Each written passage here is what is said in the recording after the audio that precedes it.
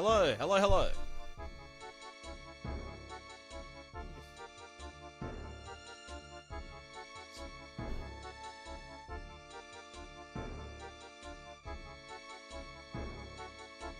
Am I in focus? Let me see.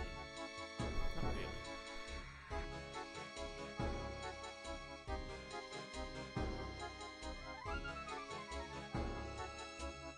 I am very red. Thanks for noticing.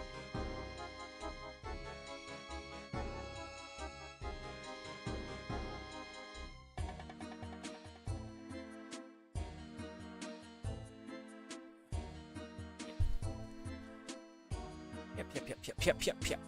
A bit closer.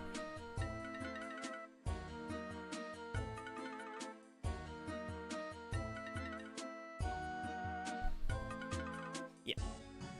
We good. We good.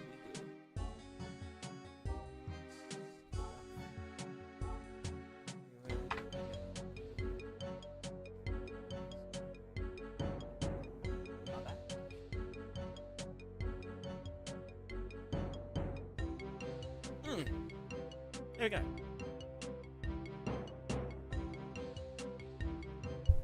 Cool. I mean, I'm minimized anyway. No one's gonna know that I'm out of focus. One thing I want to do first is bash this thing. Git add -a. Because I wanna do some cleanup today. Also, this can go back here. Also, Amethyst, how are you? And Crafted, how's it going?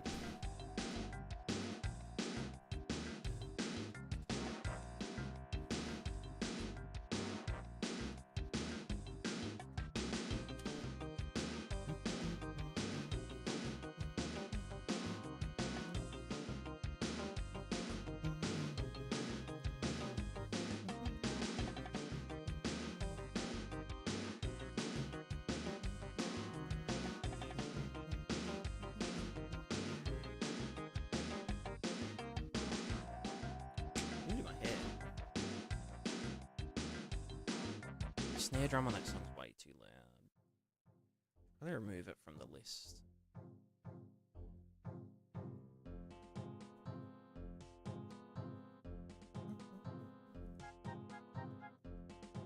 Yeah, I'm good too. I'm pretty good.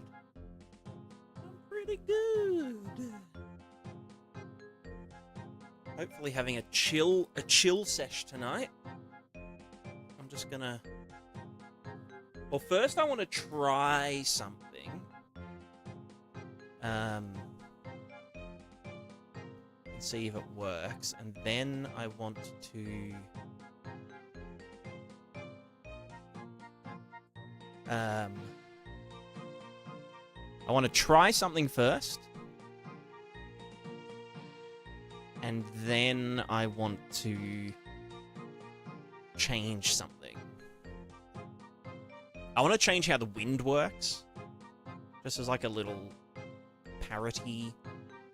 And technically also an optimization. How the wind works. Like I just want to move the wind to a more pressure-based system. Elemental reaction subsystem manager in C++. Nice. Subsystems are cool. I do like subsystems. Very handy. Cluster, how's it going?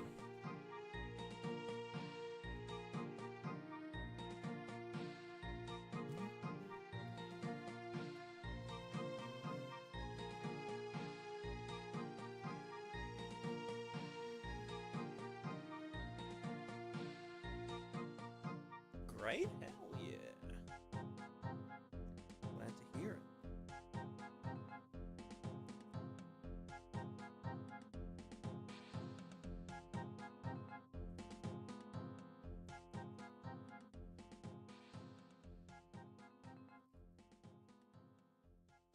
Alright, that's all rushed.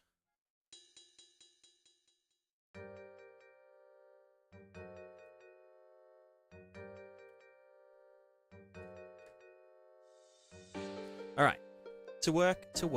So, first thing I wanted to do, let's just hit play, and then exit, and then play, and then this guy. Have to hardcode the data table path into the subs. Is not actually downloading the data table during editor runtime. Gotcha. Yeah, I've never used data tables. I've used data.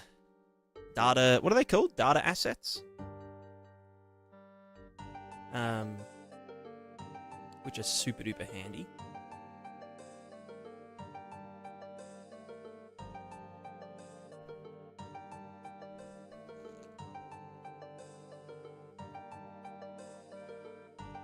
Data.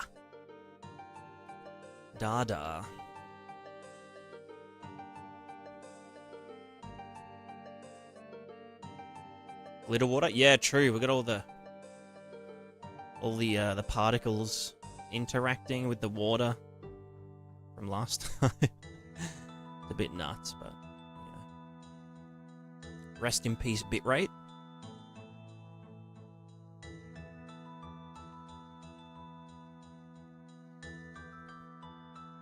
It's like something dumb, like 2 million particles or something. Something silly. Health cleaner. Yeah. See, this is microplastics. This is why we need to do something about plastics, you know? Imagine all the poor little fish that are eating all these up.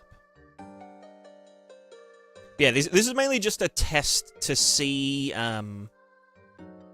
like, with the what's it called? Yeah, so I want to be spawning particles for, like, the rolling waves and stuff, right? And the waves crashing and that kind of thing. But it's hard to, like... It's hard to place tons of them without incurring overhead. So my idea was to just spawn them everywhere. Obviously not this many, but to spawn them everywhere and let the actual, like, the buoyancy function carry them around and, like, spit them around and whatever. And, you know, the ones that are just sitting around would be invisible. They'd be way bigger than this. This is just me being a dickhead. But, yeah, there's a lot of cool things we can do with the particles.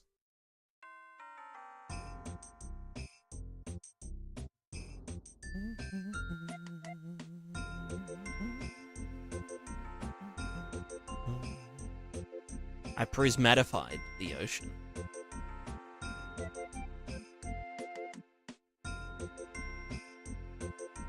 Yeah, it's funny because the buoyancy function actually makes the particles... Like, if this body of water collides with that one, we get, like, the splash that you would expect. Because the height increases, so then they buoyancy upward more, and... I don't know, it's kind of funny. Like that. A big splashy splash. Anyway, let's turn that off for now.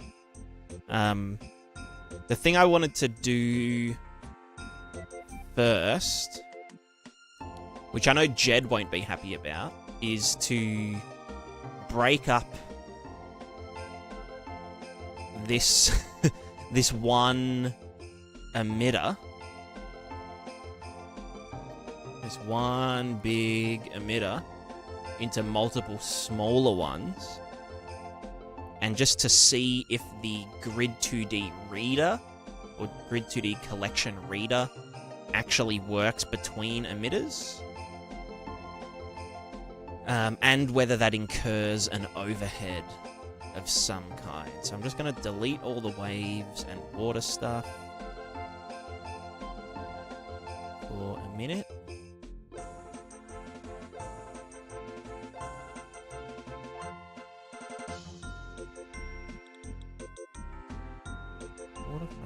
shouldn't be... That should compile fine. Yes.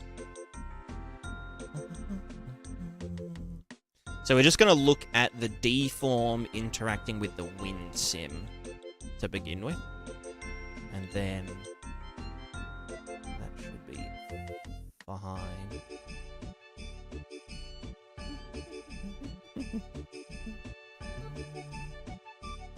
Right, the particles are still gonna... Oh, because they're just reading from the render target? That's funny. The render target's frozen in place. Whoa, that's trippy.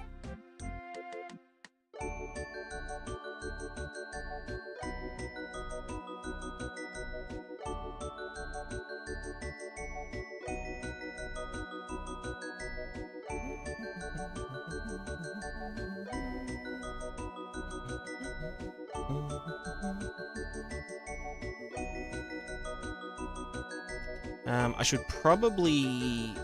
Can I clear them? You know, it doesn't really... does it matter? I can just go into the render target, this guy, and just... Yeah, just force them to update. Clear color 0, yeah.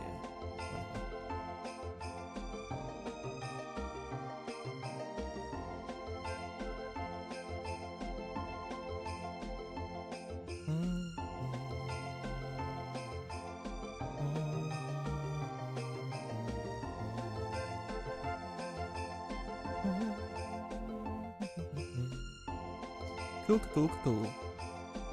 Alright, let's put us in a better location to do the foliagey stuff. It's up here, that's fine. Sweet. Alright, we've got wind. Wind is doing wind things. Easy peasy. EZPZ.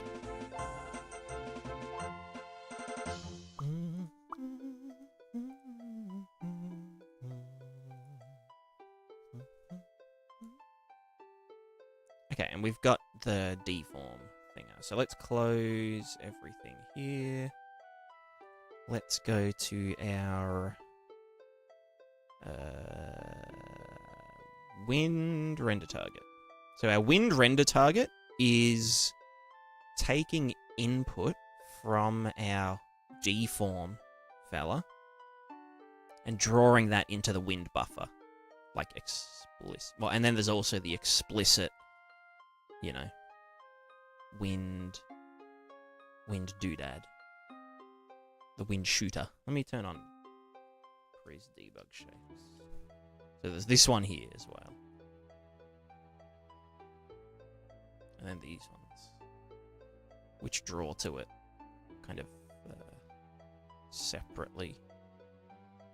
So, what we want to try doing is crying. No, not crying. We want to, I guess, do a secondary emitter. And then you add emitter, add minimal emitter called Pscape.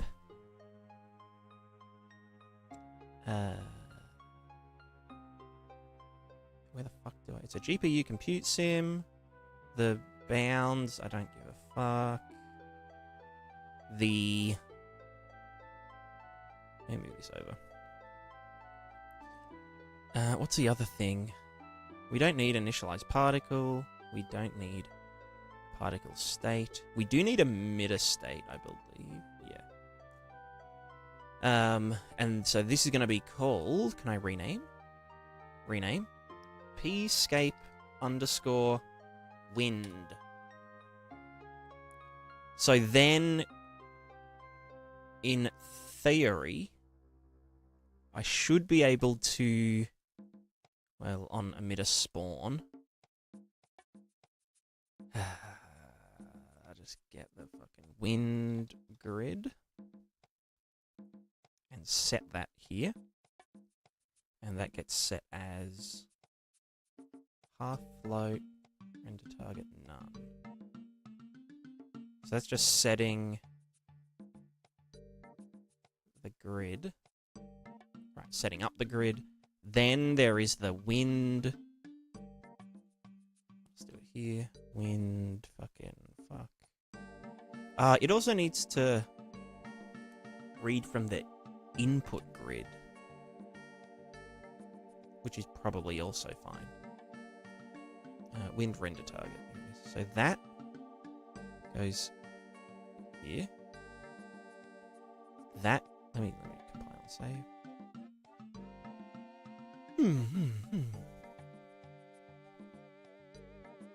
Feel like asked today, so I'm glad you're streaming. Always nice to chill on stream. I mean, that's good. It's good that you've got something chill to watch. I was feeling a bit shit the past, like, 2 or 3 days.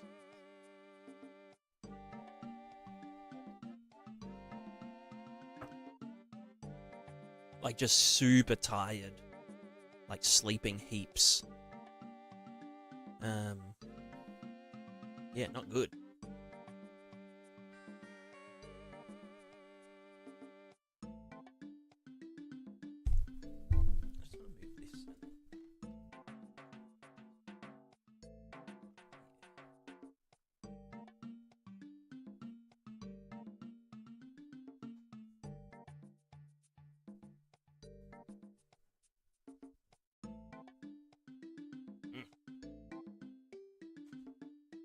I hate fucking wearing clothes.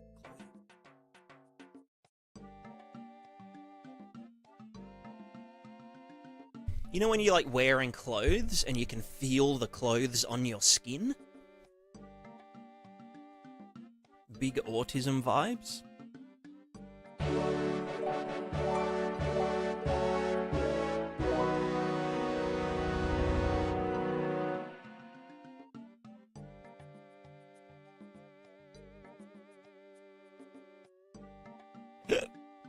Oh, yo, Ed,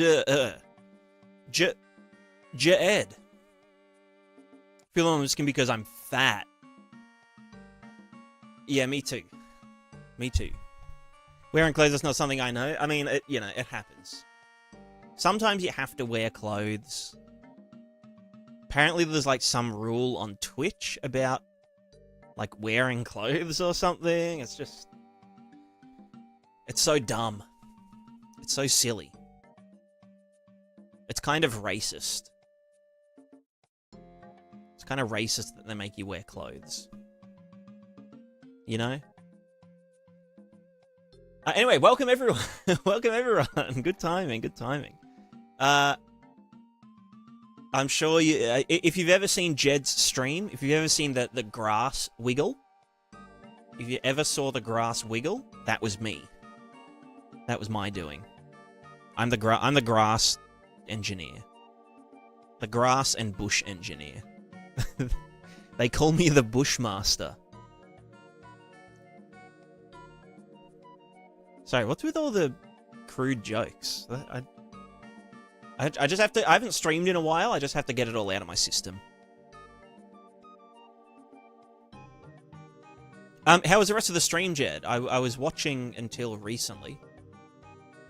Until I started streaming. You're gonna be really disappointed in me because I'm trying. I'm gonna see if it's possible to break up the docket. We're gonna tear up the docket into smaller bits. You know? We're gonna try and break it up into smaller bits, just so it's easier to have, like, you know, the new wind system, and then the old wind system, or, like, the full water solver, or just the water ripple solver kind of thing. So, yeah, you know, it's just seeing what's gonna happen with that. Let me just do stat GPU... Niagara GPU simulation 0.2. Are you sure? But that's very little. 0.2. Oh, I need to get rid of the particles. But I was getting... yeah. Yeah. Sometimes it's better for it to be smaller, but to have more of them, you know?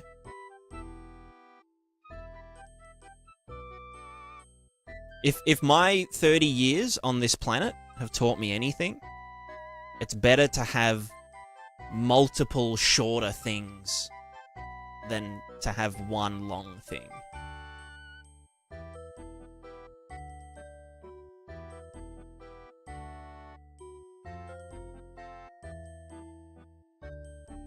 You know what I'm saying? Where is the... Where this whole thing's just a mess. New water. Ocean water particles base disabled. Just like me with my brain damage. Alright, let's go here. And here. And then... Oh, hello? Oh, no, fuck off. Okay, so now if I hit play... everything works, and the Niagara GPU simulation is 0.2 milliseconds. That's very cheap. Why is that so cheap? I guess I've got everything disabled except for the deform and the wind. What happened? You know, I'm not even going to try add the water. Oh, I guess they're very low res, aren't they? So, okay, so now we've got that going. It's all good. Let me see if we... Turn this boy back on. Wind render target is being setted nicely. I might even do the set resolution. What's the thing called? 2D. Plugin. Grid 2D set resolution. No, init render target, which is use wind render target, and then the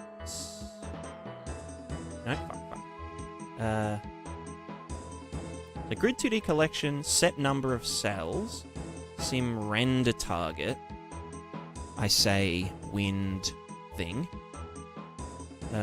Emitter wind render target? Yeah. Question. And then this is grid, wind grid. So that will then, and then wind grid. What's the one that sets the frickin' the size? I mean, that's just inheriting from Doodad. Inherit user parameters. But I know I can do that within the thing.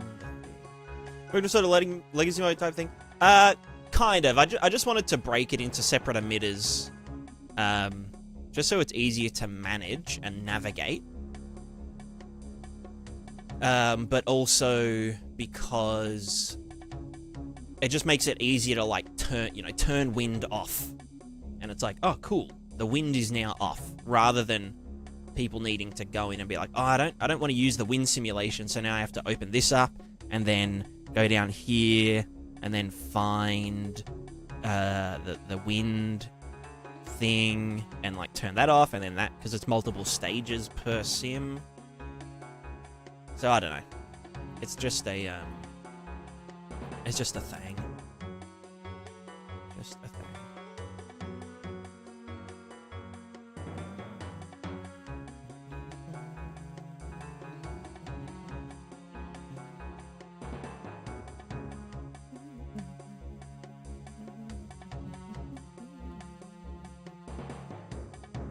Yeah, then once I've done that, or at least experimented with that, I want to change how the wind works, just as a little break from the water stuff.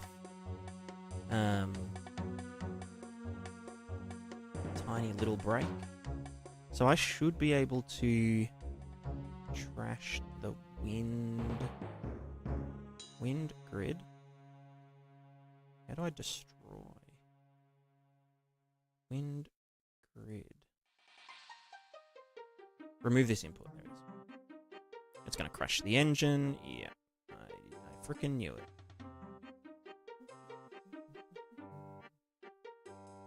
Still aim for his late turn. I'm old, Crafted. I'm old. I am so old. And I'm only going to get older in a month.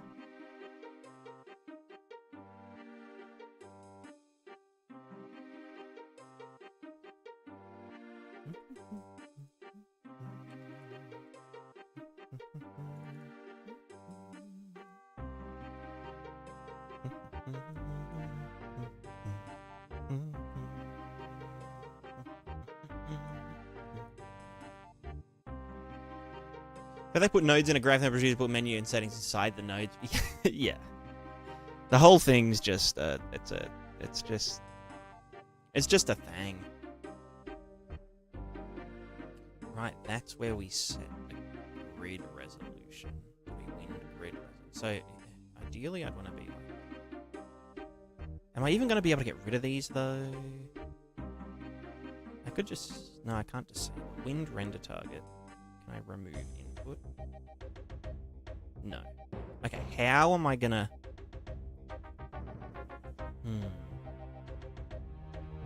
maybe disabling it, and then recompiling, and then removing it? Could be an option.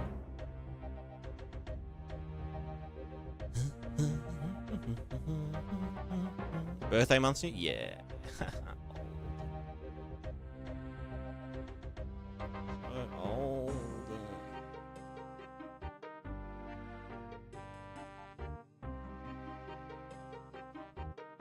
Okay, what if we turn that off and turn that off and turn that off?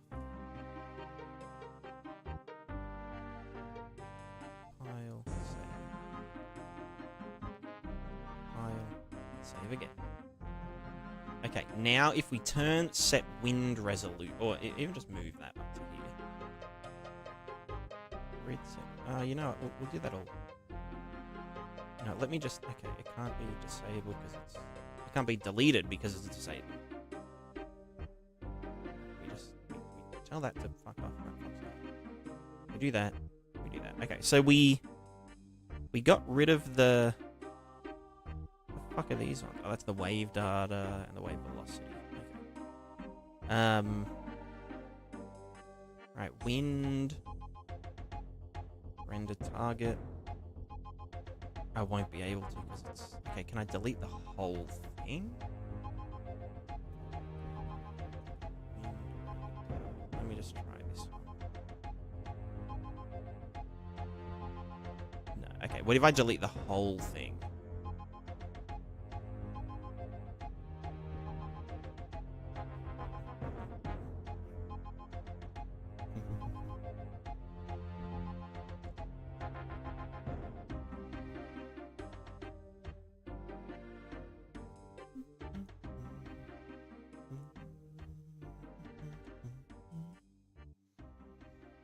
Okay, let's see if I delete the whole thing. Okay, that's happy then. Can I just delete it here? Wind. I mean, if I'm gonna move them all around anyway, then... Yeah, that'll focus. Okay.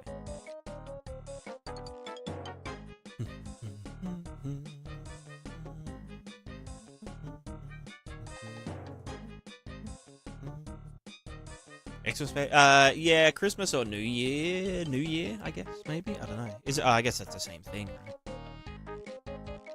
It's weird.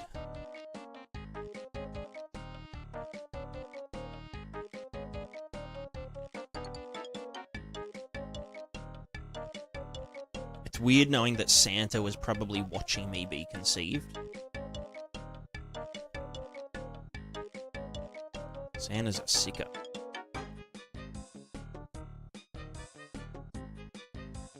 Alright, so now all of our emitters are dead.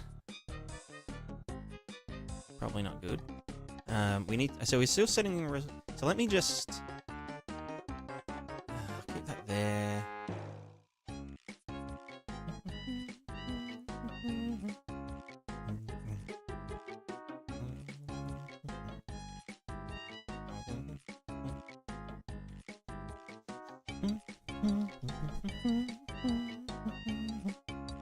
So I need to do set. What's it called again? Init grid. Init. Initialize 2D render target. But where's the grid 2D? RUD 2D?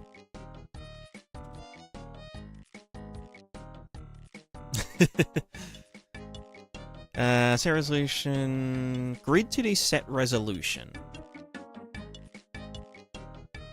That's what I want. Oh. Input a grid with a 1-bit black and white master generator 2D. Just initialize. No, not neighbor grid. So yeah, it is this. Grid 2D set resolution. Grid is input grid. And that has input grid resolution.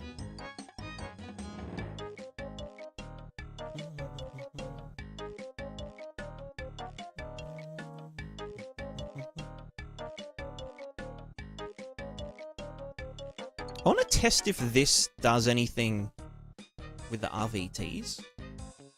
The grid world extent. I mean, I don't use it at all, but YOLO.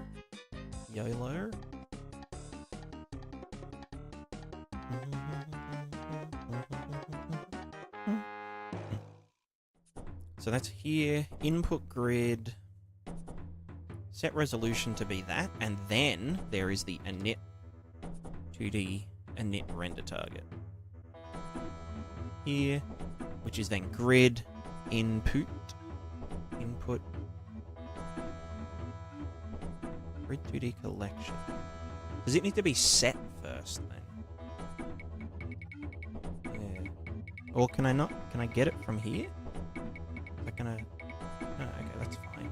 Set number of cells. Sim render target is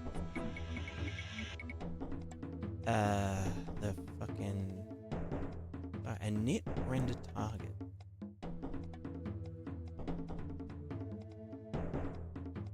Where's our input render target?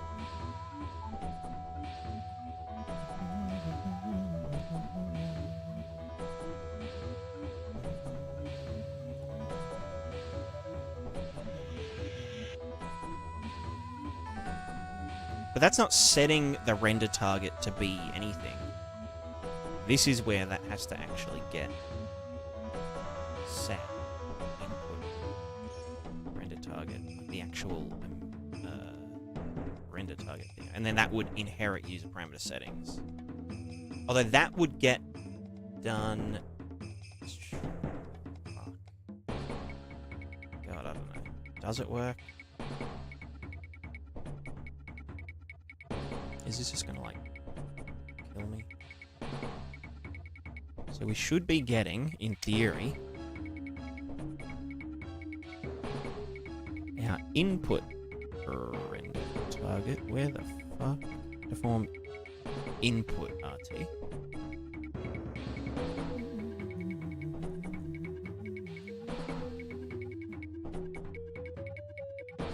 Input render target 38438.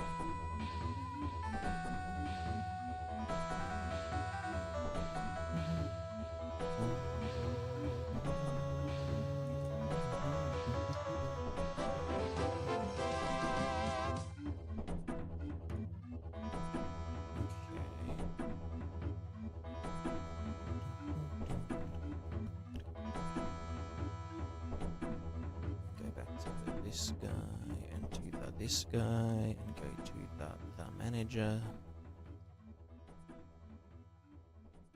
And then go to the input resolution, which is that. Let's go down to 256. Here we go, that, and then this. And then that should set itself to be 256, 256. Cool. Okay, so it is initializing properly. Great. And in here, the main sim grids will have that input render target, deform input RT. That's all good. All right.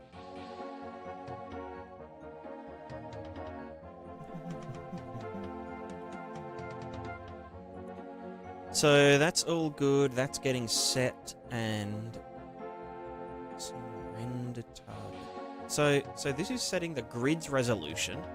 Then we do set this as that, and then this sets the render target's resolution. Oh, right. That sets it as this one. Cool. So it's 3 things we need to do. So now that's been set, and in theory, I have the something down, right input render target all the way down here. Let's go up to here, and then up to here. You can see why I want to tidy this up a bit. It's a fucking nightmare. What is this actually? Oh, that just has the... Yeah, this goes up.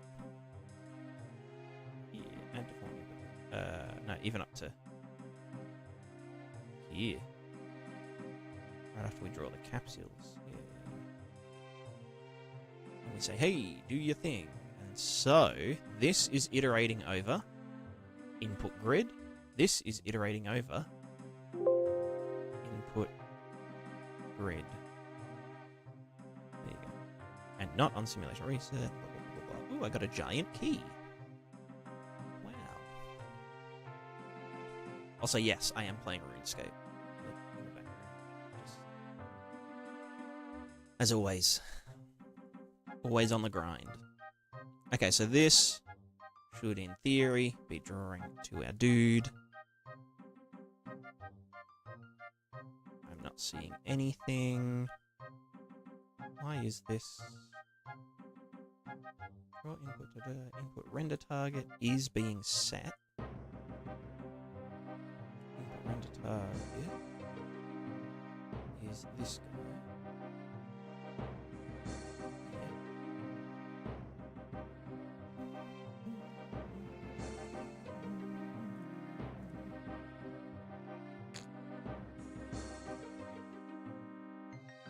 Okay, well, if I just said input grid render target 2. Wait, what's this even drawing into it, though?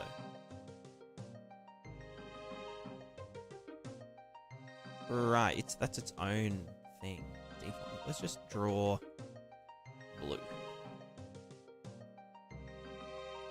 And then we do this, and... Wait, am I playing or not? No. Is it blue? It definitely is not. So why would it not be drawing in here? Set render target value. Render target 2D. Input grid. Input render target. Render target 2D. Let me just turn all the wave shit off as well.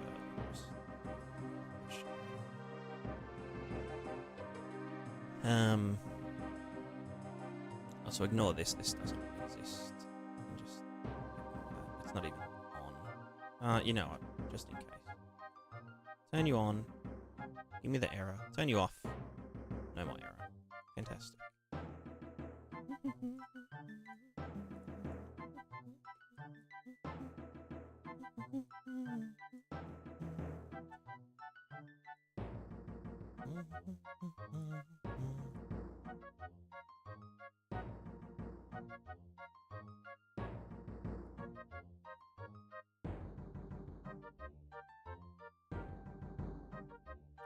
What's it called? Deform input render target. Deform input RT. Yeah. So then why would it not be drawing that color? So it's probably just a dud reference somewhere. Wave RT. So that one is setting the resolution. This one is maybe setting this. Potentially. I don't know. Refactor gone wrong. Just refactor gone refactor. I'm just testing out a potential tidy up method, I guess.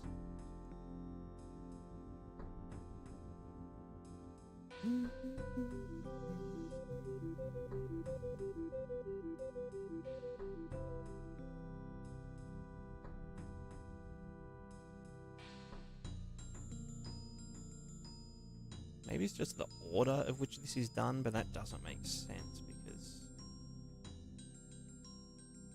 that doesn't have anything to then set. Yeah.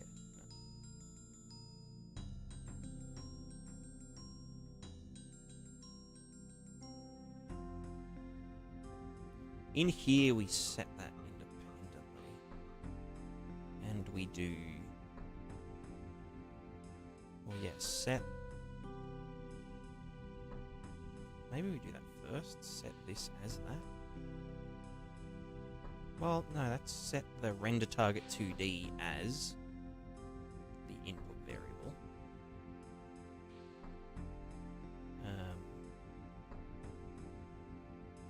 So set this guy as this guy. It's the same thing there. Input render target. Cool.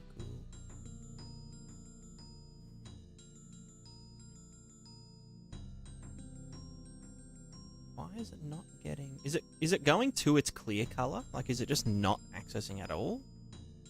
Yeah, so it's not writing at all. As though it's not getting to this stage.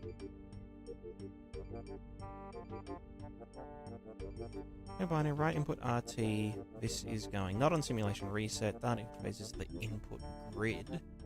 Iteration source is data interface. The same thing there. Maybe if I do it over the render target instead of the grid. But that doesn't make sense that would... Oh. Why? Hello? Why the fuck would it care what interface I'm going over? Because obviously this, it still works in here. Or does it? Well, if I go into here, we actually change this to default input. And then... No, so that's not even... So wait, it must be something to do with the input grid not being referenced properly. Sorry, let me catch up on the chat. Someone on YouTube asked something earlier, and I totally ignored it. Oh god, how long ago was that? Jackson. I don't know if you're still here, but I'm new, so sorry to answer this before. Are there any gameplay plans for all this fancy water, or mostly for aesthetics? There is gameplay plans. It's kind of a mix of both. So the water will be affecting gameplay, but the water, I wanted to do the water this way so that the water could be more dynamic at runtime. So you could have like a river, but then you could change how dried up that river is. And it would still look like a river or a stream or a creek or a dried up riverbed with like a tiny bit of wetness in it. Which, like, if you were gonna do that for every single river in, like, an open world game, or you wouldn't really be able to do that nicely using just materials in, like, a procedurally generated environment. Because you'd have to have, like, a river full state or mesh, and then a river half full state and bake that, and then a river, you know, dried up thingo. And it would just be a bit of a nightmare. So the idea is to, by simulating around us and kind of emulating it a bit further away, and then just having a fallback in the very far distance, the idea is that, you know, the water will just look good wherever we are in the world. And it can also be used for things like when it's raining. There could just be, like, little crevices in the ground, you know, in the landscape or even, like, in the architecture that you didn't think would turn into little creeks, but they will when it's raining. Or when there's water runoff or something. Okay, let me go input grid and just put that up here. See, I thought they'd fixed this bug where you had to, like, do this and initialize the whole thing. But maybe they didn't. Maybe they never got around to that. I would not be surprised. Okay, yeah, that was the issue. So now we're getting our input grid, which we can use for particle interaction. So this is input grid, input render target, set the grid resolution, then set the render target resolution. And then... Can I fucking change this? Set input resolution, or input grid. Input grid res. No, I can put resolution in there. Fuck it. And then in here, this is the fuck is this one even called? I guess set input RT resolution. Technically, yeah. It's getting cold. Ooh, Quizmaster. Fuck yeah, I'll play your quiz.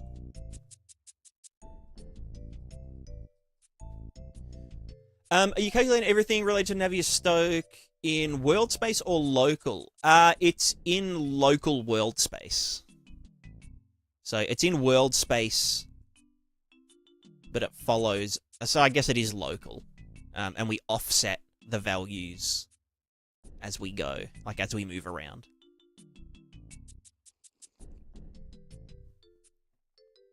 So yeah, in world space, but we move everything around with us. Or against us, I guess.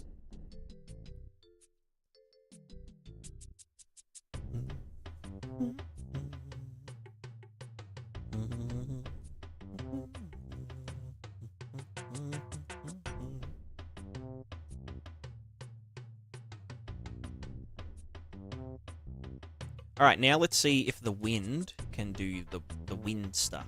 So the gist was wind. Oh, this is where it's going to get a bit funky. So we go wind grid on spawn, set U, override, half float. Cool. Then we have to set the wind render target here. That's just to set the reference. Wind render target.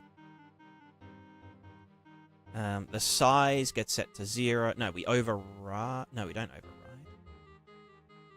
We inherit user parameters. There we go. Then we do the set resolution. So set grid res. And this is our wind grid. Then number of cells is wind grid res. Bam, bam, bam. Then we set the render target resolution, or RT resolution. Init render target. Yeah. So then that's wind render target, wind grid, and this is wind render target, and then that should be initialized.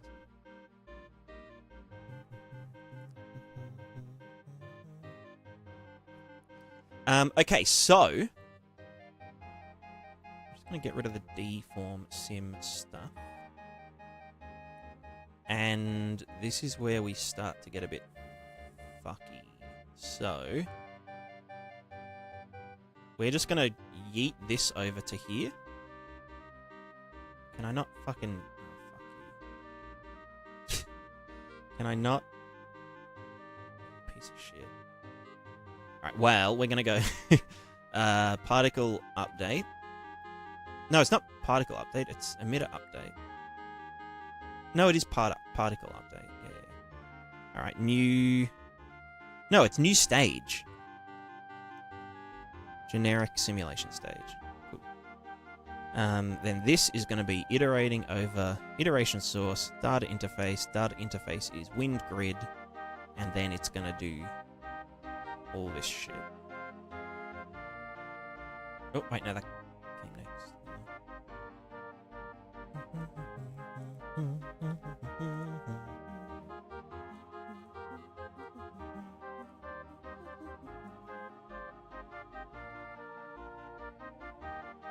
Yeah, the main thing is, the first thing we need to do is actually make sure that this works. That we can actually read from the other emitters. I don't know how it would determine... Maybe it, like, when it compiles, it does some, like, dependency stuff to check in, like, you know, this needs to be updated before that does its thing. Otherwise, I'll just revert and we'll stick with the big long boy.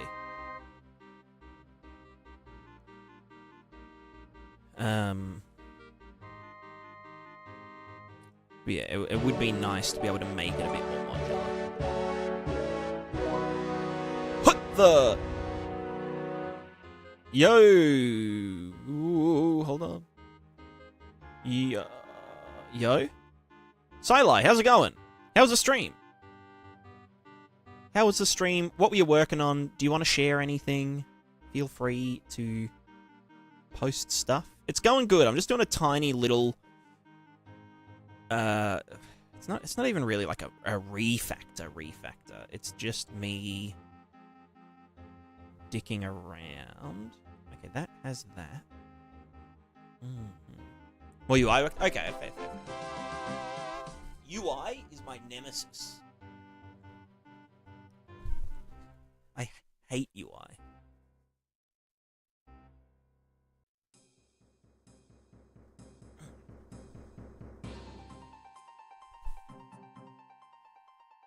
Yo, Caffeinator, how's it going? Welcome. Okay, so this emitter, iterating over the wind grid, all of the same dudes are doodadded. Doodide. Can I compile this? It's happy.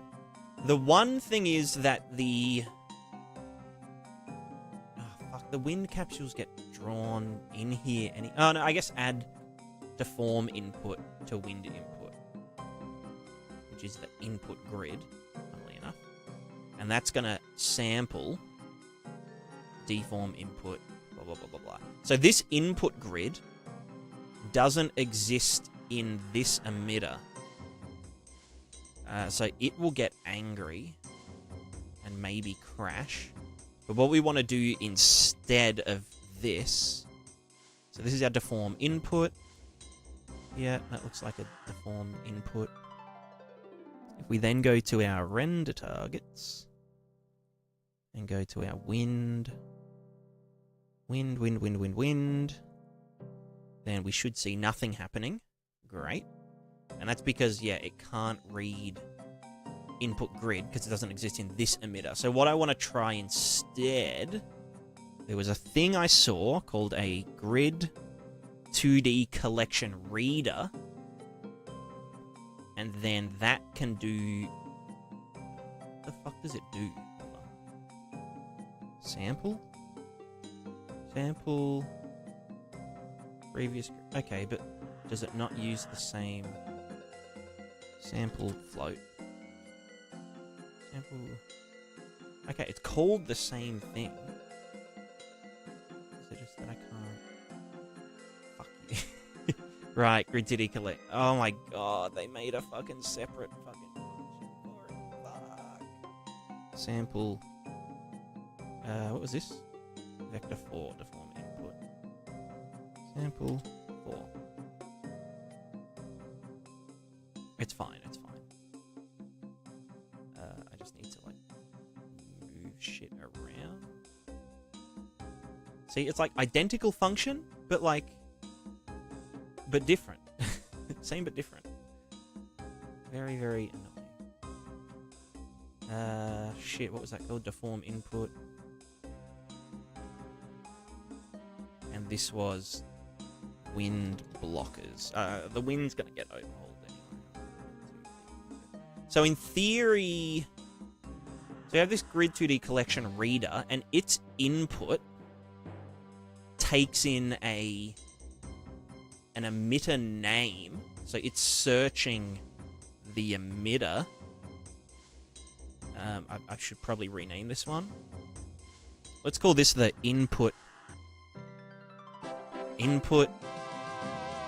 module. I'll call them modules. Oh no, a module is one of these. Well, maybe I'll call it the input simulation sim input. There we go. And the grid is so emitter name sim input, the DI name, the data interface, the grid 2D collection data interface on the emitter. It is called input grid. And in theory, it should be able to hook into that at compile time. Input grid, and then compile, save. And now, oh fuck! Okay, it works. It works. Okay, so this means that we can break up the docket into smaller dudes. Although I do want to check the stat GPU. We are hitting 0.17 milliseconds for this, so that's nothing. What the fuck just happened there? Hello? Oh, yeah, that's funny. Oh, right, because we use the the world position that was pre-calculated in the input grid. Also, I'm about to die in RuneScape. I'm just killing hillies, you know, just chilling at hillies. Just, you know, training, just chilling with my Addy armor. Iron Man, by the way. Good times.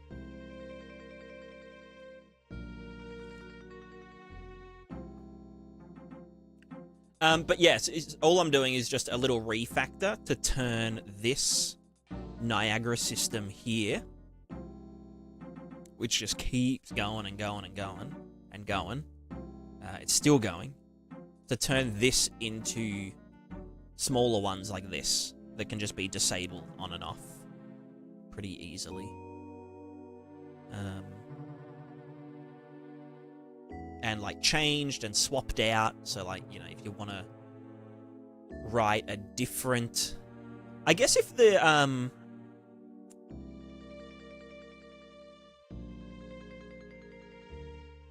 I wonder... Wait, can the input dudes...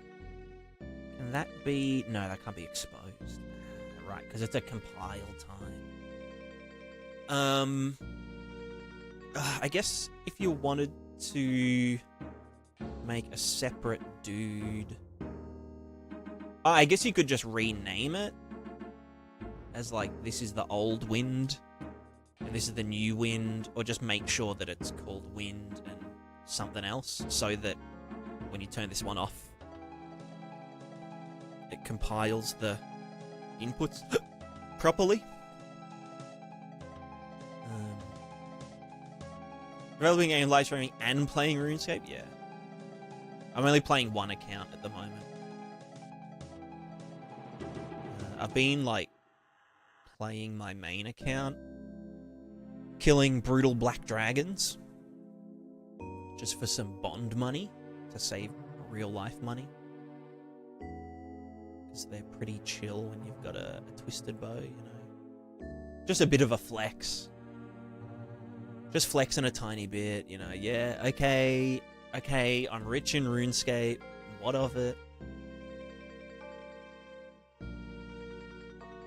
Back away, back off. Back off, I'm not handing out money for free.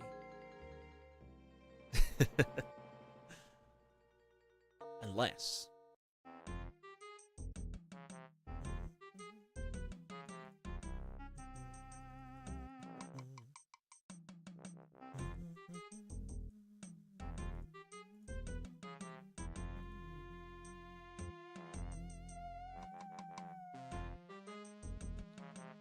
I banked my fucking brass key. Oh, that's so dumb.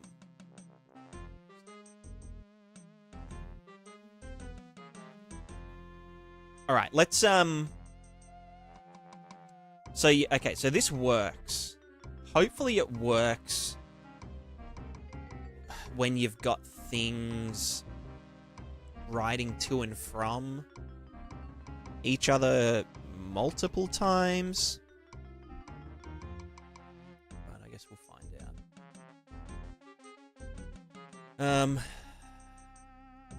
So I guess we just... Yeah, fuck. Commit. We commit.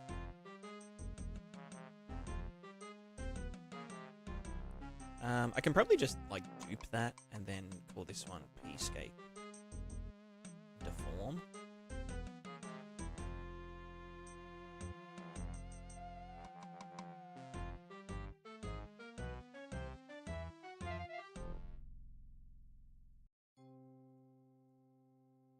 Kill that.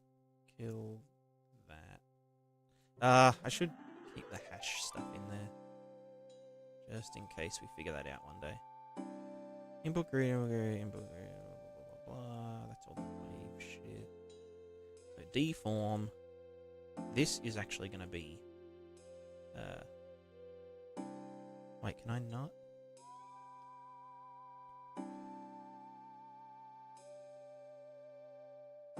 Do that. Hold on. You remove. So then that is... Right, so that's just to override that to a 16-bit. And then this one here is to set the render target. So deform render target. Bam, bam. That gets set as the user variable, deform render target, inherit user parameters, set resolution of deform grid. The number of cells is deform res. And the render target is deform grid and deform render target. Cool. I'll just delete this. Yep, yeeted. And then we just say... Let's move this down. Deform, sim setup. Bam. Setup, add deform input to deform sim. Add wind to deform. Deform foliage recovery. These can probably be done in the same stage, right? Unless I... Yeah. Well, yeah, no, that's fine. And then the post sim is just draw the Dude, draw the bubbles and draw the deform normal. Why? That's not even... No, you fuck off. Okay. Win grid missing in graphs during compile. That's fine, because that's just here. This is the form grid. This is the form grid. Also, in here, I can probably set that to input grid again.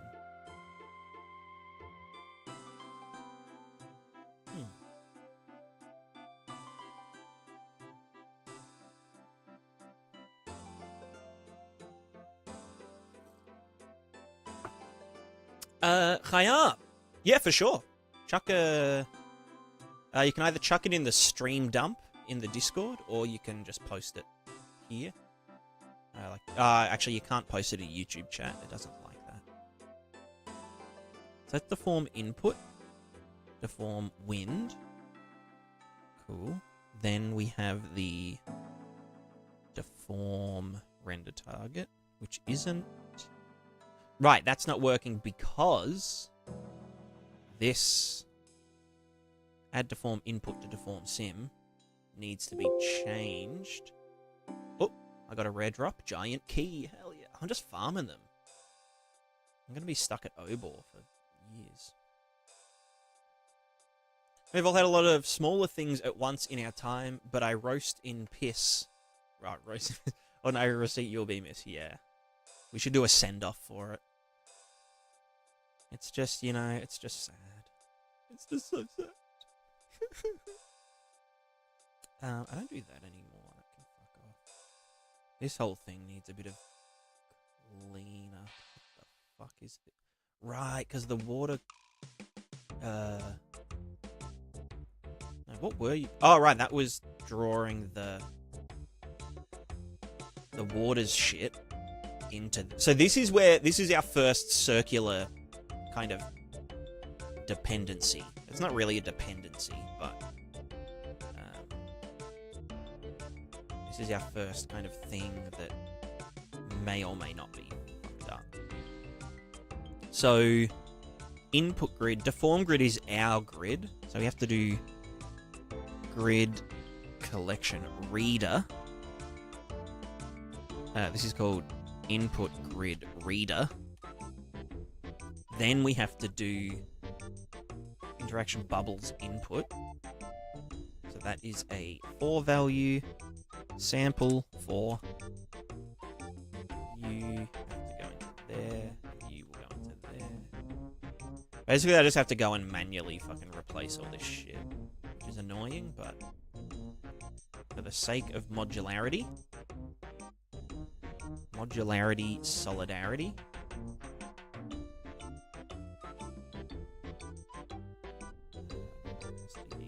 Here.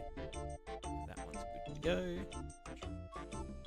This one here is going... What else is going? Input grid. It's just going up to nothing. Burger. Water grid we'll forget about for now, but interaction bubbles input. Do that into its thing. Form input, blah, blah, blah.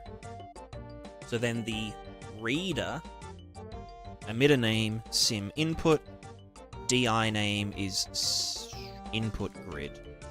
Input grid. File, save. Should I stream it? Okay, let me have a geese. Can I open it in... Can I open it in thing?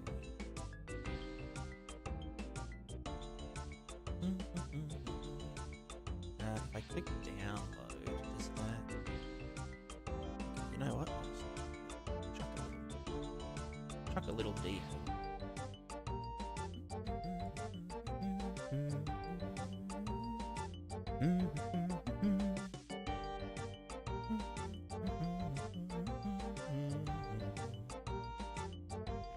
Let's see. So top is before? Oh, I see.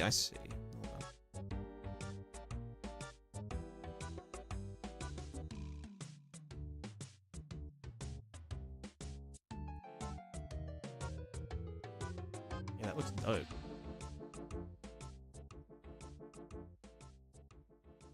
So let me read the... That one doesn't have the red, blue lights behind the car. Or the bottom one that does have those lights is being changed by police.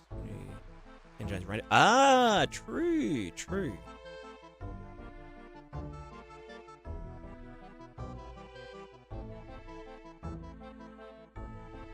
I think I like the bottom one.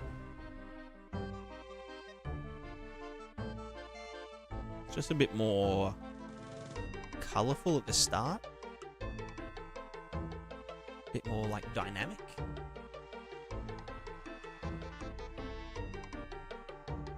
But otherwise, it's banging. It's banging and it's fanging. Would it be bad if we increase the simulated radius like 10 times? No, you can increase the simulated radius as far as you want. It's just that the relative resolution will be lower. Or the resolution per centimeter will be lower.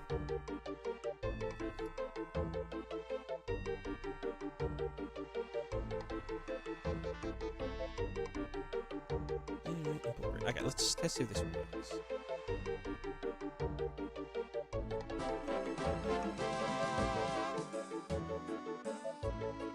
So this is drawing something.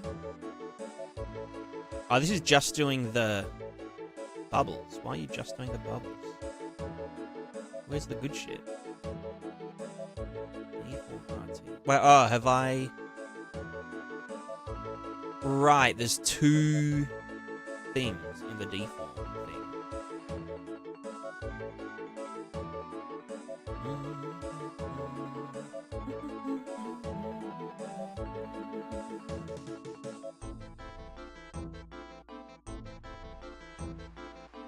Default render target. Use default render target. Use the bubbles. Direction bubble. Bubble.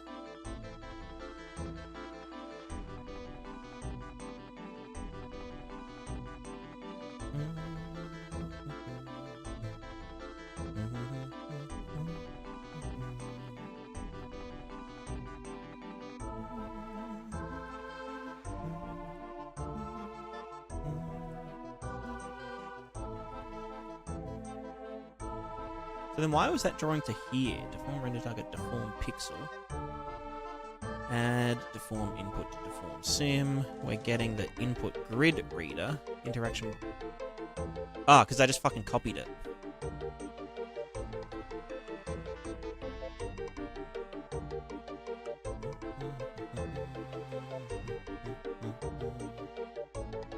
Cool, cool. And then let's just double check the bubbles. They are chilling also. Cool.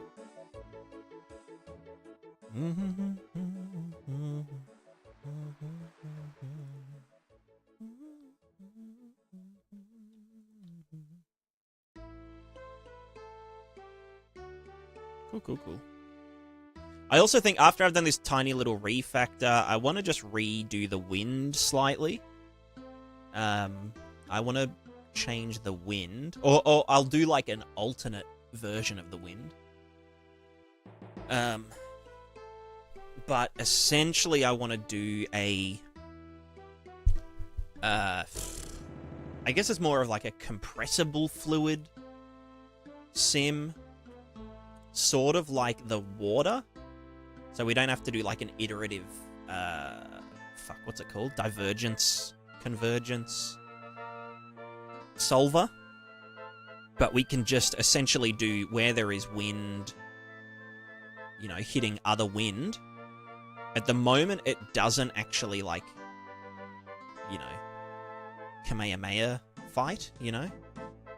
Like, ideally what should happen is that they hit each other and they spurt out the sides. But that isn't what's happening, because it's not. It doesn't give a fuck. So it just means that, like what was happening in Jed's stream with the grass, one of the wind puffs, was hitting the other ones, and they don't really interact nicely. You get these like kind of sharp kind of edges as well. So what I'm thinking is at convergent velocities, we'll increment a pressure value, and then we will constantly be getting a gradient of that pressure. And so like basically creating a normal map of that pressure and adding that to the velocity so that they kind of collide and spread out and whatnot. But we won't solve it all in one frame. So we're going to add pressure at these cells, almost in the same way as like in the water simulation. When there's convergent velocities, we increase the water height. And then the height of the water creates a normal map, which then creates acceleration to push the water out again. And that's how you get ripples and flow and all that kind of shit. So we'll be doing the same thing with the wind. And that should... Because like in reality, if I did this, you would expect some suckage from behind and from the sides. The wind should kind of suck things in around it, because wind is, or air is incompressible. Meaning that, you know, if there's a vacuum, it tries to fill that space immediately. I might keep the noise because it's like, it's wind, but yeah, it should still work pretty nice.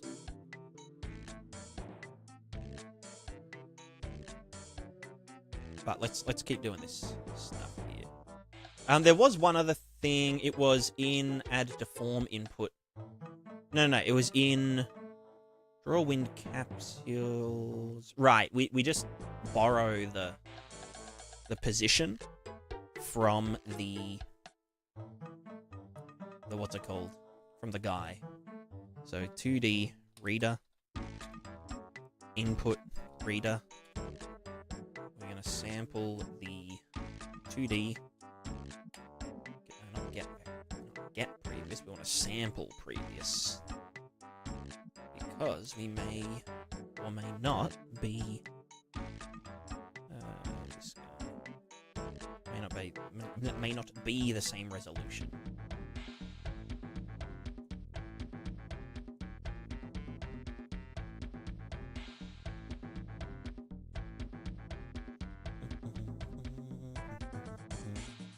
What's it called? Sim input, and the DI name is input grid. So now we should be able to shoot wind around. Yeah, happy.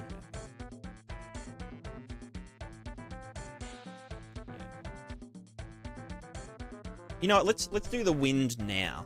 No, you know what? We'll finish the tidy up just to make sure that it actually works if we have things reading to and from one another, just to see if it actually does its thing. So that was the deform stage. Done. The surface stuff I'll leave disabled for now, because that'll require a little redo at some point. Okay, now it's the waves stuff. The water stuff. So I guess in this case it's pretty much the same thing. P-scape, waves. Oh, it's not even just waves though. It's like water. Maybe I'll call it water emu. The water emu, water emulation. And then this one will be water sim.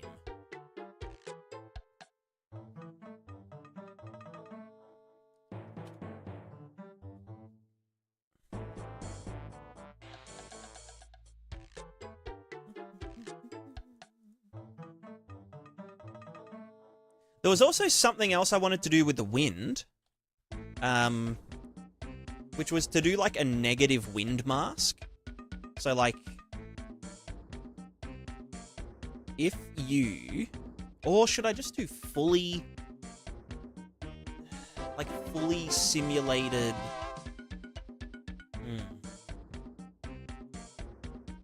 Kind of like with the maybe stack none. All right, here's my question for any wind enjoyers, any fart enjoyers, any sable farting clip enjoyers. So cursed. That's like the most cursed thing I've ever seen. Anyway, currently the way the wind works is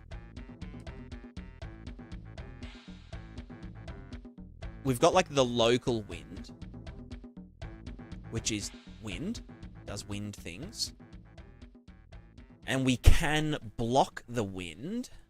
So the wind should be getting stopped by those, yeah, these guys here. Getting stopped by the wind blockers, wherever they may be. The problem... Oh, actually, that's just the balls stopping the wind. They're not actually reading from the thing anymore. But the global wind... So, like, you know, you've got a global wind happening. I don't know... I guess... So if we just added wind in this direction very slightly, we could, you know, have like a constant wind going in our simulation zone. And it would also interact with the slope of the terrain and, you know, things that are blocking the wind. It would actually like curve around and do stuff like that. But... And so that would naturally just, like, if there was a house, the wind would kind of, like, you know, be less intense at the back end of the house. You know, if it was blocking it or whatever. But it would mean that, like, you'd lose... If you had, like, kind of animated wind lines in a very specific way for your global wind, not just the local wind, then... you'd kind of lose that control. Unless you put that in Niagara and had it copy it, kind of like what I do with my Gerstner waves, so that it would feed input into the wind sim. The other option is we just specify a global wind direction and intensity. And we essentially just run an advection kind of thing that would create these kind of negative zones, like a negative mask, from our wind blockers. And then you could use that, like that channel, to mask out where you don't want the global wind to be affecting as much. So if you had a house, and the house was blocking the wind, or the global wind, you would use that to just, like, dampen the global wind material function and whatnot. You know what I mean? It's better to use a texture for foliage, wind animation, or vertex color. It just depends. I'm not exactly sure. Texture for foliage, wind animation, or vertex color. Do you mean just for the... like the masking, so that like the tips or the bottoms don't move, but the tips do move? Or do you mean for a full, like, a VAT?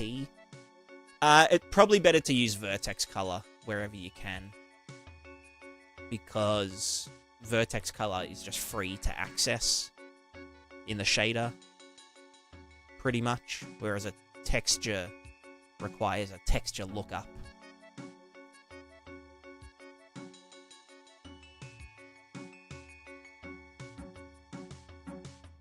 But yeah, for any kind of, like, masking data, you should really be using vertex color.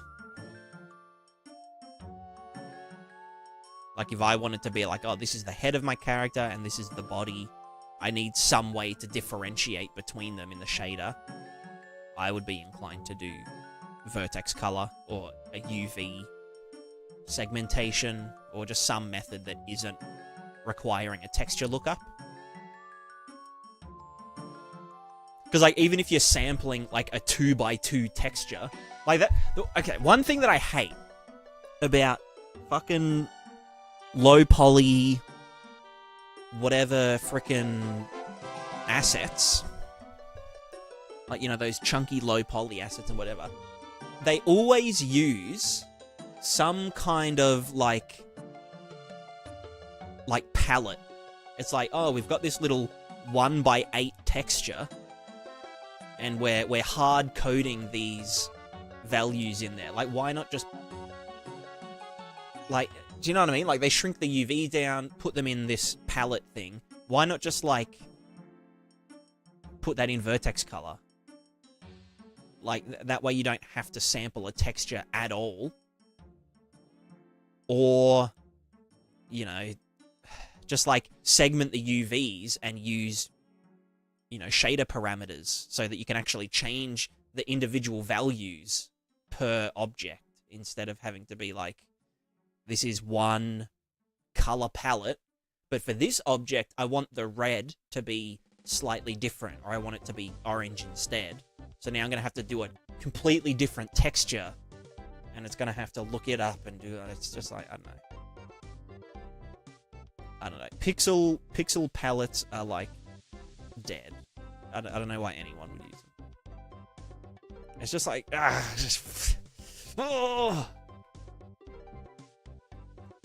know what I know, I always question these bizarre standards. Yeah, it's just weird. It's just weird. Sometimes, like, even with the, like, you know, texture or material ID masks, easier for non-coders. No, but it's not. It's not easier for non-coders. Like, it's more difficult because they have to make a different material instance and find the right color palette thing. And like, oh, what if this one's got 16 colors? Well, now they have to use this, and it's not, like, interchangeable. If there was just a material setup that said color 1, 2, 3, 4, 5, 6, 7, 8, and you could just change that, I feel like that would be way easier than being like, oh, you know, oh, you want to change the color of this character? Well, you've got to open up, you know, MS Paint and change pixel number 4 to be orange instead of red. It's just fucking dumb. It makes me want to cry. Makes me want to cry and pee my pants. So I'm gonna be right back because I'm about to pee.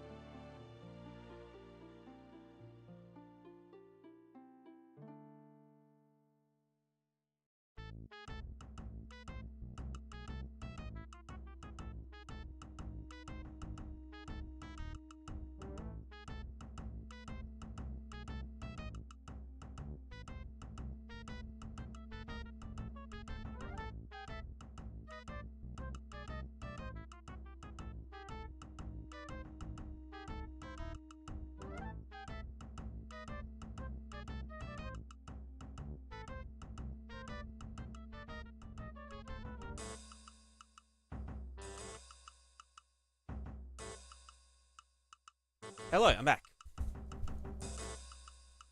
Put that picture into which one? What? Ah, nice nails. What color's that? Is that the what's it called? Is that the prismatic? No, what was it called? Prism. I'm guessing it's not though. That was like what, dark and sparkly. What level? It was 30 defense. 30 defense. Probably got.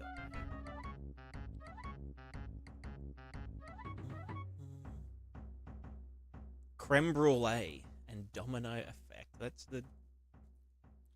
I kind of like their naming scheme, but at the same time, I kind of hate it.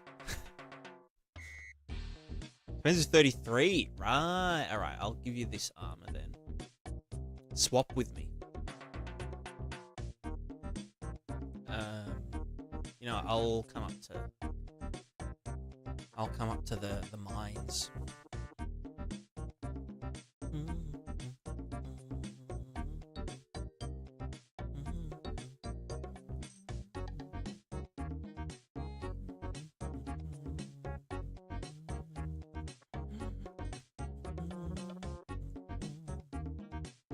Okay, so this is called the wave.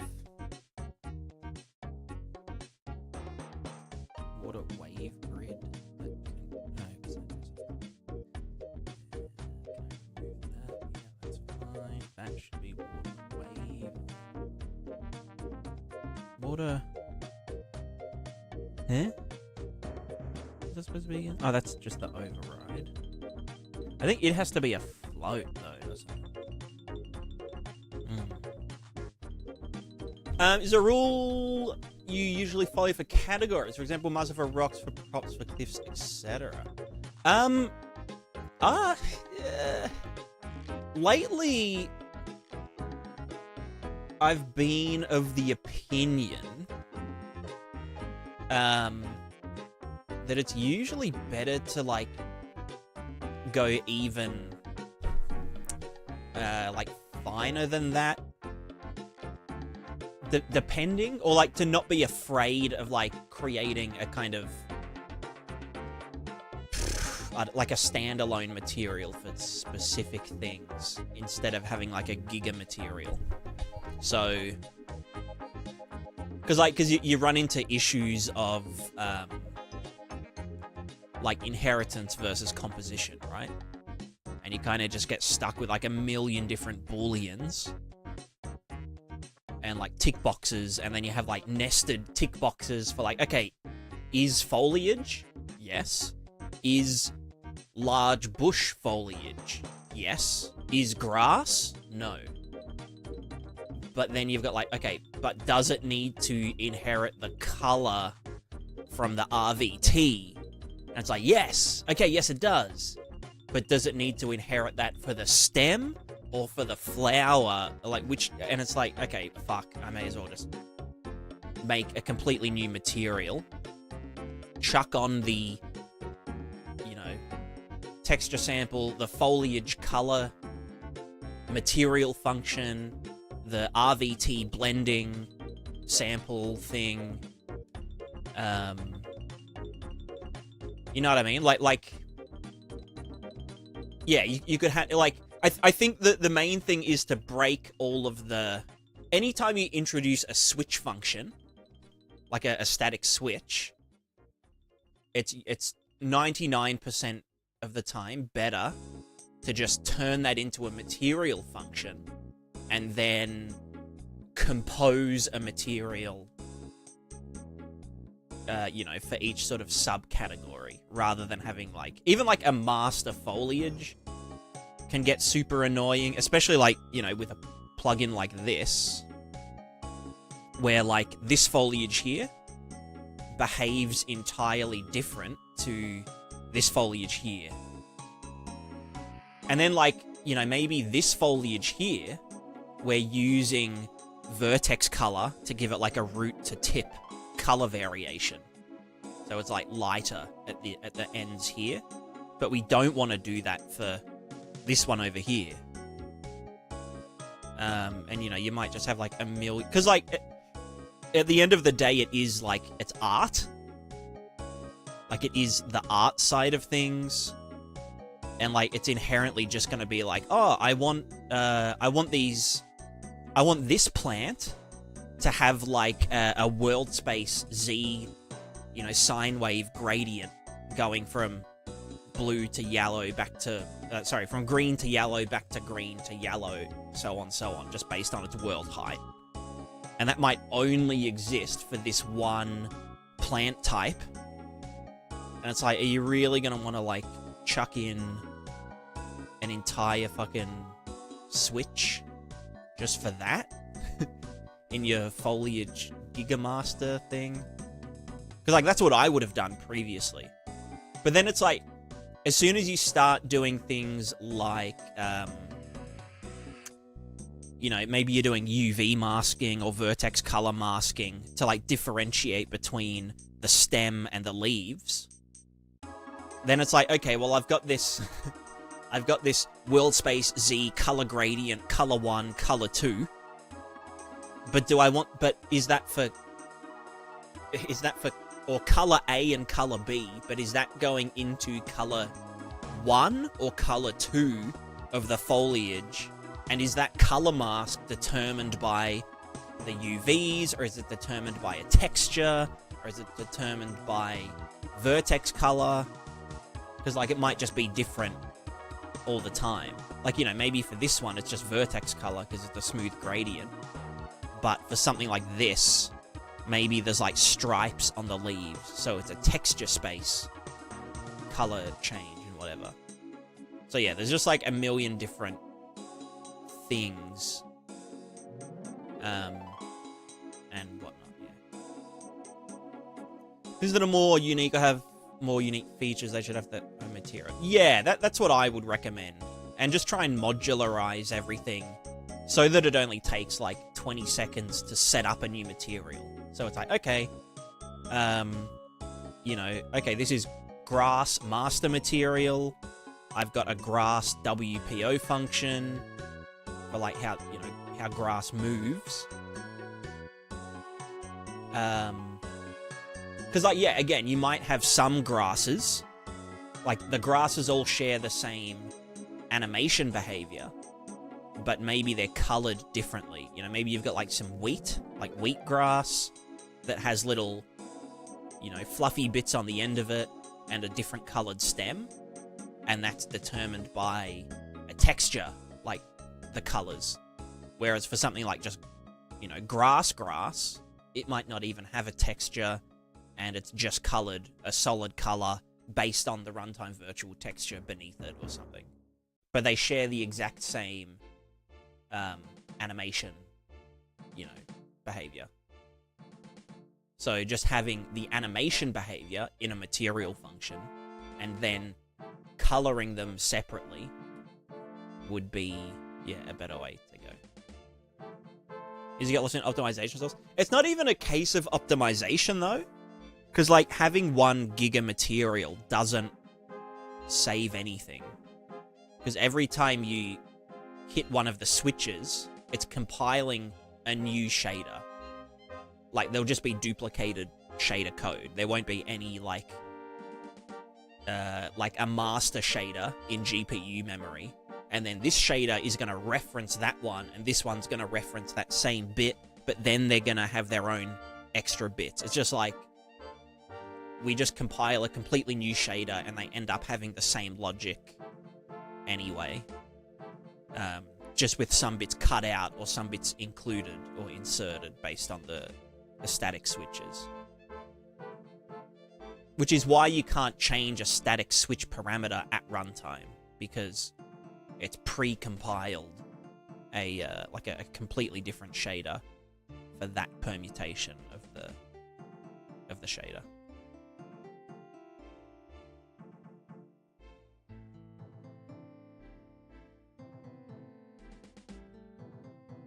So yeah, that's my tangent.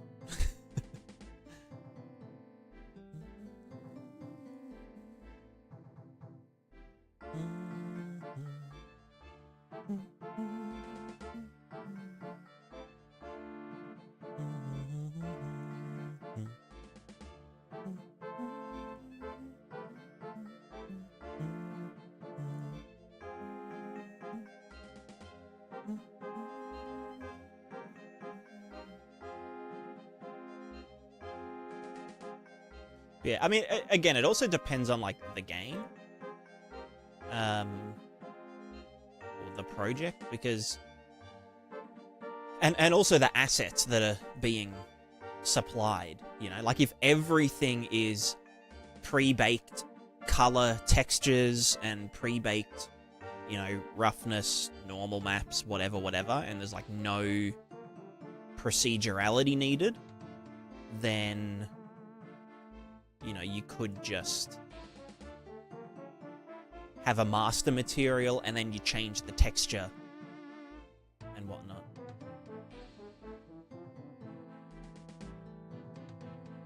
Oh, so Amethyst, I'm in Thingo now. Do you want to trade me after this one's dead?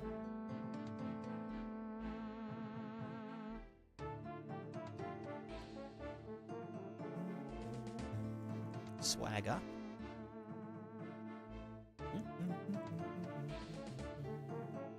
Actually, could I have your old armor? Your steel armor? Just so I can AFK them as well.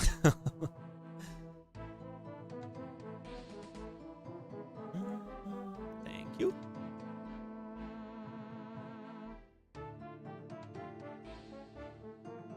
Swag.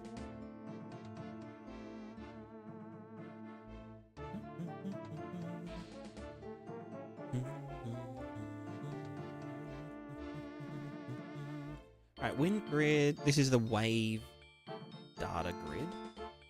The resolution is the same as the water grid, but the size is obviously different. Then a knit render target is not wind grid, that's the wave data grid. And this is the wave data.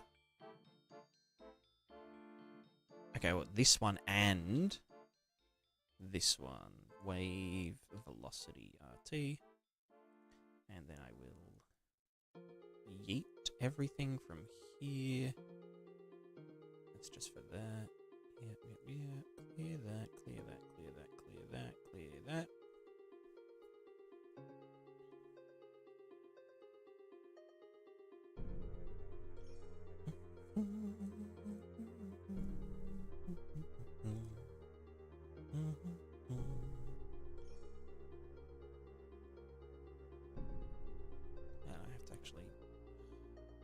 Water grid. Bam. Set that to override. That has to be full float. Then this guy has to be water. And it's the same as the other one, right? Water render target. Water velocity render target. They get set as inherit. Water render target and water velocity render target.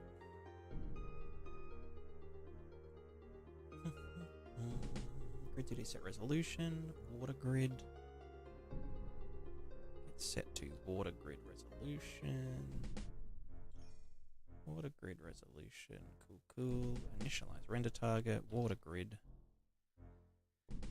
And then water render target, and also water velocity render target. Oh, this is so boring. I just want to do the new wind behavior. Well, actually, that's all of them.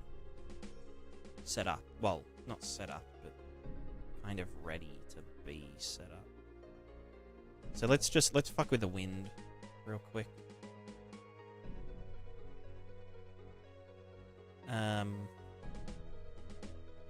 Let me also just change these names. So this is set wind set res.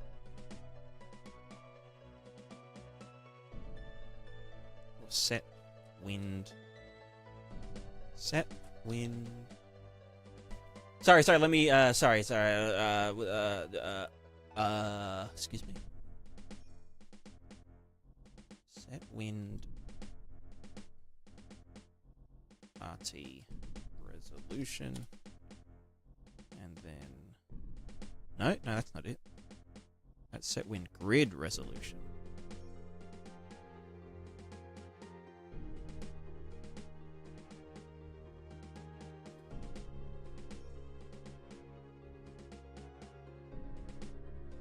Set wind RT resolution. Dank. Yeah, Jed, what are you doing? Like, don't you have like a life? Don't you have a life, bro? Yeah, me neither. That's the deform stuff.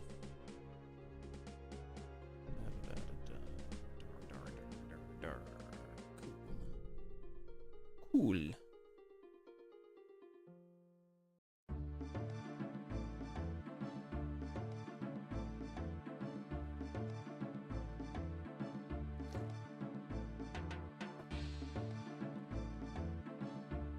that a brand of cereal? I don't know. I don't know. You tell me, huh? You tell me, mate.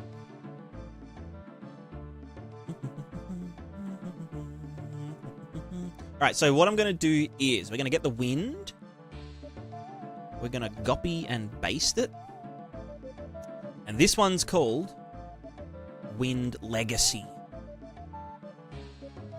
Legacy. Yeah, Prismatiscape Wind Legacy.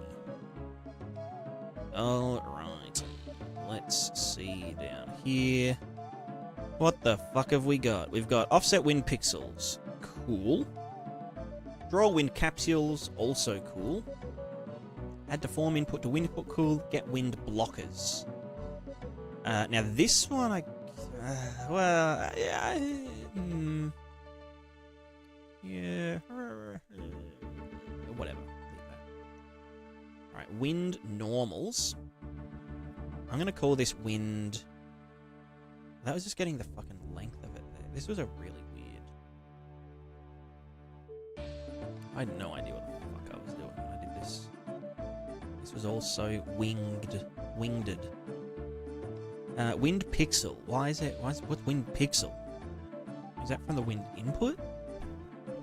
Draw wind capsules. You are shooting out here. Doing wind input, and that is a vector 4.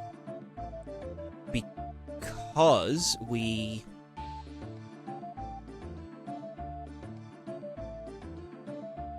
Why the fuck was... Okay, you know what? Fuck you. Wind input. You are getting demoted. Remove pin. You are now a 2D vector. Wind input 2D.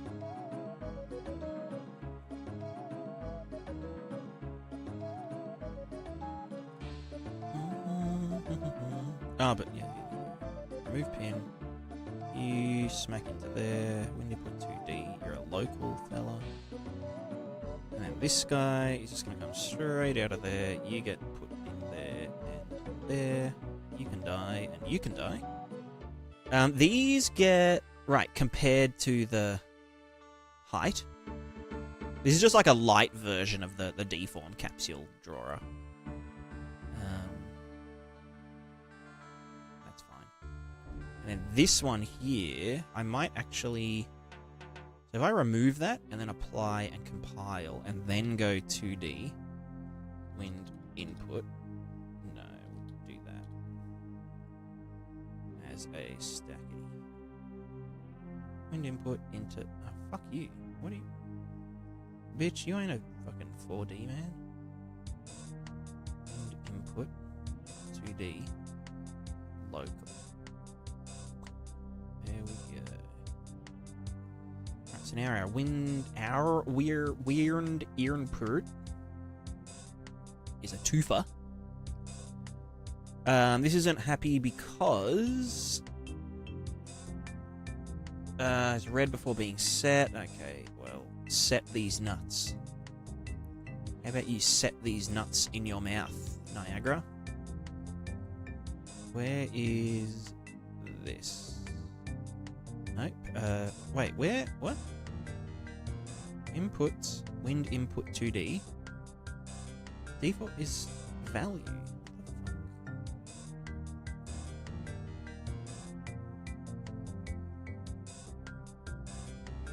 Wind input 2D. Set the, add this.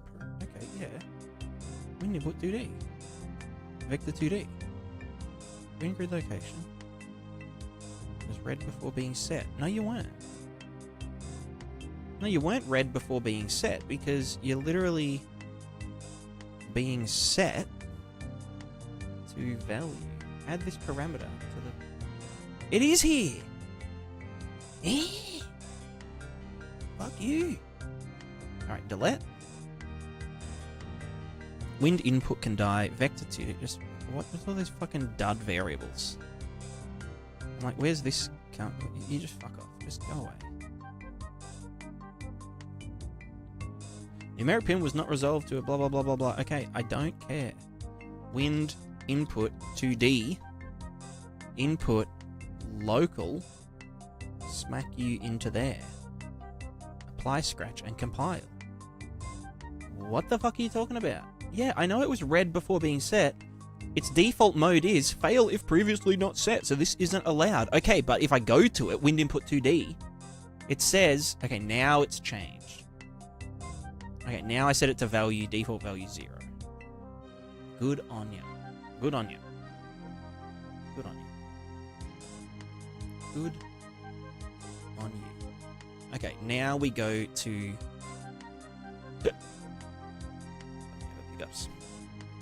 Wind normals. This isn't wind normals. This is going to be called wind... divergence, I guess. Oh, we could even do it in... we get the previous one's thing. And this is the actual advection thing, which I don't need to do a pentasample. If I... Yeah. Wow, that's a lot of shit. Right, that's just the random rotation. This is the resample.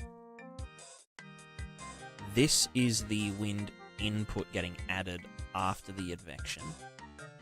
And then wind blockers delete wind.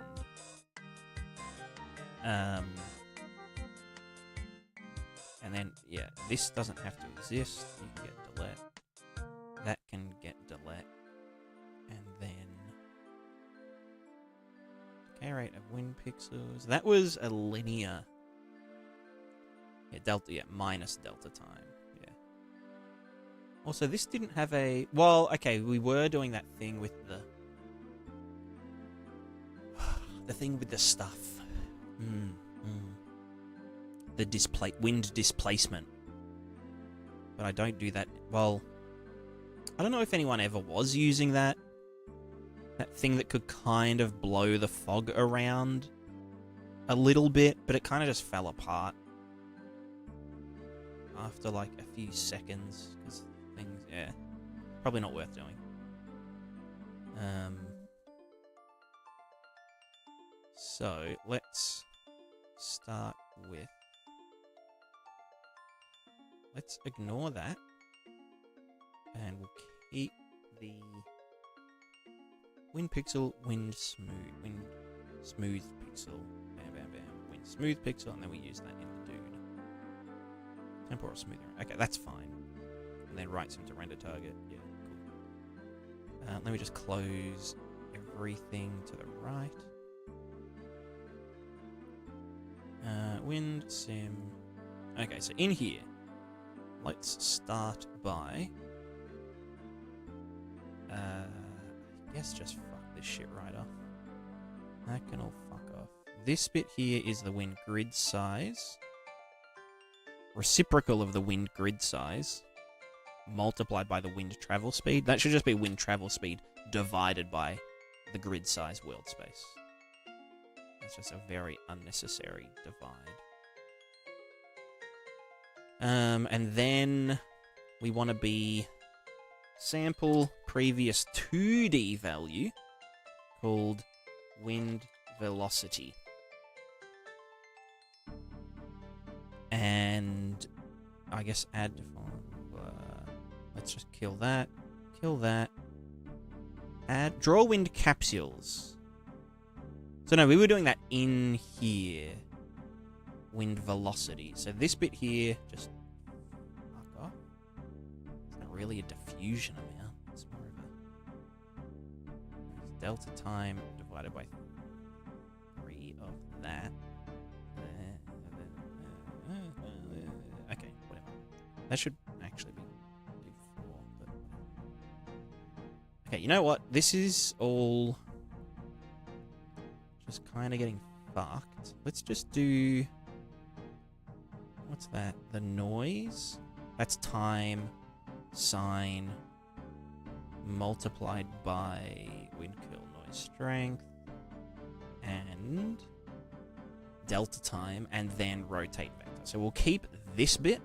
This bit can DIY. Oh, actually, no, that's the new UVs to sample from. That can fuck off. So that's going over here. That's how much we want to thingo it by. This needs to be a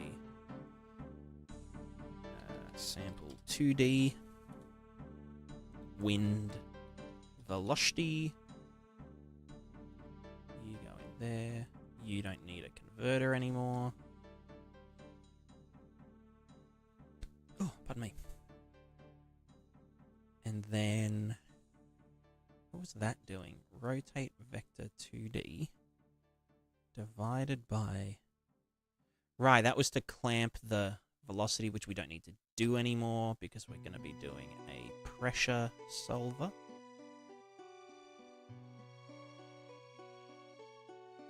Then this is our blockers, and this is our decay rate? No, that's... why the fuck were you... okay, this whole bit here, you're gone. This bit here was decay. Wow, I set that up really weird. This is no longer wind input. This is going to be the 2D.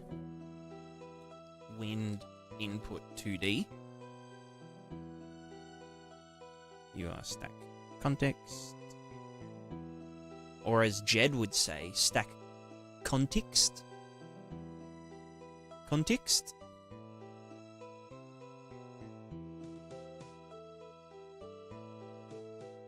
And wind velocity is a too far. Da, da, da, da, da.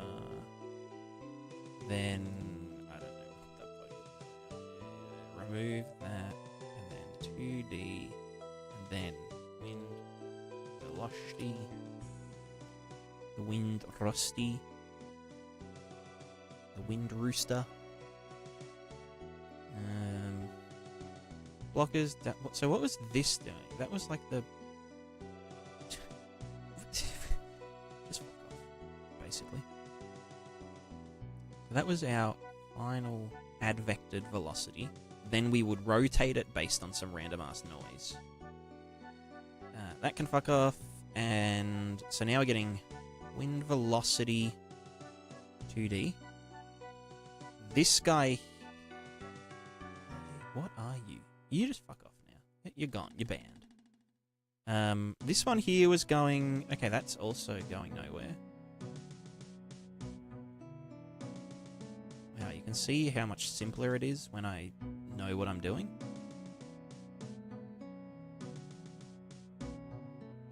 I feel like Neo in the Matrix. Like, I can just see it all now. I hate it, but it works. Yeah, it happens. But now it doesn't even need to work because we're going to do it smarter. So here we're getting wind velocity multiplied by velocity. Well, okay, now we can actually deal with real velocity values now. As in like actual units per second. So grid size world space. Sample wind velocity. You don't even have to sample that. We could just... it's fine, whatever. Wind velocity... Well, it should be wind velocity divided by the size world space. What the fuck is it? Wind max travel speed? You can just fuck off. You know, just get out of my face. Wind grid size world space. This guy divided by this guy. Drop down a little pin for you. Pinner. And you're going to go here. You're going to jump here. So this is our offset value. You go into here. We get the current position. We advect it by the other dude, and that is the new velocity. That goes in here. Move that pin, rotate it by some funny value, then goes into here. This then goes to our wind velocity new value. Hello, boy cat. What do you want? Hello, little boy. What do you want? Wanna go outside? Not up there, please. Little shit. Alright, I gotta let this dumb cat outside. He's such a menace. Alright, BRB.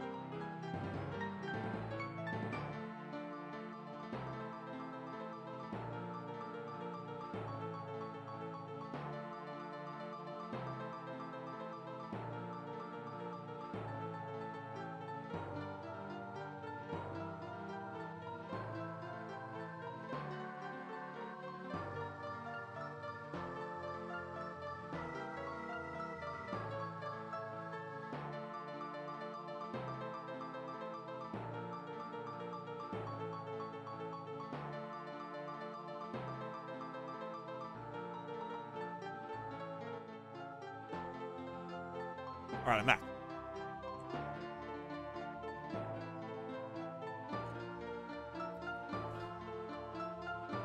Alright, wind. Wind smooth temporal. Instead of wind pixel, we want to get 2D wind velocity. Stat context. We want to make a 4 vector.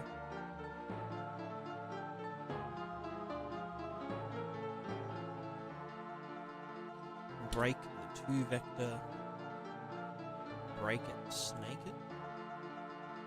And that should be fine.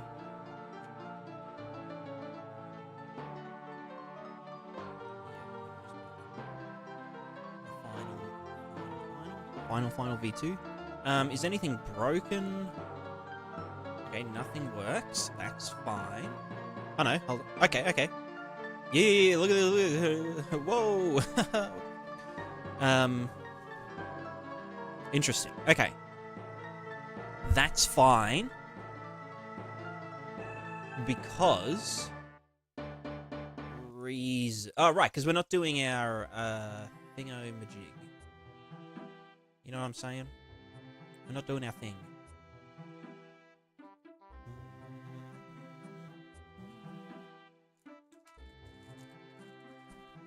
Sorry, I got some chips.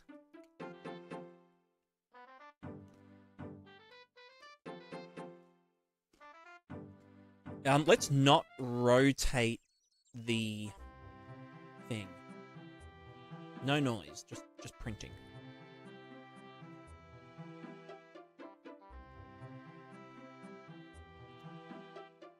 Oh, hold on. Wait.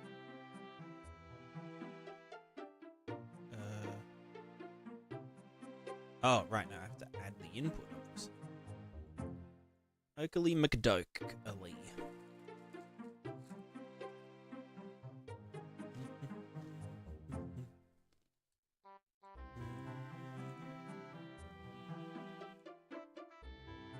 Okay, so that is working. It's not actually advecting because we're not doing a quadrasample advection. Where you would you'd sample the surrounding cells and get the average and then use that to advect it. Because what we will do instead is a pressure gradient solver. Which it'll be compressible fluid solver, but you got to remember that wind, we're doing a 2-dimensional representation of 3-dimensional wind. So the wind does have somewhere to, go. You know what I mean? So now we just need to do...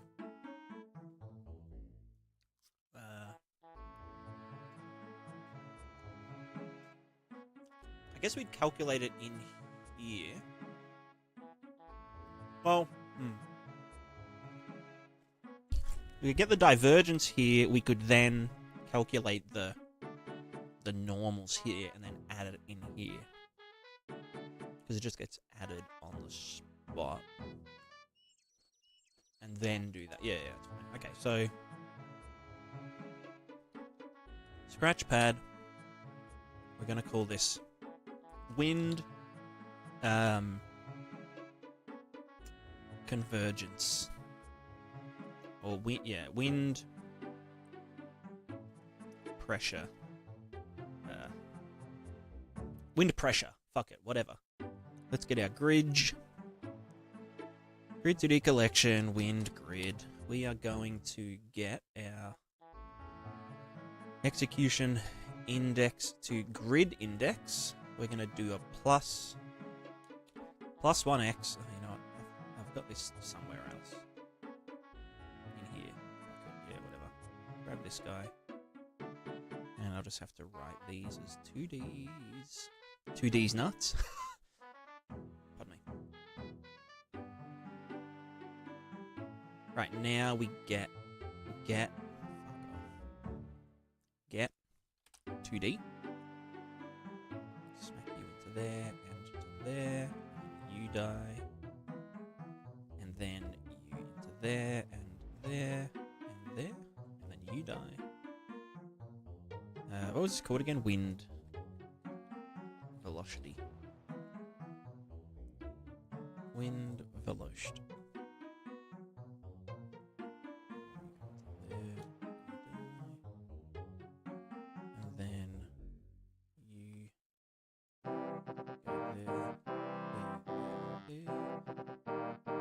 2D's nuts. Wait, did I write that somewhere?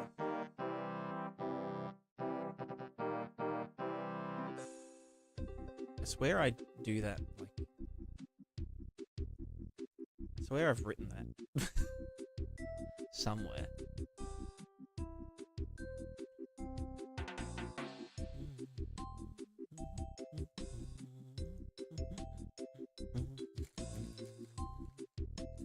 So then we break.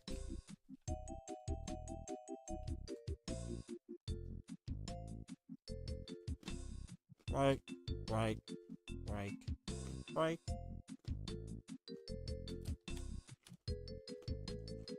X minus X, Y minus Y.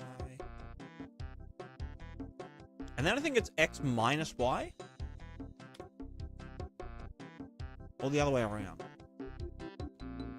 Or no, they get added. So then this is our wind pressure. Wind pressure. Context. Cool. So now we've created our wind pressure, which is in absolute velocity units of some description. It should technically be dependent on the area of the cells. I can't really fuck. That's wind pressure. Wind normals. This is actually going to be called wind pressure gradient.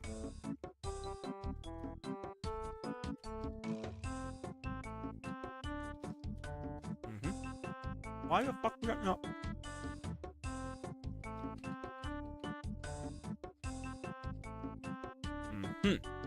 Oh, wow. Alright, pressure gradient.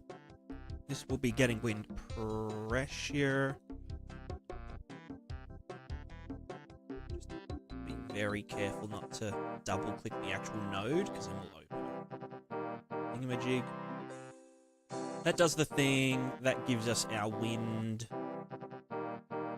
pressure gradient.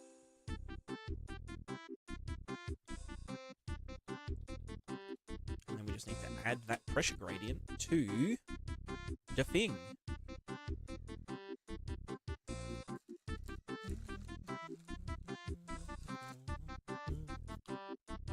In here.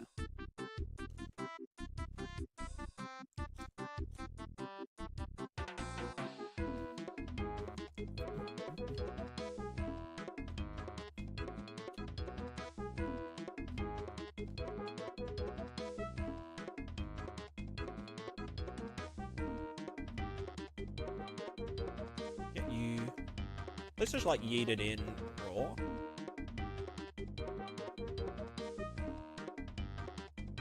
Although this will probably need to be delta timed.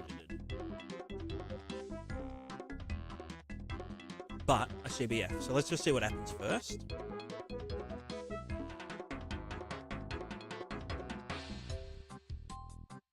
Okay, so interesting. Nothing's happening. Very good. Why is nothing happening? Right, because I haven't set the grid in here. Wind grid. Wind pressure gradient. Wind blockers. Wind pressure. Should be it. Oh, good jump. Yep, okay, that's good, that's good.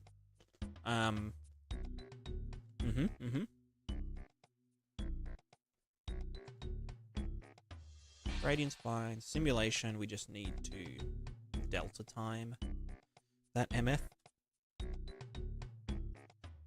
Probably. Who knows? Oh, yeah, it's doing something. It's doing it. I think it needs to be divided by 4. I have a feeling.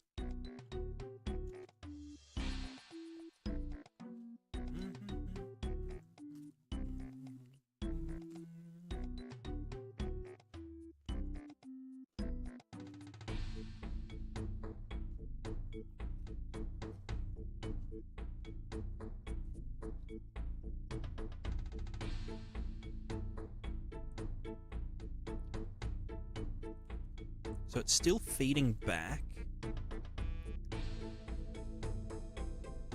Oh, maybe I've got it around the wrong way. Maybe the pressure gradient is supposed to be this. This guy.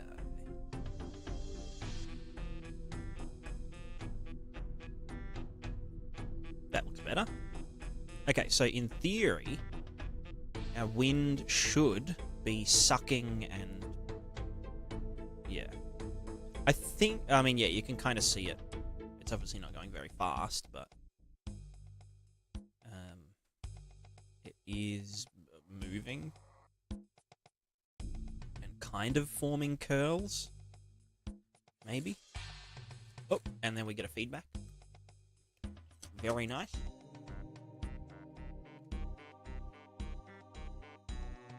So what I wanted to do...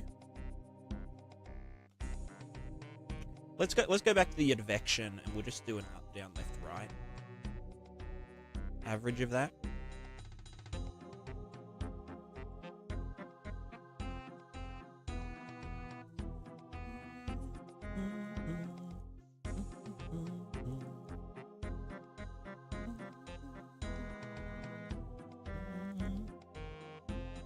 Oh, we're at again. Yeah, okay. Smack them all together.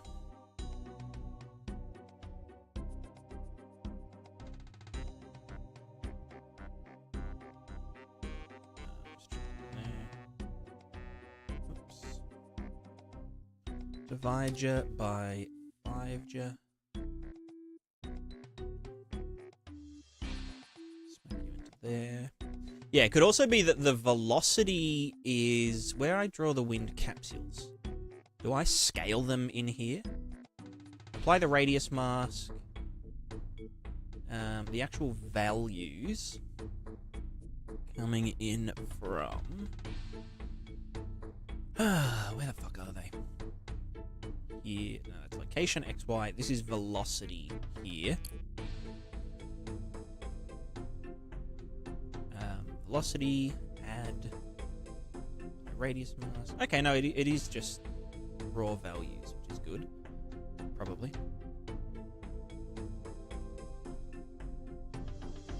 It's just not moving very fast.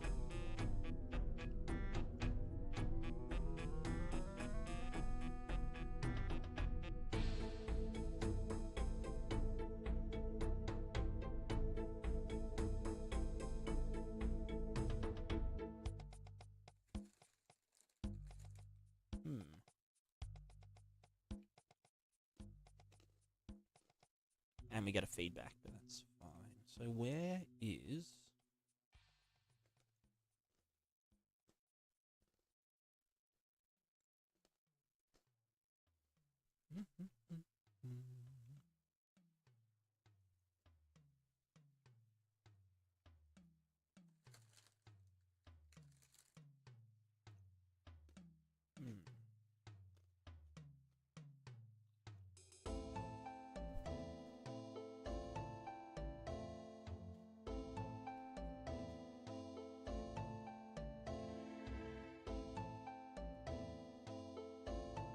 So yeah, we're doing advection.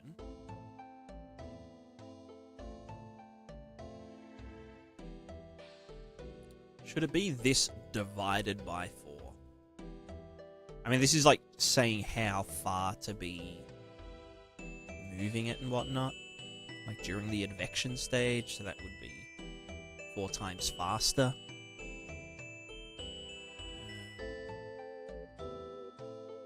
But that's kind of tied to... Why does that explode? I guess it's the pressure, right? Because it's wrapping. And then over here, the wind pressure gradient. Let's just do that by 1.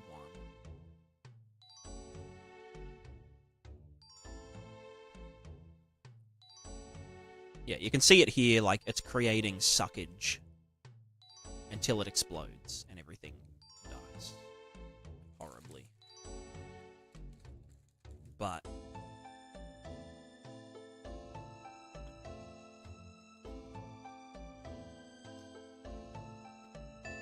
that will create a feedback loop there.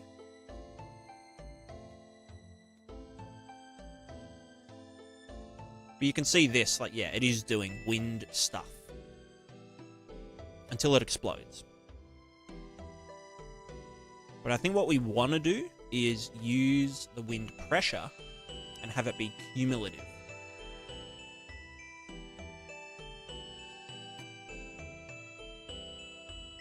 So we get the previous wind pressure and add this to it.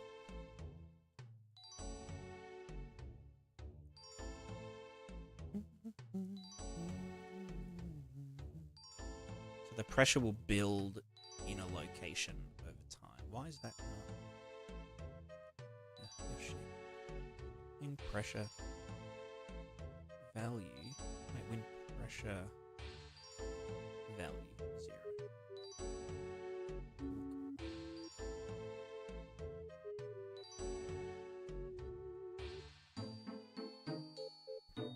Which this will probably cause feedback loops. No, hold on.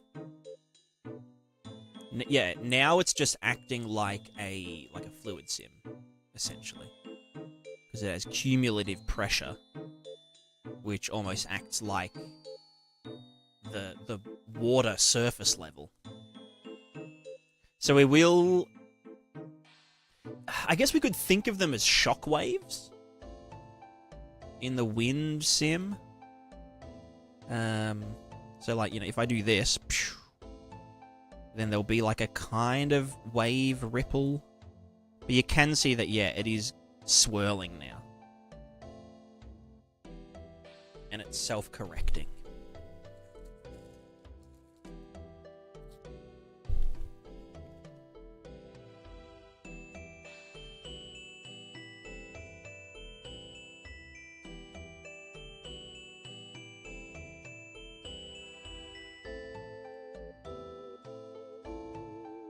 And now, yeah, it's capable of creating vortices as well.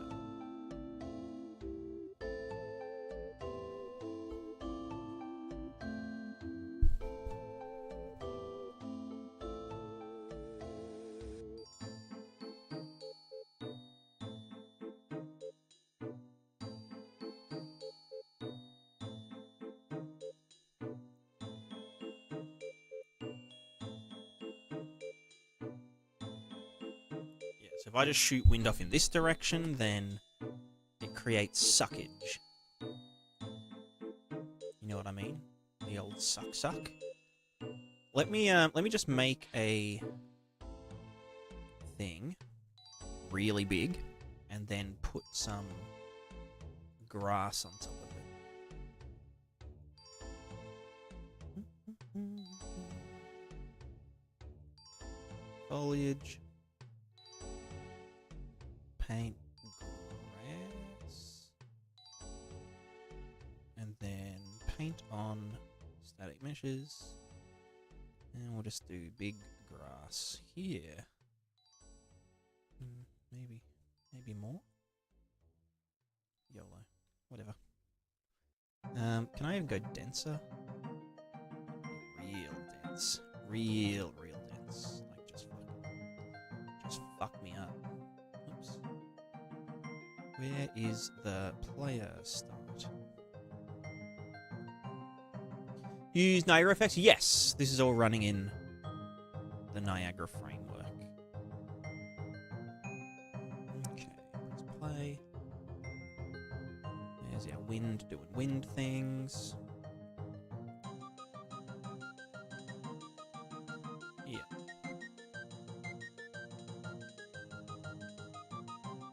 Ignore it not moving around with us. It's just But yeah, so now the wind behaves more like air. In theory. If we shoot wind this way, it should suck wind into it as well. Like this. You know? And it should curl, and we should be able to get vortices and all that. Just ignore when that happens. That shouldn't happen.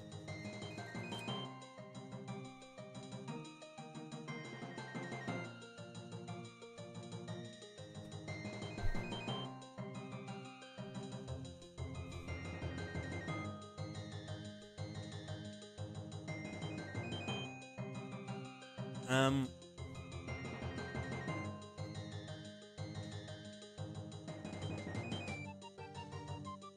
Yeah, that's cumulative pressure. Pressure gradient. Let's add the deform input back in.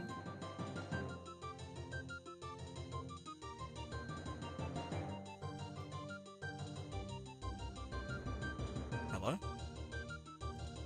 Oh, definitely have the wind input, because the wind input is a different thing now.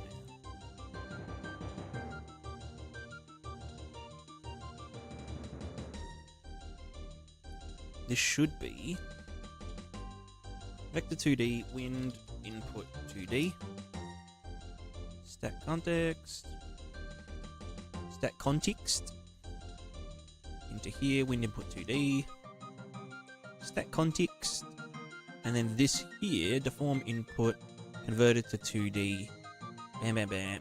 Don't need to convert it to 4D again, because I'm not brain dead. Then we go here and there. Do that. Does this get any scaling? So we get the deform input.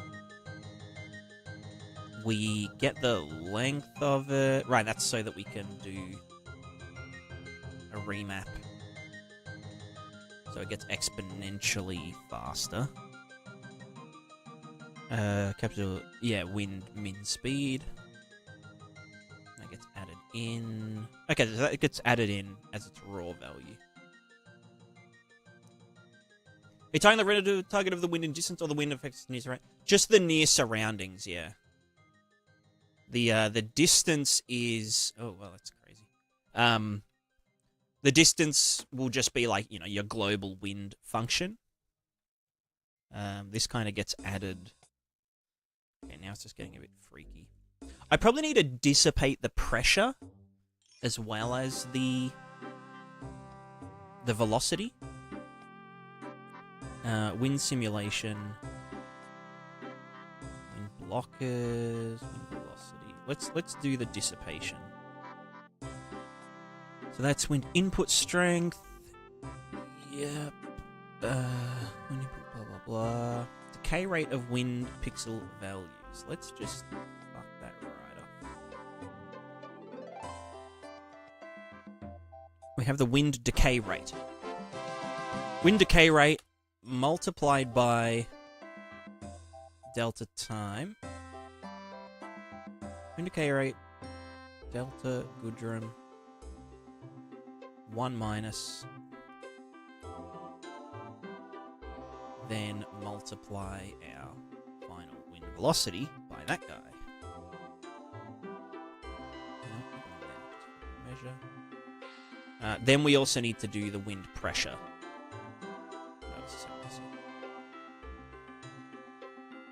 Why am I doing it over here? Oh, I guess because it's such wasted shit. Yeet is back. Yeet it on back. Yeet it on now.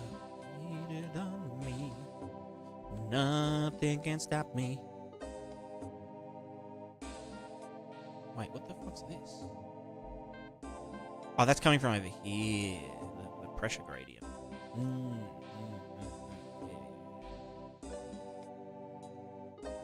So yeah, we want to, because the pressure gradient is cumulative, or sorry, the pressure is cumulative, we want to wind pressure, we want to decay the wind pressure when we decay the velocity, otherwise it won't, it'll just get kind of shitty at us.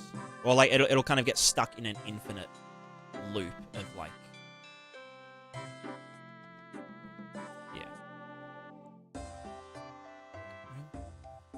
move. Move! Getting mad. Cool.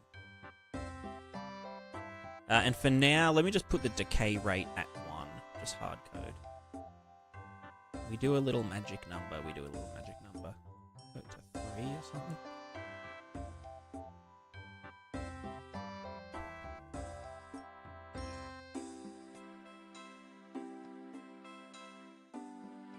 That's a bit too fast.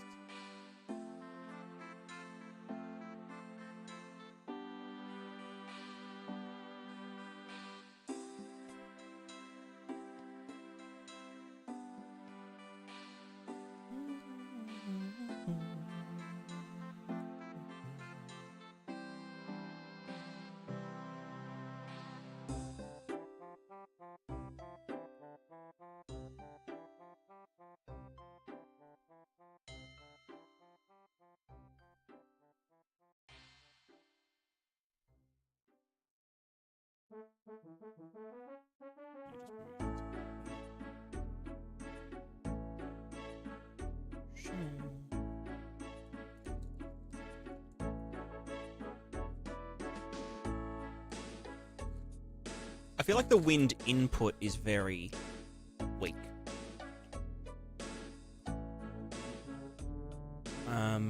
Wind input who there? Wind input right.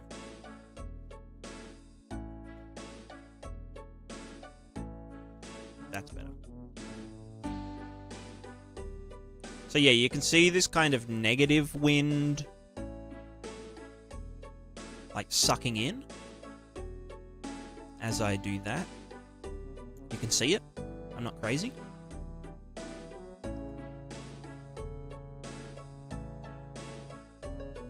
Oh yeah, you can see it around my character.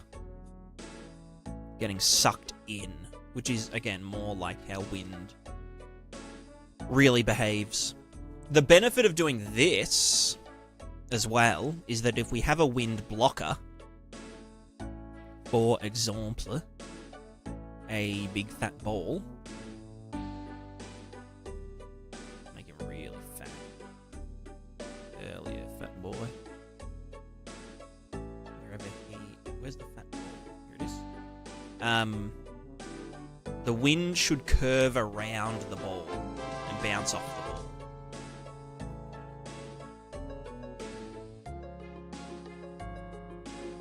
Instead of just being absorbed by it. It should, yeah. We should be getting a pressure build-up. And it kind of bounces off the ball. Like that. Yeah. See that? So like, zoom, and then it's like, whoosh.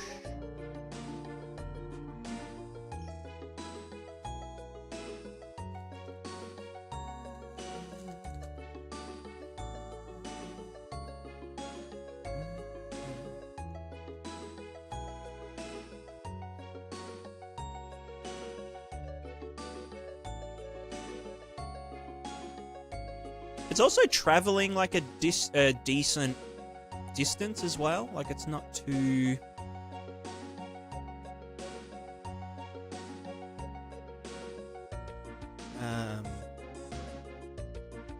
I can increase the advection distance separately. No, how would I do that?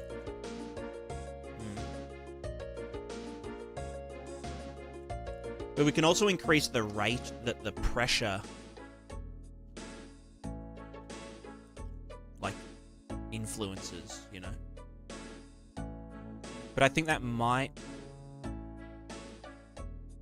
Does that... No, that doesn't cause feedback. Well... Maybe not.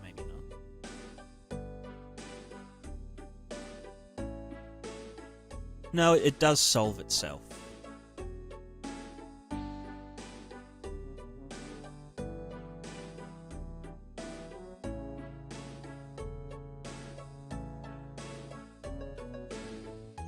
Whispers, hello. Any idea on how performant it would be for a render target 8K? Render target 8K or render target 8-bit? Like wind, balls, gusts across the land, is easy to change direction. With a regular wind system, I guess. It depends. You could do it if you want your wind to have, like, kind of directionality. So that, like, if you've got a mountain and you want it to kind of blow around the mountain, then a render target might be a good option. However...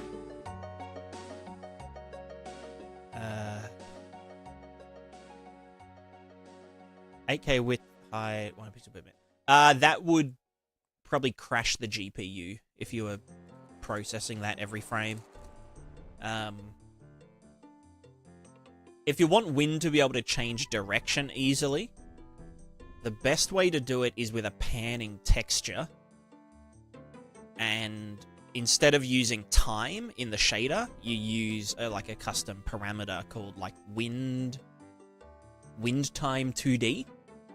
And you just manually increment essentially the UVs of the wind or of the texture over time, and then if it needs to slow down, the texture slows down or can turn around and that kind of thing.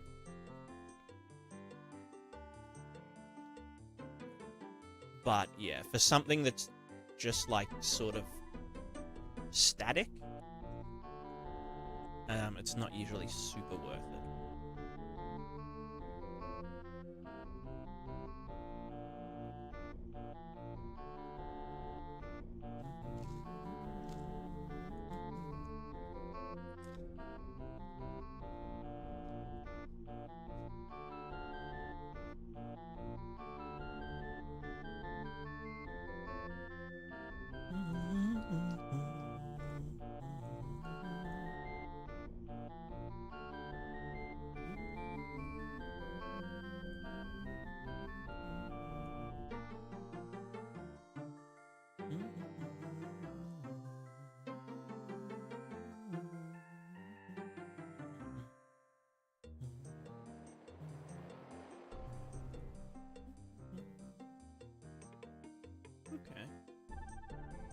This isn't too bad, honestly.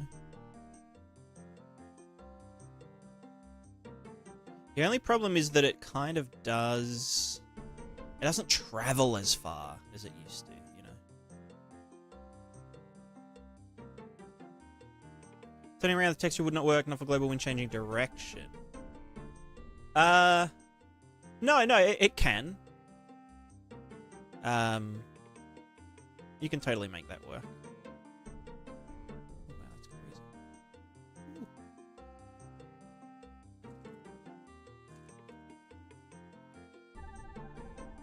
Like,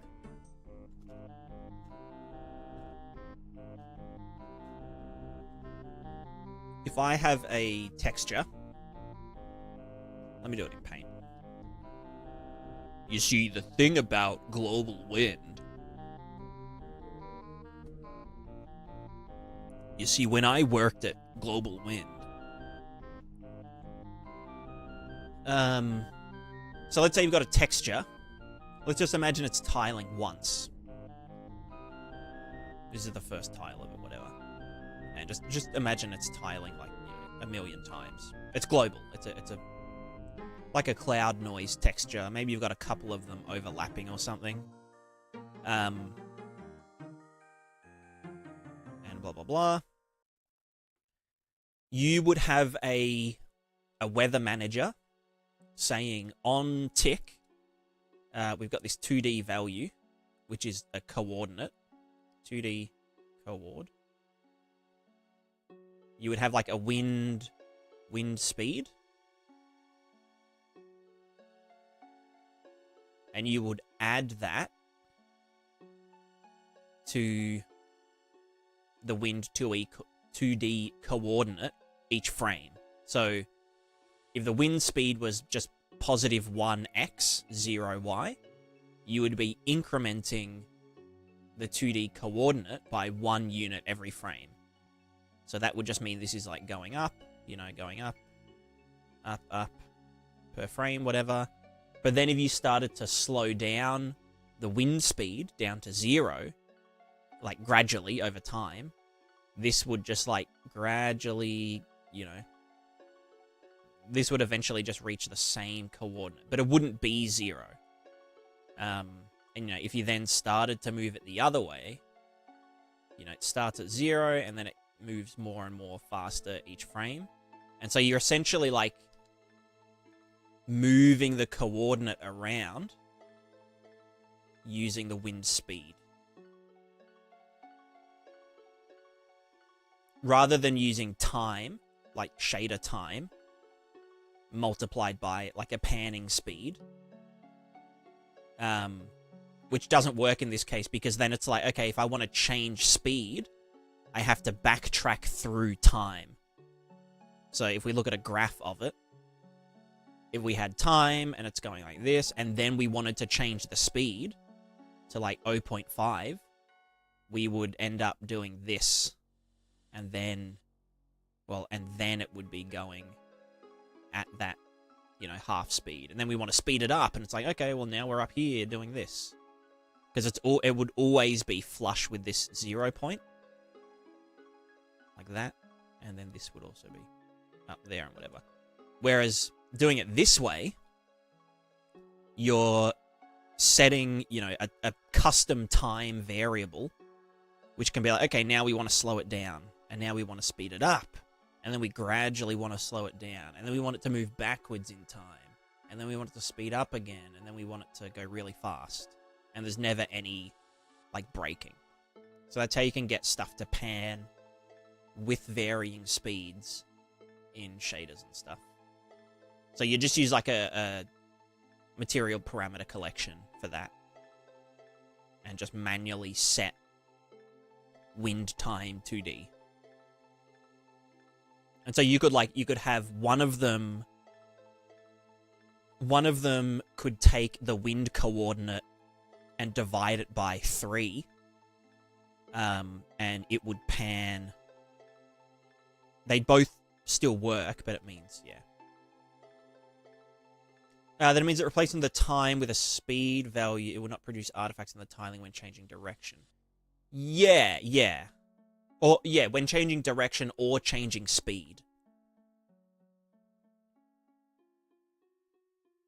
So instead of time multiplied by panning, you know, 2D speed, you would instead just have a value called wind time. Or you could even call it like wind location. And then in your blueprint for your weather manager, you're changing the wind location every frame to pan the wind around and move it, and you know, you can. Says you never rotate, just changing the speed direction. Yeah, exactly. Yeah, you can't really rotate stuff smoothly. But yeah, if you just have like multiple overlapping textures, you can get some nice wind stuff happening. That's what I'll be doing, at least, in my proper global wind function.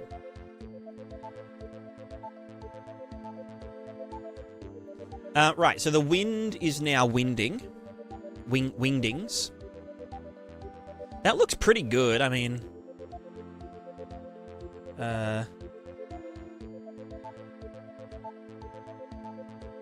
What do you guys reckon? Does this wind look like wind?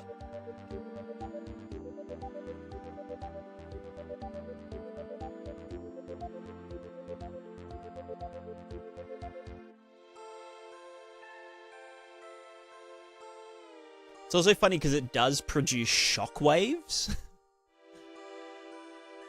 as well, which is kind of like if something big moved really fast, you can actually get shockwave. Oh, it's not even shockwaves; it's just turbulence. So we're just getting natural turbulence now. If I do add the curl back in, no curl. We do that.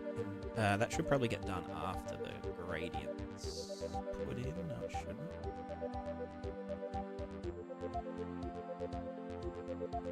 So this is with the new wind, but also with curl noise added in. Is it worth it? I mean, maybe some people might want it to be a bit more turbulent, I guess.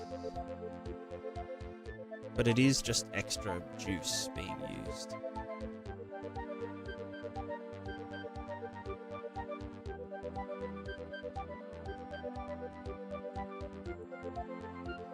Is it needed? I don't know.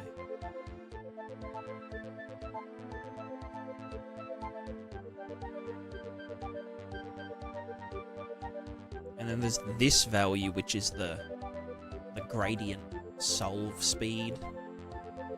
Which kind of... if it's too high, it ends up just looking like water. Although, no, maybe that's... I guess for wind, it's fine. Like...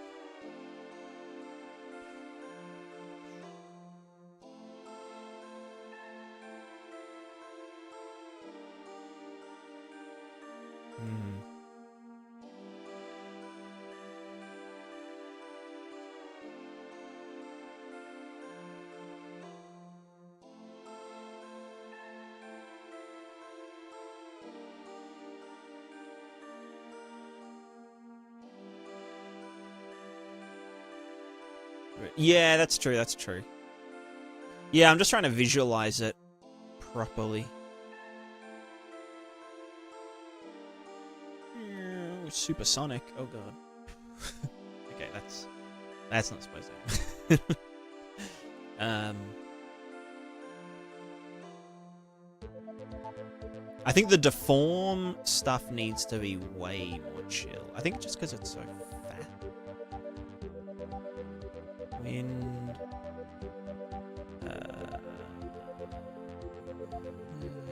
Where was it again? What's in a separate thing? Add deform input to wind input. Wind input to D. Add this guy. Multiplied by deform capsule input to wind strength. I'll just balance that myself. Thank you.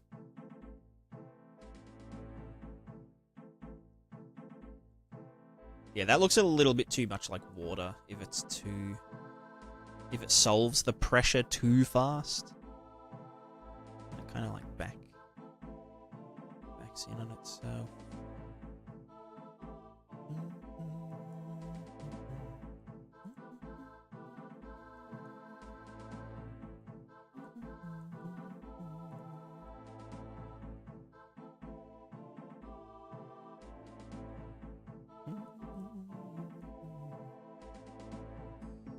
What's that doing again? That's the curl noise. That's the thing of the stuff. If I... no, because that's just the... oh, no, that's the displacement speed.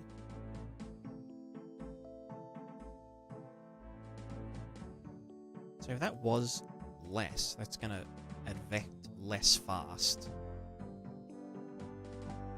Which gets a bit fucky. That's supposed to be going giga fast. So, like, that was faster. Then it does advect further quicker. But at the same time, maybe if I do a more sparse reading, you know? Oh, this might create artifact. That should technically allow it to move faster.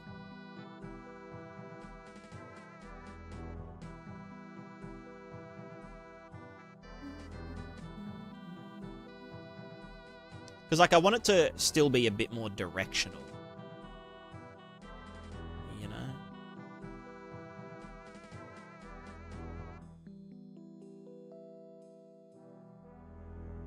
Which, yeah, that seems better.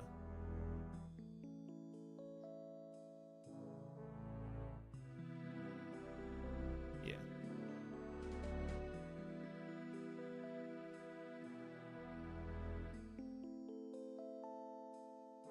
Nothing in real life in the game that could have that velocity to do with the mouse. It does. It's good to have that speed. Yeah. Yeah, I mean, if you think of, like, a supersonic character whooshing by you, or, like, teleporting, you know, then you might want, yeah, like a big effect like that. But, yeah, it does look pretty decent. I'd say if this had no solve... well, that's more of like a... because it'll still solve the pressure. It'll build the pressure up so much.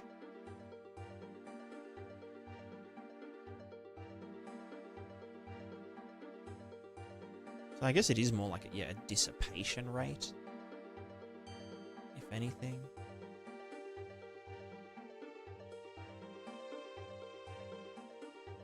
But yeah, now if we have wind hitting each other, they should actually, like, interact and, you know, bounce off one another. Kamehameha style. Kind of hard to... yeah.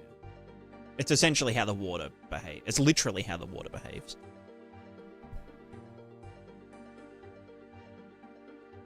Anyway, let's keep moving on to. I'll revisit this after, but let's just get our stuff, our water working again with the new paradigm. Back to our dude level.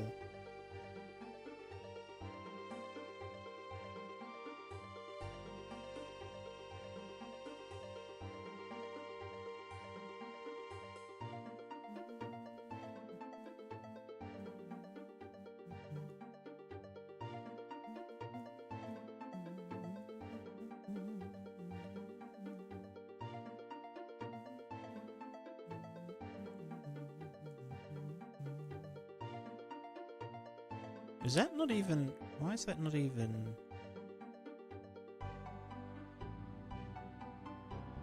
Is it because of the wind?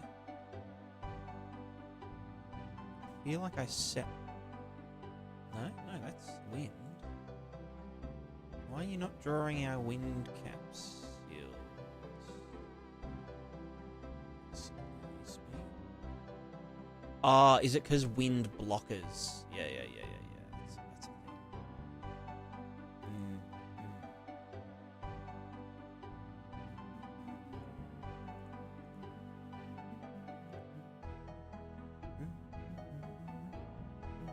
Oh no, we're not even getting that.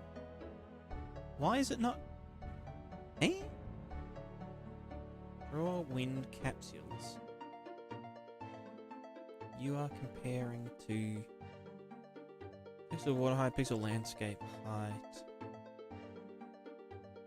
from the input grid, not the input grid reader. Haha, simple float.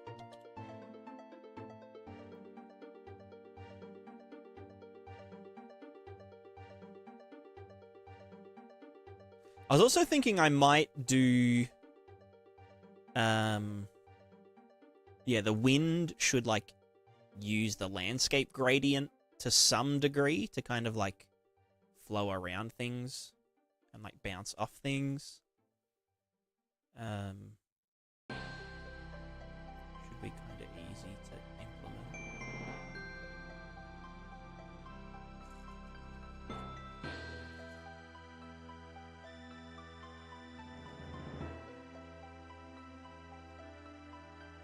Sample.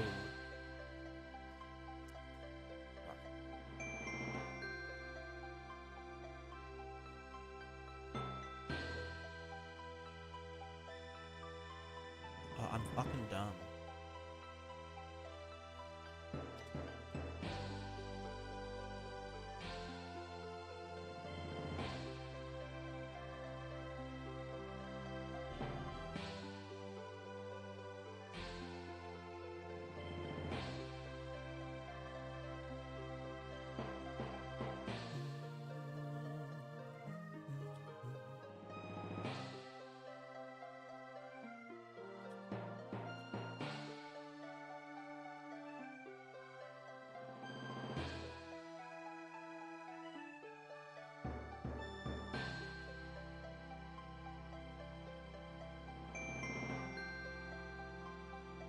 Now it should, yes. It does get the stuff. Right, that means the previous one... the previous one was only getting it because it was close to zero, like the Z level 0. So this is now way stronger. But it's cool.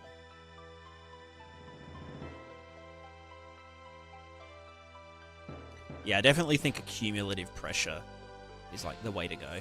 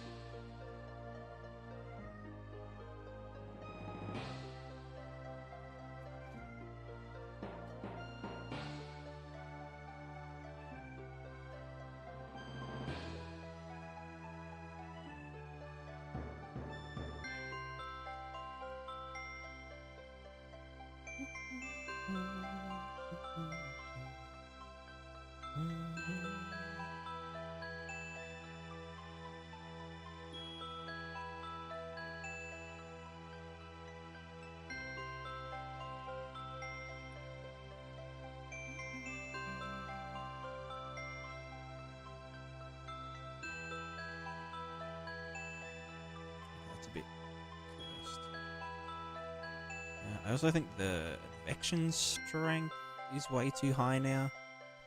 I'm guessing, yeah, okay, because before we were just inputting the wind and just like kind of, yeah. Oh yeah, what happens to our exploders now? How do they behave?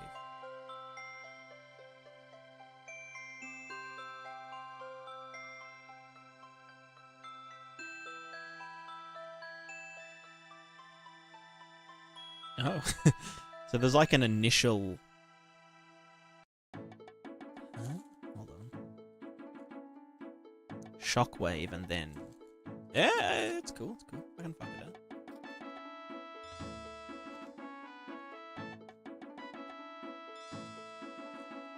Probably also want to limit the length of the wind.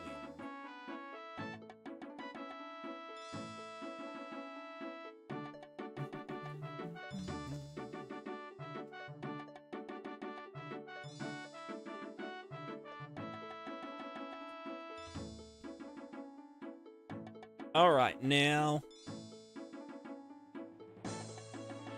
water emulation... and the other thing. This is where shit gets hairy AF. So, emulation. These are the waves. Waves pre-sim. Waves static data, domain data. Yeah, wave static domain, bam. In there. Cool.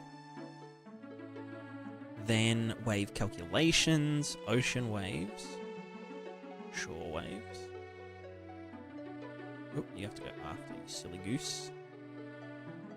Omni waves. Derive the wave velocity from WPO. Then we do the projection, which has to, you know, let me turn you on. Then we do new generic simulation stage. This one here is projection. Shwam.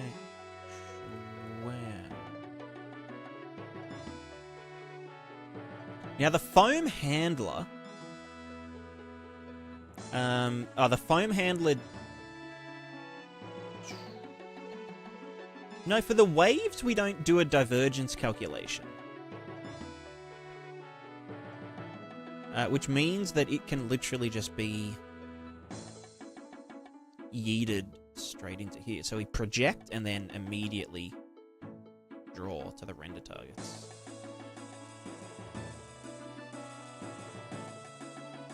And then move on to the water. Also the foam handler does need to go there, but that doesn't use any caching, so that's all fine. So in theory... wait, G... Right. So, domain... Wave grid? Wave data grid? Wave data grid. I need to rename that. It's not really wave data. It's water emulation data. Data interface. Water wave data grid. Smack that in there. We don't render shit. Fuck you. You go there. These are all set to the right shit. Yep. This water wave data grid. Yep. That has all of its dudes. The resolution should just be the water grid resolution. We need them to match up.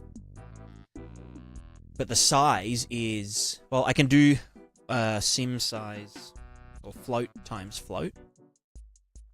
And this one can be sim size world space. And this can be 3.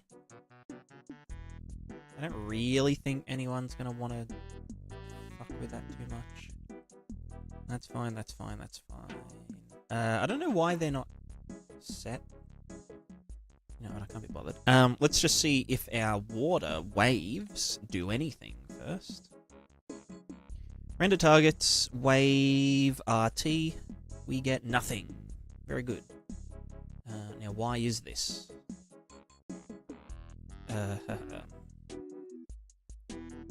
Water. Water grid resolution, water wave data, water wave, wave velocity, wave RT.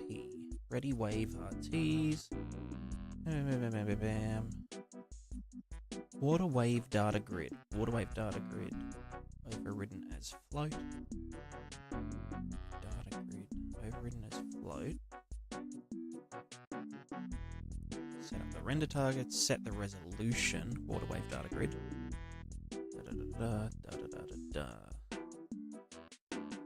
Water wave data grid. Not on simulation reset. Yeah. Simulation reset. Okay. Ready wave RTs. Wait, is this all that is set to go?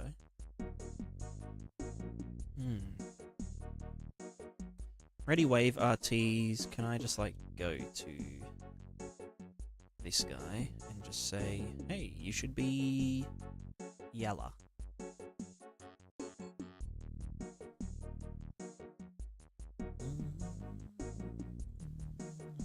Okay, that's good. Oh, you know what it could be? It could be that I'm just not near the ocean. You know? No, I am near the ocean, though. I'm literally on the ocean. Why would this be not writing? Sim size work. Is that it? Or it could be this being fucky. Oh, hold on. It was that. I see.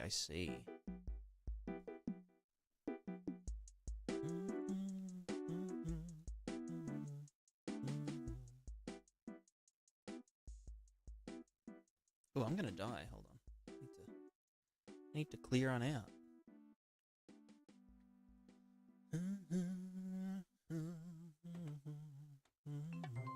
Right, so that'll just be because the Omni Waves flipbook is set to stupid variables. That should be 8. Resolution is 4K. Pixel padding is 4 pixels. Loop length is 6 seconds.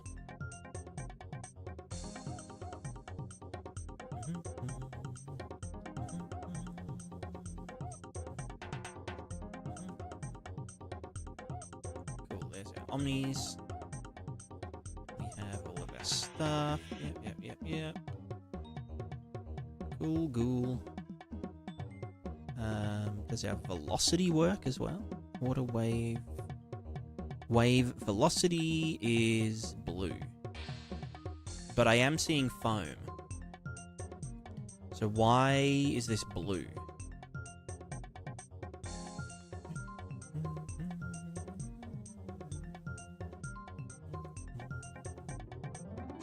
Ready, wave, this guy is coming from here.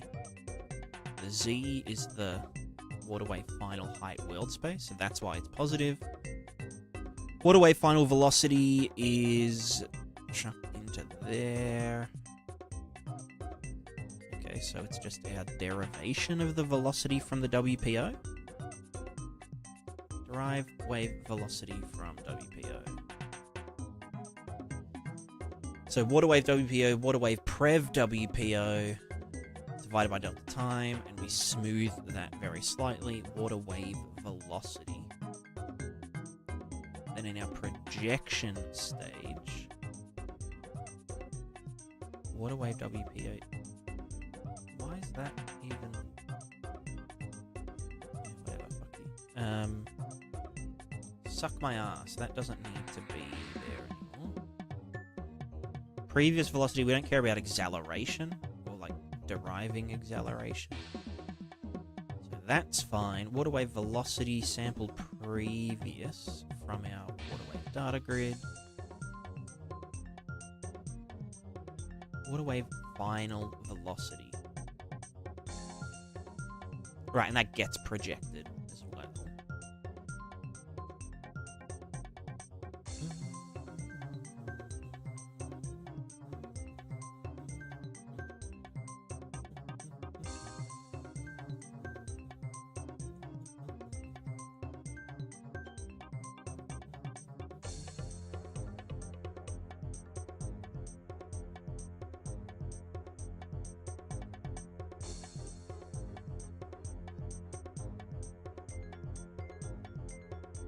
Hmm.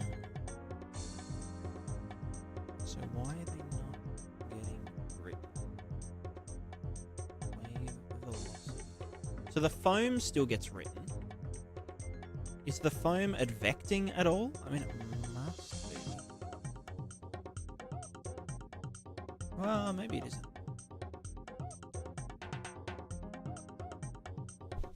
Do you know how I would go about getting a screen capture 2D view projection matrix and passing it to a material? View projection matrix. Do you mean like the... Are you doing some like custom shadows stuff? Is that what this is about?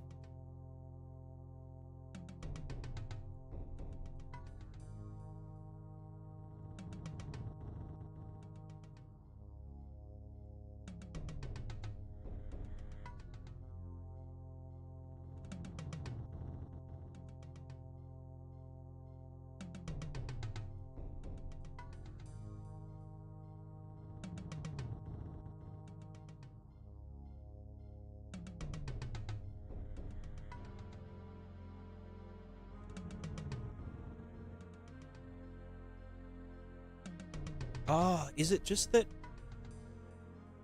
Is it just that I need to recompile it? Right, it's that same fucking bug that happened... Right, but okay, yeah, it's... yeah. You guys have to capture what my light sees. And also scene depth, trying to check if my light can see a pixel. Yeah, okay, okay. You could... You could get the world position and print that to a, you know, 16-bit render target and then compare that, although you might have some issues with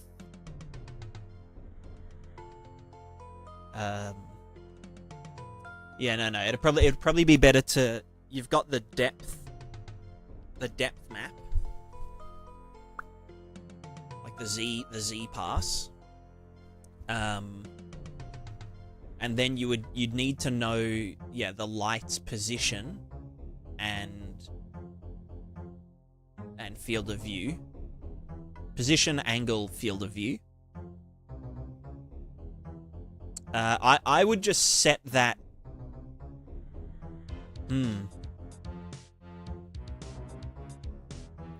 But you'd need to do it for each light. Oh, Amethyst, you're about to die, by the way. You're very low health.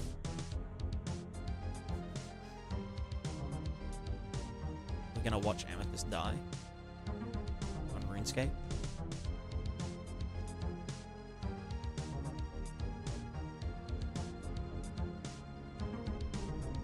No.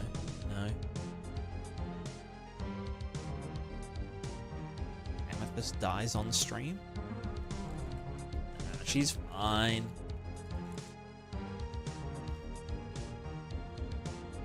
Oh, play. Nice. She made it. Now she eats.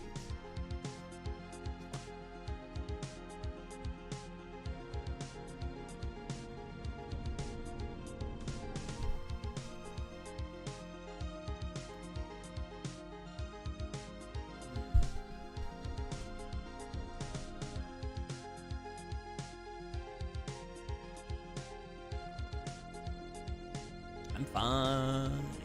I'm glad.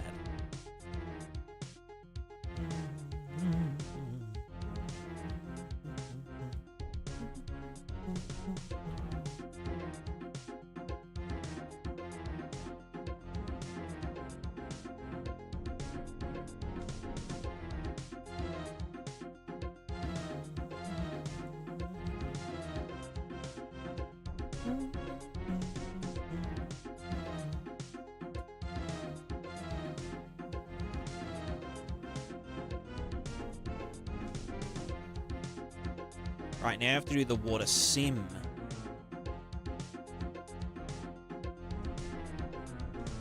Which is... Wait, where the fuck did it go? Hello, water sim? Ah, down here. Alright.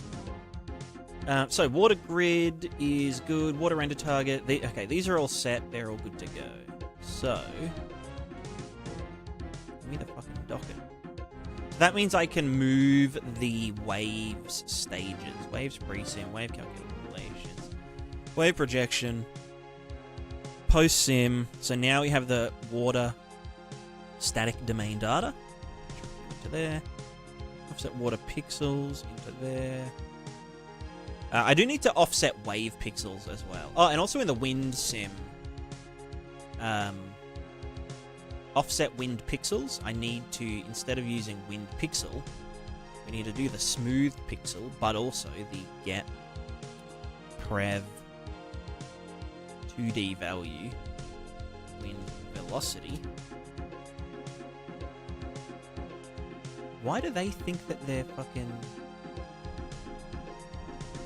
whatever. Okay. Wind velocity, and that's new wind velocity. We also have to offset the pressure. Float. Get previous float value. This guy, that guy, wind, pressure.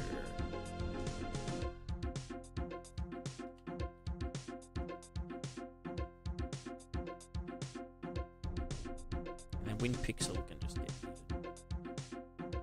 get out of here, mate. And there's also this, which dampens around the edges. Maybe I'll just leave that for now. Okay. Let's go back to our thing. Let me just close tabs to the right.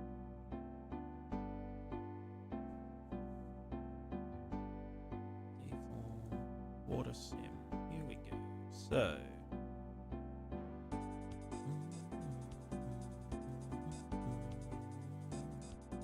Look at our edge lerps. The water puddles I don't even use anymore. I mean, that'll just get refactored. Add water velocity and wind to water sim. Add water velocity and... Okay, so that's an old one. Add wind to water sim. Yes. Add water input to water sim. Yeah, you probably need to do that. Then we need another stage. And we do our water velocity advection, because that needs a previous stages sample. Domain edge lerps, water input, then advect. Oh, I mean, I could even... I could probably do this here. And then do that. That might even be... we'll see how it goes. I might need another one, but whatever. Figure out the flow. So this uses our current water velocity and converts that into a flow, and also by the column height. Figure out the flow, then... So then the flow is water height flow, but then to do the move water around bruh stage, we have to get the flow of the surrounding pixels so that we can predict what they, or if they would have run out of water, just to preserve water mass.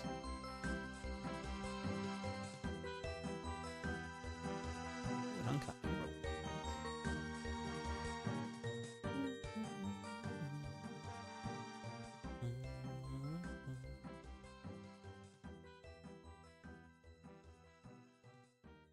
Yes, yeah, so what you might want to do is, how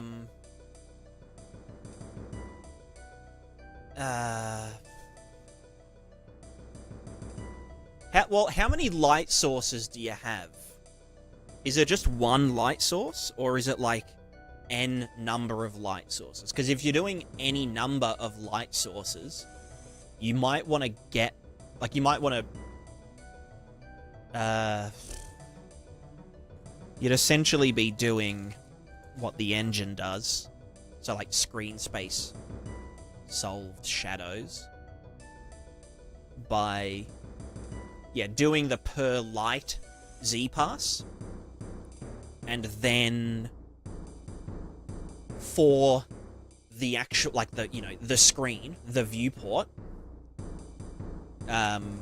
you would get each of the lights in world space and their projection, and do that in Niagara with, like, a loop, like a set for loop, or map for loop, sorry.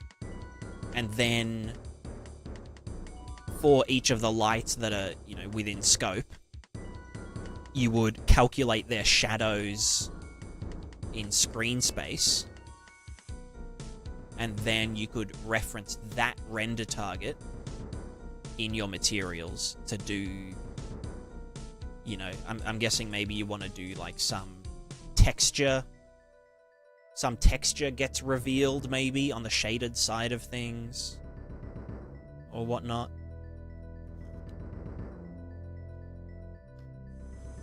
You could also look at more hacky like, if, I mean, it depends on what the end use case is. If it is something like, I want the shaded parts of the scene to have different textures to the light sides, you could try hacking one of the channels. So, like, let's say you're not using subsurface in your project.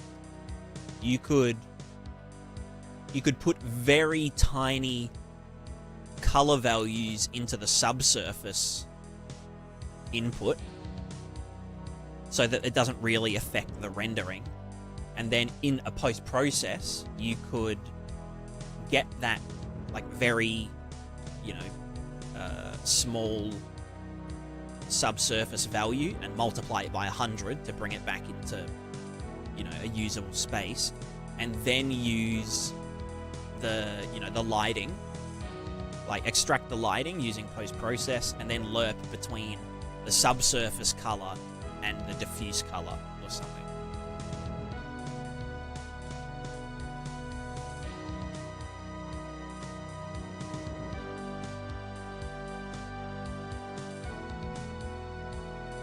I don't know if that made any sense, but I've thought about it.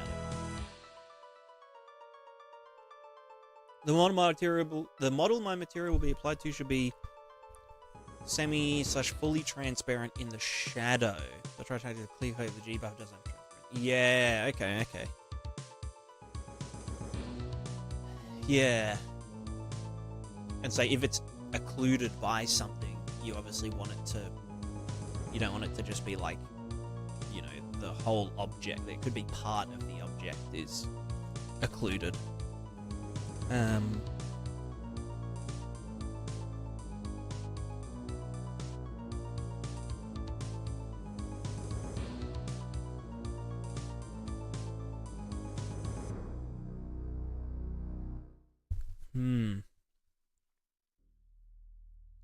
It'd be pretty easy to do that just for one light. Like, you know, just for the sky or the sunlight.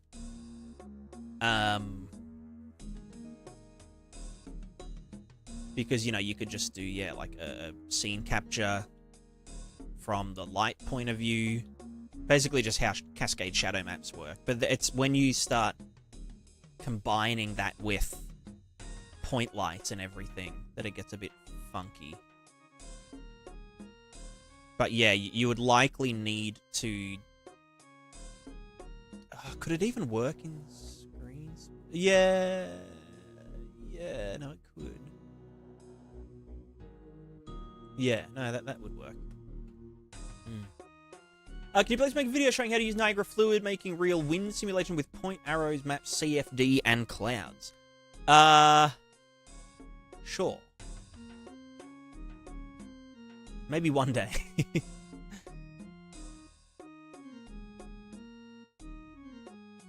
Maybe one day, possibly.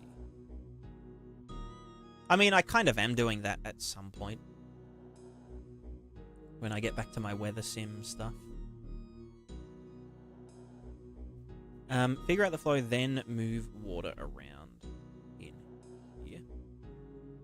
And then we can handle rain stuff as well. Then we can... so generating foam... Okay, that samples the velocities to get the divergence and stuff. But do we... I wonder if I can get the divergence in an earlier stage, like the... Like, literally this stage? Although that would be a frame behind. Unless I did the foam... Because this is literally... I could do it while I'm sampling these.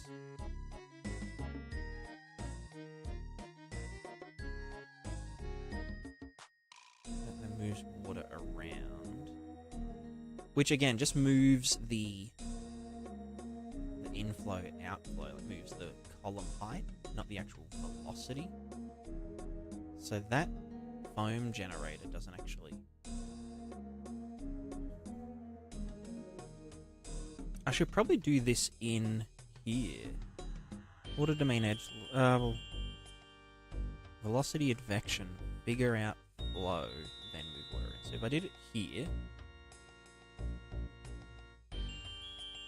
foam generator. No, but that again, that would be the frame behind. Unless I calculate the divergence here, then generate foam based on that earlier. Generate the foam and then advect the foam immediately after. That would mean that it's more up to date.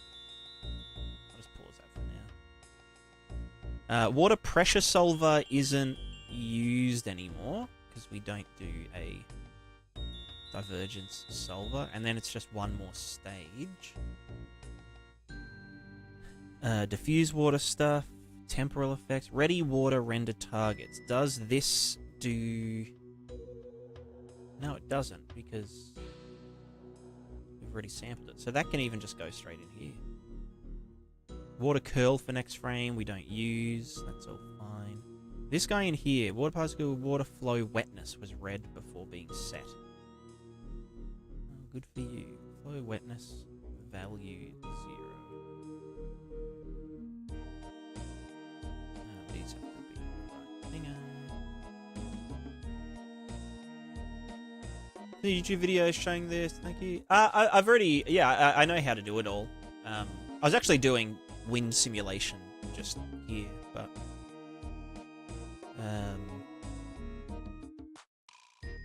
we're just doing a little bit of rearranging. Fincy, hello. So you've been making this plugin in the world simulation for a while. Is planned to be sort of separate plugin to be part of the systems in Prismatica. The water stuff. So currently there's the Prismatiscape plugin, which does landscape and foliage interaction. So wind, deformation, snow and sand, bumping into foliage and whatever. But it used to only have like a very simple water interaction, which was just ripples. But the past couple of months I've been working on a big water upgrade to that plugin. But then there's also the world, like the climate simulation stuff that I was doing before this. And that will be a separate module entirely. It might be a plugin that gets sold. It might just be open sourced as part of the Prismatica, Open Prismatica project. But yeah, it's the stuff I'm working on right now is for the plugin. So if people already have the plugin, then where's the water grid? There it is. If people already have the plugin, then they'll get this for free. Water grid. Not on reset. Water grid. And water. Configuration source. Data interface. Not on simulation. Reset. Water grid. Cool. Compiled.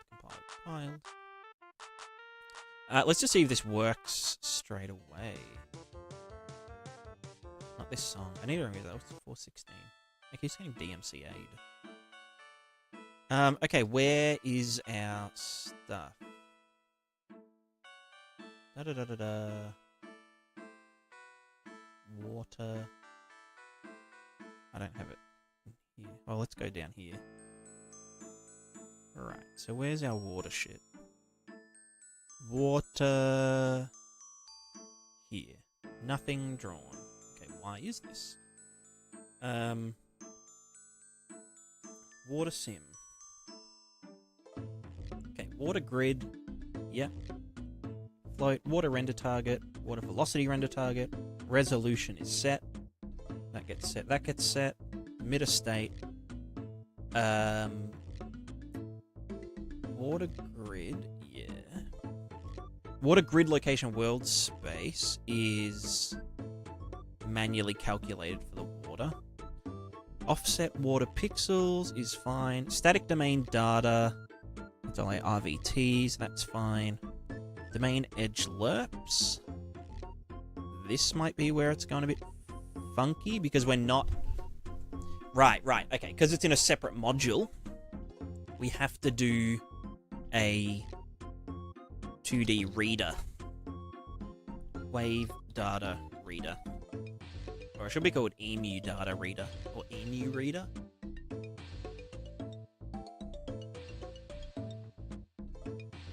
So here we would need to sample these things again. Do I even use... I do use that. Water wave final velocity. So let's just grab you. Reroute you right here. Sample vector. This guy. And water wave final velocity. You go there. And you die. And then height world space. Sample float.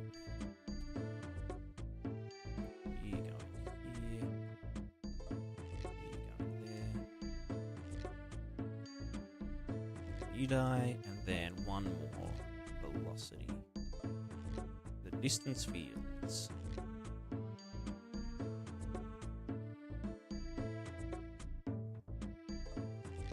And that can die, and then we should start getting edging. Nothing. Okay, that's fine.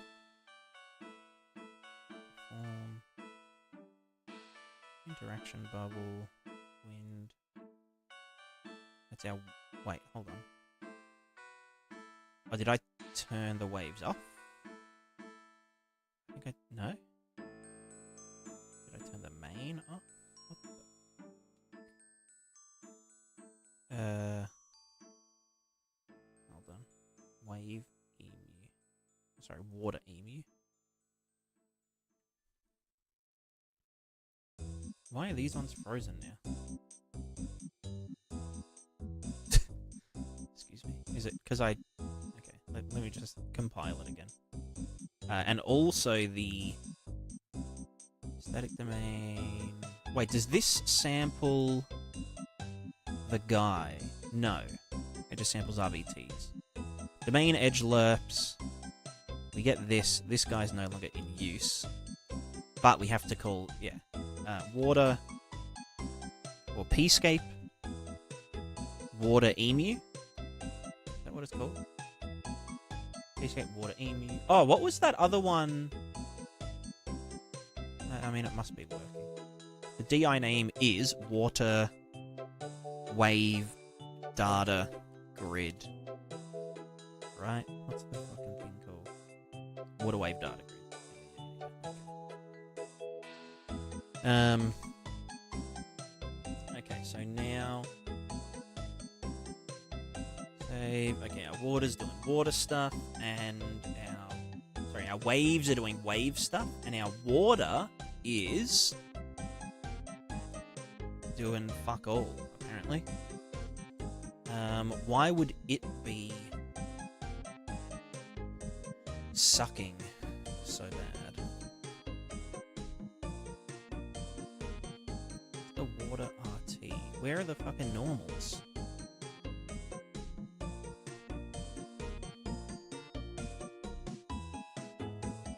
I mean, it's doing something.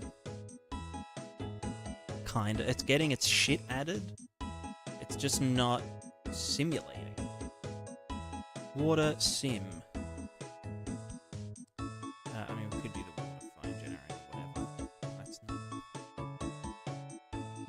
not. Is there something?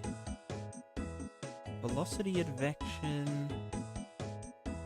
Add water input to water sim. Let's get rid of that and that for now.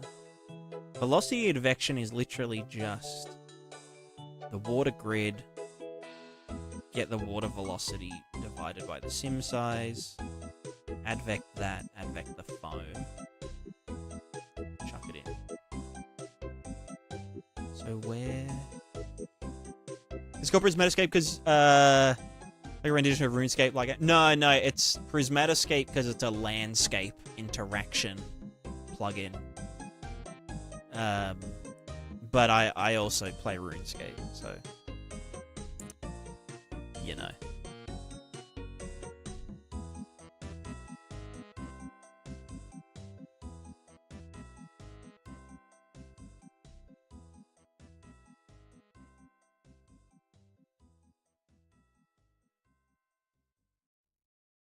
I don't know why this won't be water column height. I mean, it's obviously the water column height is getting set.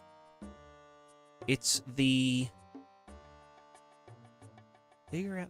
Oh, hold on. There's something I'm missing. The important part is water velocity from slope. I'm fucking dumb as hell. I can't fucking... Fuck you. Water velocity from slope. That's like the actual important part. So this needs to do a cache sample. It needs... No, it doesn't need to cache sample the velocity. So if we advect, then yeet you in, and then do that. Now we should have water doing water stuff. Swag. Alright, that's all filled in again. And then our foam. So the foam gets the previous thinger and then thingos it up. Makes it thingamajig. Where's all our foam and shit gone? What the fuck is that? Oh, that's my character exploding. Very cool. So yeah, where's all my foam and shit?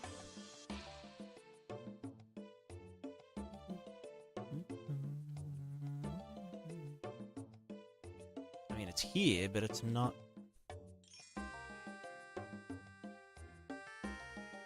It's not getting added cumulatively.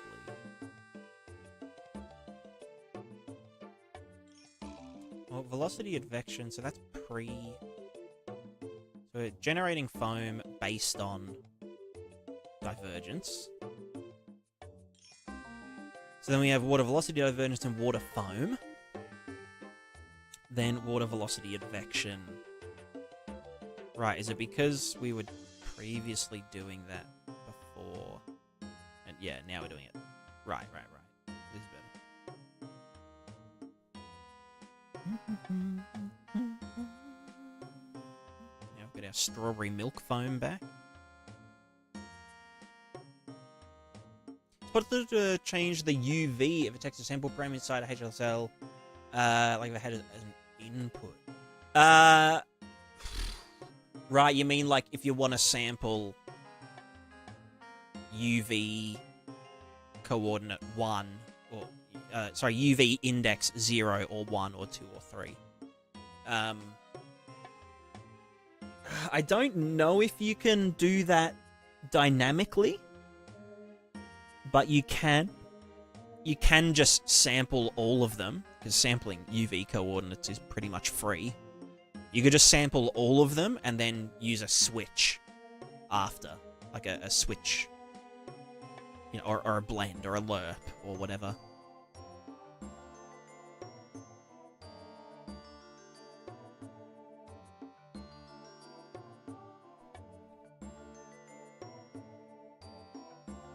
Did I break it? No, I fixed it.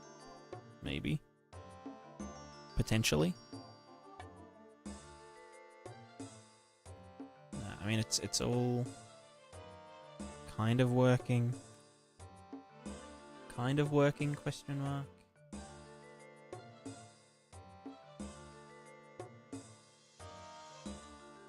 I mean, basically I haven't done anything tonight except rearrange stuff.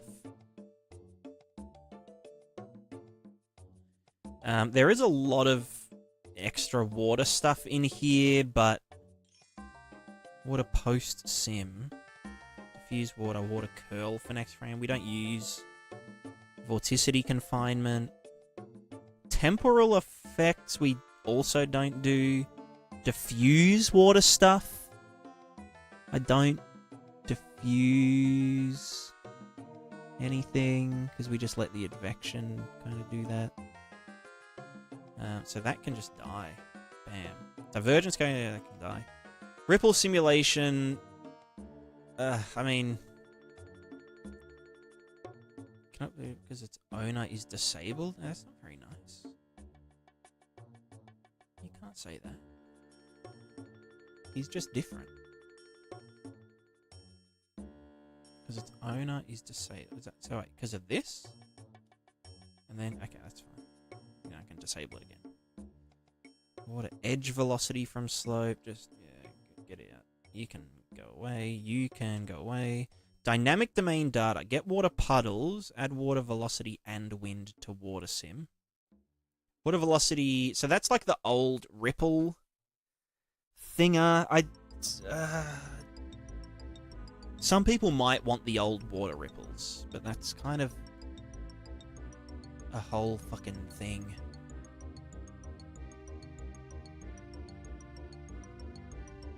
I can just grab it from the old version anyway. The get water puddles and the curl gradient we don't need. Water puddles is just the puddle 0 to 1, and that's just the puddle mask. And then why do I subtract? Right, I subtract the puddles from the water landscape height so that the... You know, I'll keep that one in here somewhere. That would be in dynamic data. Ripple simulation, you just fuck off. Yeah, whatever. You're gone. You're gone. You're gone. So now we've just got the surface stuff and the paint stuff. But otherwise, this looks nice. And so what's the order that they go in? It's the input, the deform, the wind, then the water emulation, then the water simulation, and that's the wind legacy. Wind Legacy. Wind Legacy Chronicles.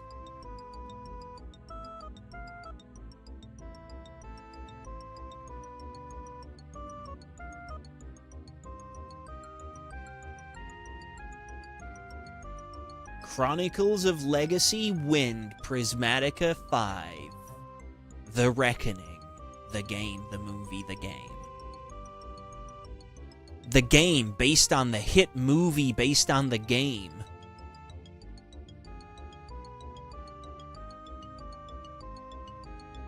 Wow. Starring Keanu Reeves. Oh, I have coffee.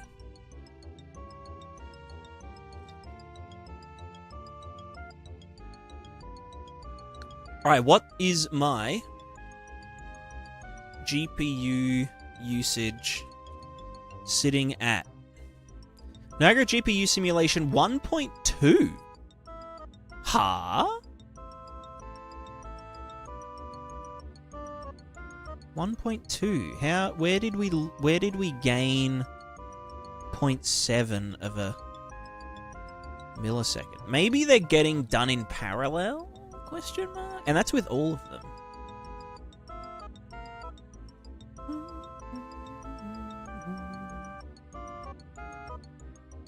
Yeah, maybe you can schedule them better if they're not in like a giga boy. Giggity giggity.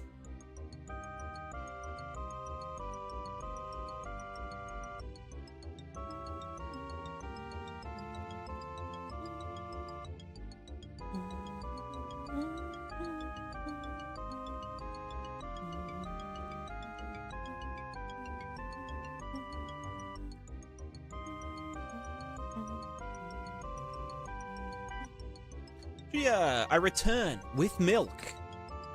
Fantastic. Get your bones nice and... Whoa, what did I do? Oh, fuck. What did I do? Oh, it's the wind. It's that... Okay. Hold on.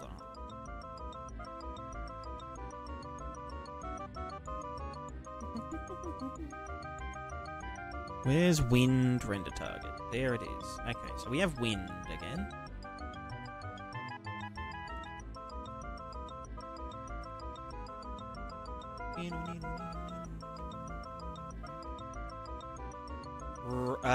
So wait, what are we not offsetting that we should be offsetting? Something is not getting offset when it should. What would it be? The velocity? The pressure? Question? Slime milking? Hell yeah. Wind. Offset wind pixels.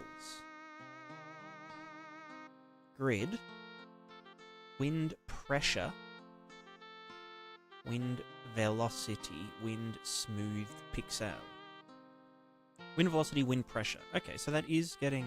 Well, maybe it's just that this is fucked. Let me just fucking... Wind pixel offset. Just round that into an integer. Just round that MF. And then U can be a... Well, U here can be int 32. Int 32. You go in there. You go in there. Is that the issue? What else would be needing to be get offsetted?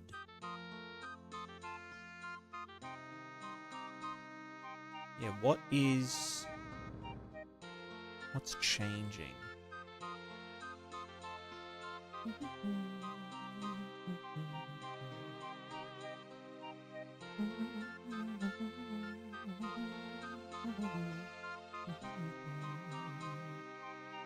So when I move...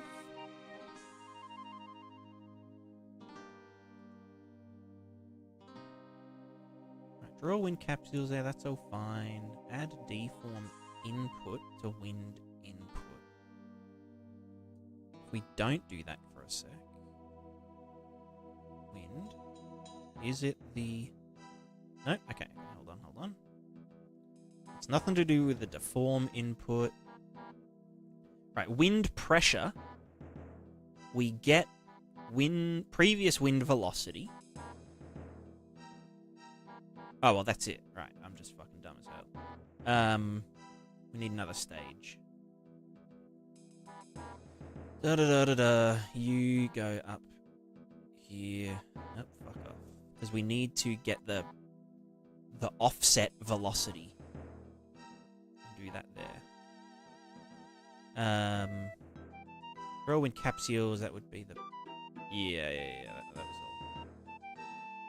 all. Not a simulation. Reset. Iteration. Data interface. Data interface is wind grid. Compile. Save. Wind. We have wind, and now we can move around freely. Very good.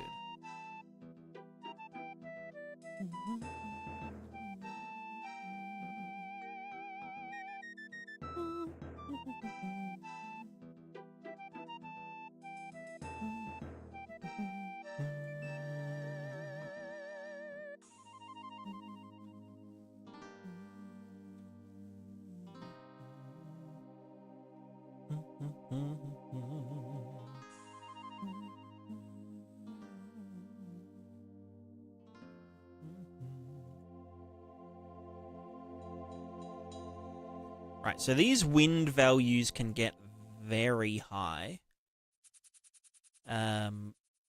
Which, like, we should probably allow them to be really big, right?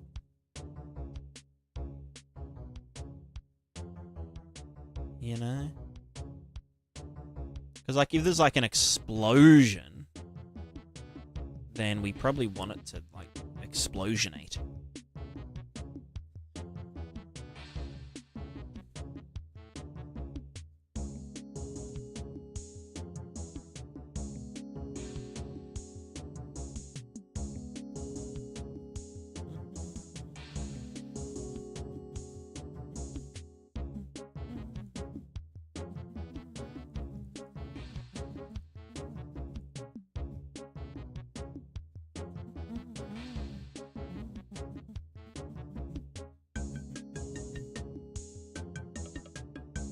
So this is it again, but with a bit of curl noise. Which is like, you know, it's fine.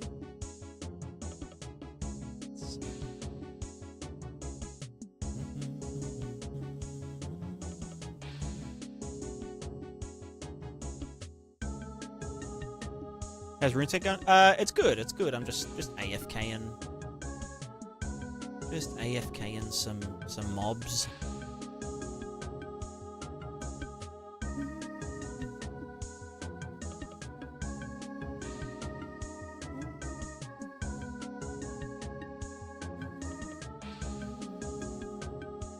What if the decay was really low? Apparently I've got it set really high. Right, that's how we get it to kind of zhuzh more. But then, like, is that too curly? Well, maybe not. What if there was no curl? Where's the curl, dude? Wind curl noise strength. Let's chuck that down to, like, 0.01.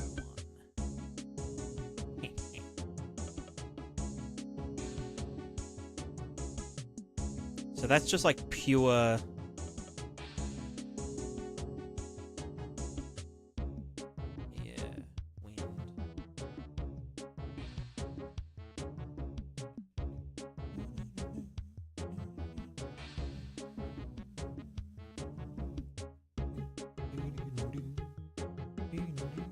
Okay, now why does that happen, I wonder? It's because some value is out of bounds, or like not a number, and it just gets angry. So that could be fixed by me not being dumb, potentially.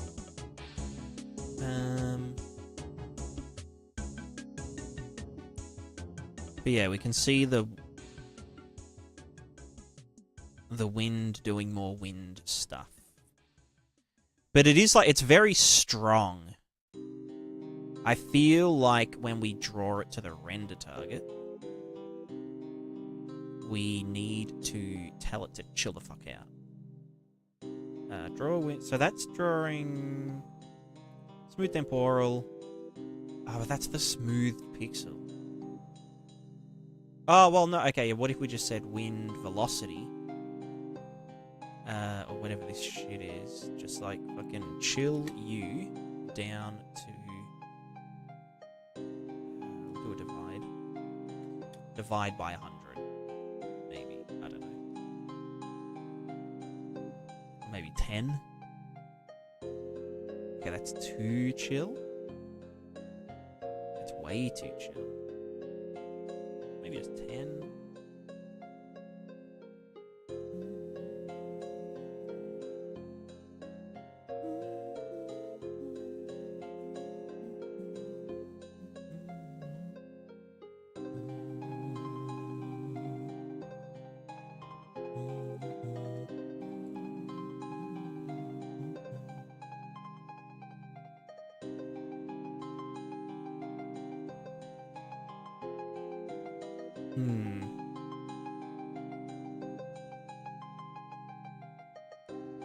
Is it mate? Do I?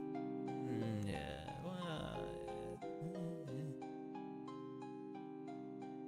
So that like moves too far. Yeah, no, I think it is right at just 1.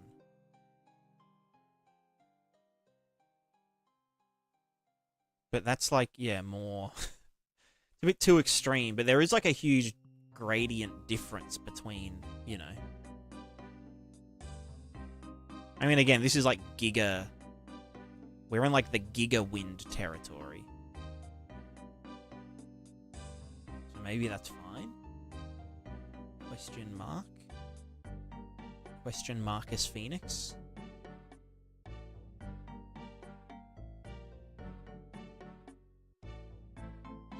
I don't know, I'll tweak it later. Do you have any tips for physics async? Like having 10k active with physics enabled on the scene, but with linear movement and collisions. Nothing crazy. Potentially make physics more performance faking it somehow, like when you do soft body physics with Niagara. 10k actors physics enabled on the scene with linear movement and collisions. Nothing crazy. That might be something to look into mass with.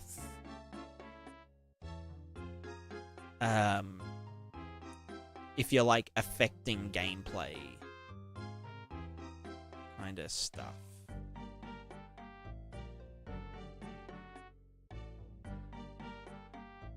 Do you know what I mean?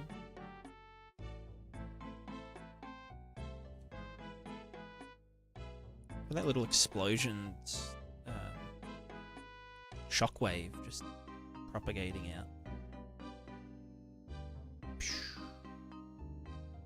It does travel very far, but it's I mean, that's fine. As long as there's moving, they can collide with a player or any object in the scene. Yeah.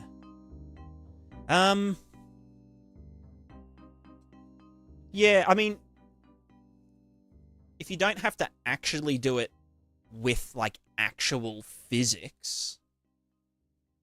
Okay, based on physics, 7k actors. So, right, and so if you've got a conveyor belt, and then when they come off the conveyor belt, they physically land and bounce around and stuff, I'm guessing.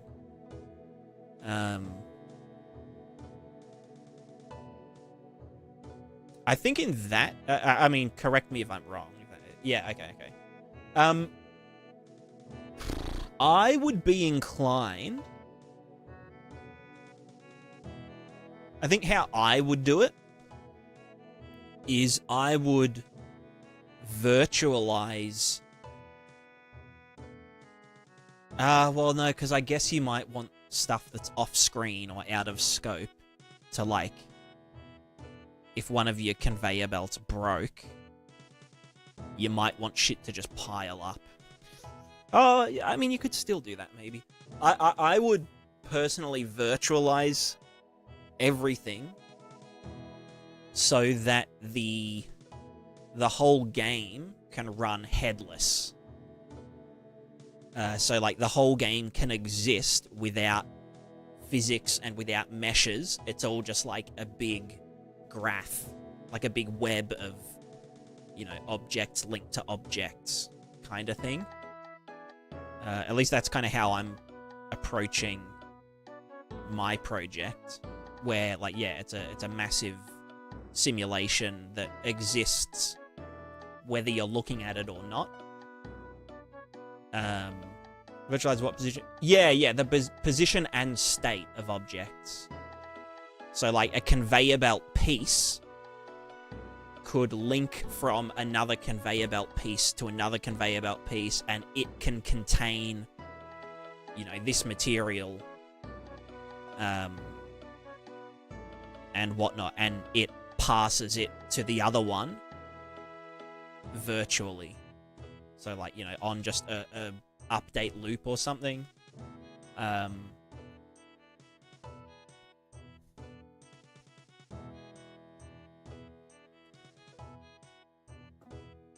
But I mean, that might not be super feasible. So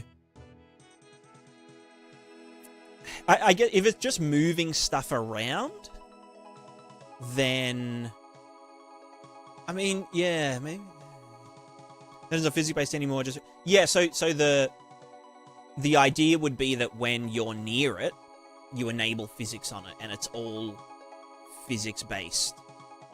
But when you're like far away, I mean, yeah, if it's not like, if everything's kind of loaded and visible all the time, like, you know, you're not like on another planet or something, then I guess it would make sense to, yeah, maybe just have them all existing as actors. But yeah, you might want to do something like, if they're on a conveyor belt,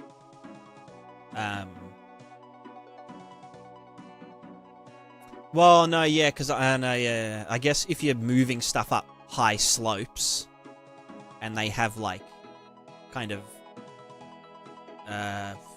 you know, little like, what are they called? Like little flaps. I'm trying to think, like when you load hay, when you're like loading hay up onto a haystack, and you know, you have like either like hooks on the conveyor or like little ridges. All right, I'll wait for the ads.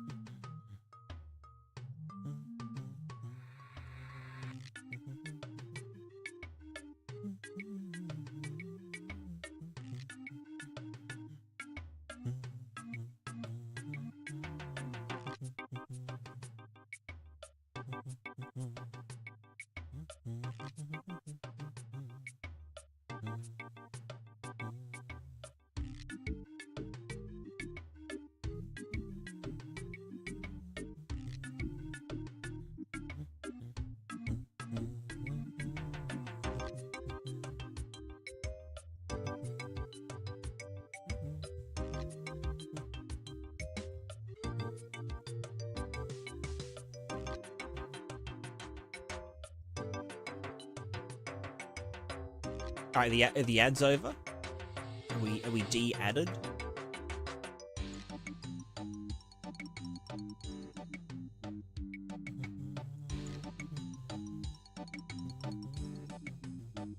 Right, okay. So what I was saying was, yeah, I mean, you might want to have it all completely physics-based. Because there might be conveyor belts that, like if you want things to go up a really steep slope, you might want to have, like, a conveyor belt that has, like, scoops on it, you know? And it scoops things up and pushes them along with the scoopy bits. Which, in that case, yeah, it would kind of need to be physics so that, like, stuff can... Because I guess you want things to go wrong. I guess that's kind of the whole point of having a physically simulated factory, is that, like, you can fuck stuff up and shit can fly everywhere and whatever. Have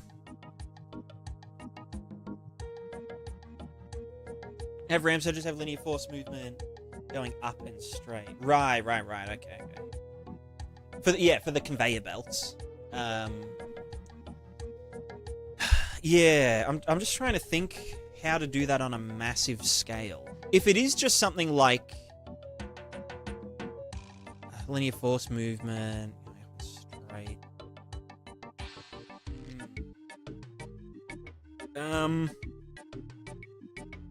Yeah, God, I don't know. I mean, I guess async physics is probably what to look into. I don't think GPU physics would really be able to solve that particular issue. I think GPU physics is good for, like, well, you know, the water stuff and, you know, using, like, buoyancy fuckos. What are they called? Buoyancy... buoyancy thingos. Pontoons. Buoyancy pontoons.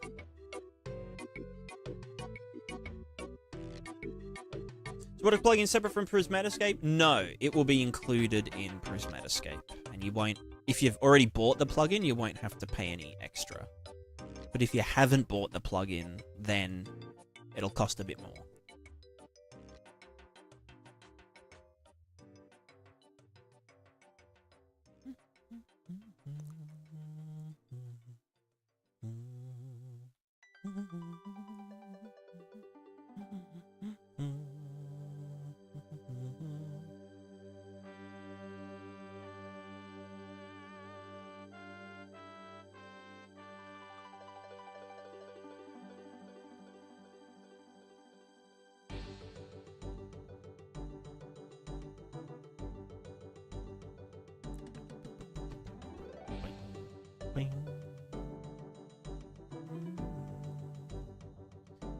Are those free because you don't like money?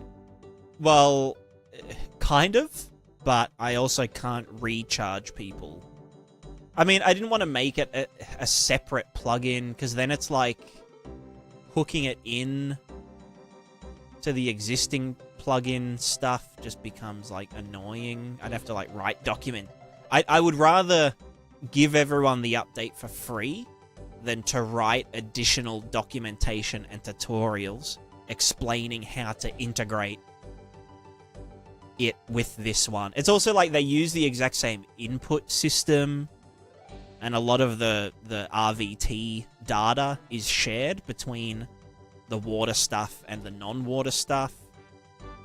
So, like, if you got Prismatiscape and you got Prismataflow, you know, name pending, then it would just be like a massive pain in the ass to, like, reintegrate them, because they're kind of built from the exact same system, so it's kind of dumb.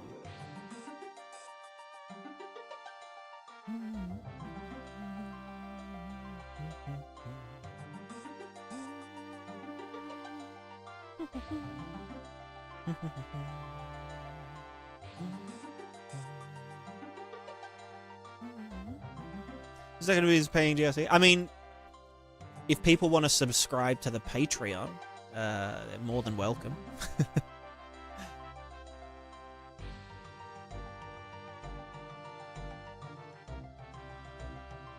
or yeah, Twitch sub if you want.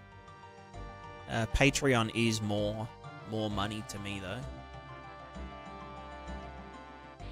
But I guess you do get ad-free on what's this thing called? Twitch. Someone asked, was it on? Joe, hello. Quick question. Is the way this setup that all local / player interactions are using render targets and some of the new larger scale stuff like river, water, waves is off RVT, or at least, or off RVT at least until the player camera approaches and the render target reads from the RVT. So kind of. A lot of the, well, all of the input data is read from RVTs. So the landscape height.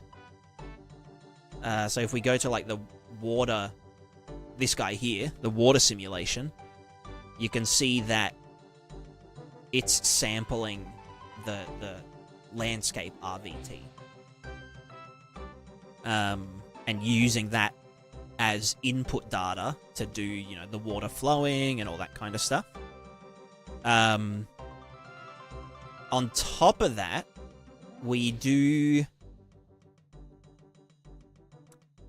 some of our wave stuff is like, we're not actually changing the RVT at all.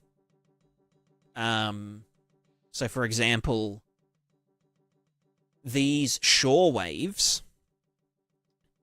Why does that... you know what, fuck it. Let me just get this and set it to movable. I don't know where everything goes. I guess because it's clear color is 0. Wave velocity. No, that should be. What's it doing? Oh, whatever, fuck it. Okay, so if I... right here.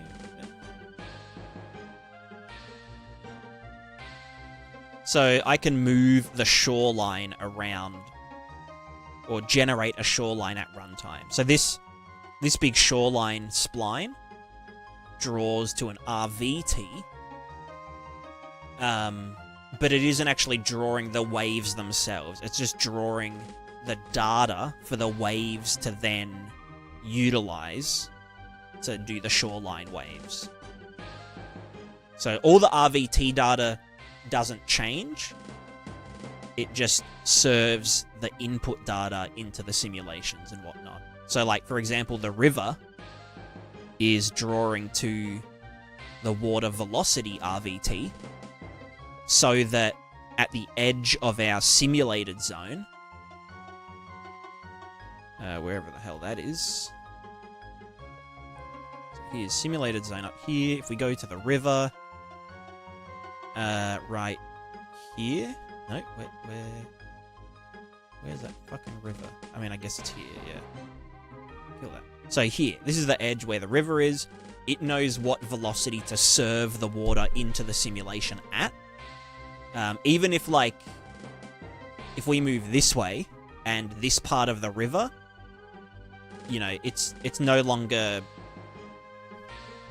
you know what I mean? The water gets shot into it based on the RVT's velocity.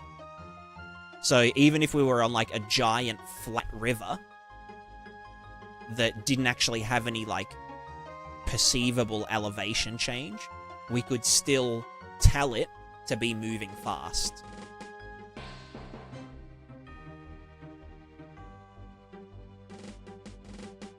Why can I not move up here? But yeah, the RVT can be changed at runtime, but you're not really supposed to be, like, changing it all the time. Like, you know, yeah, I can move this cliff around, you know, whatever. But it's not really how it's supposed to work. It's supposed to be for, like, if I placed a building down here, then it would update once, and then, you know, the water would flow around the building, or whatever.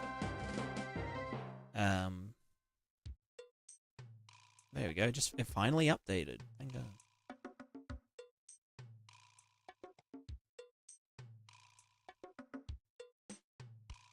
So yeah, RVTs are just used to supply static data into the sim zone. The waves... So the waves are a little bit different. The waves are kind of an extra level on top of that kind of abstraction. If I just go up here, maybe. So if we jump here, you can see there's like this orange zone.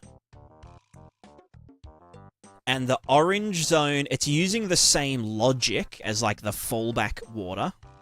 So all of the blue water is just like a deterministic, you know, Gerstner waves, plus a flipbook, you know, omnidirectional, it's like an FFT, a baked FFT.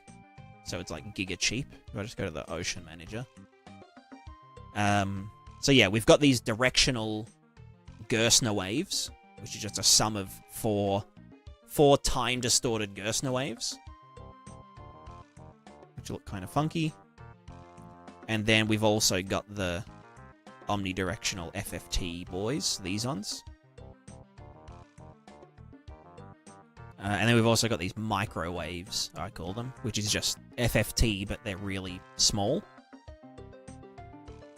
So this is kind of like, you know, it's really windy, or it's less windy, but there's been, you know, there's lots of waves and shit. or like it's nice and smooth and whatever. So lots of like parameters to play with. But all of this stuff out in this zone, it's running per vertex. So lit wireframe. No, that doesn't work with WPO, does it? Just wireframe, whatever. So it's running per vertex in the material shader, but in the orange zone, we actually run it. We run all the exact same logic, but we run it in a grid 2D.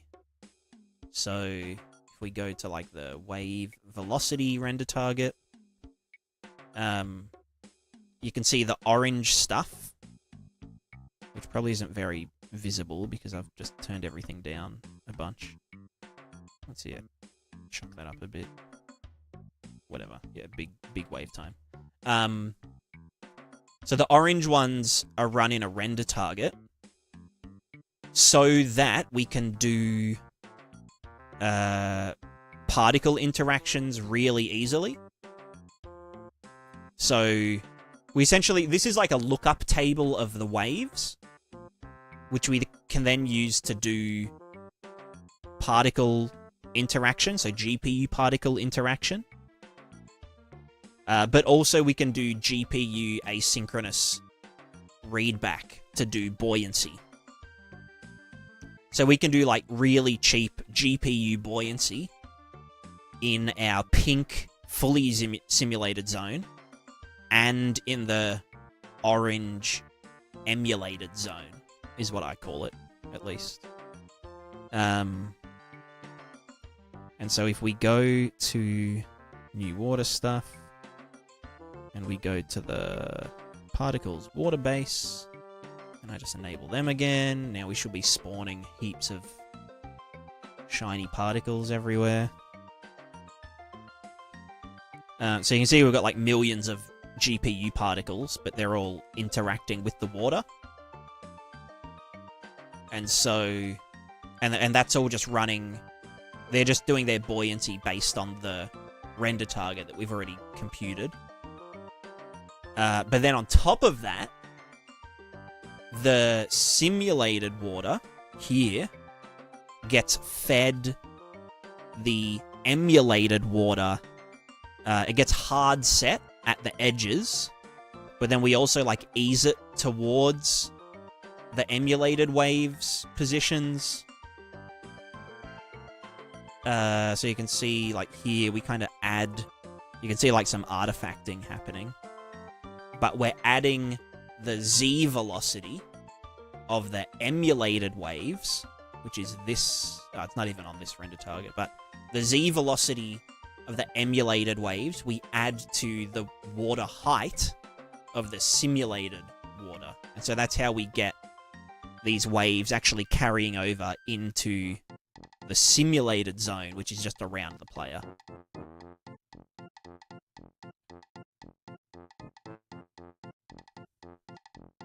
So that's when the character is far or flying over, so nothing looks weird flat, and then local render target takes over when close. Yeah, exactly. And there's two layers of the local render targets. There's the emulated waves, which also the emulated waves. This is also way cheaper to compute. So if I had a tile like an ocean tile manager set up. Oops, I didn't mean to select the particles. But for stuff that isn't in the blue zone, or in like the blue zone, you know, whatever the fuck it's called, the blue zone crossover section, if it's like entirely orange and or pink, they don't have to compute any like Gerstner waves, like sum of Gerstner waves or anything. They literally, all they have to do to look like this is to just read from a texture and be like, oh yeah, offset my vert, you know, up. And that's it.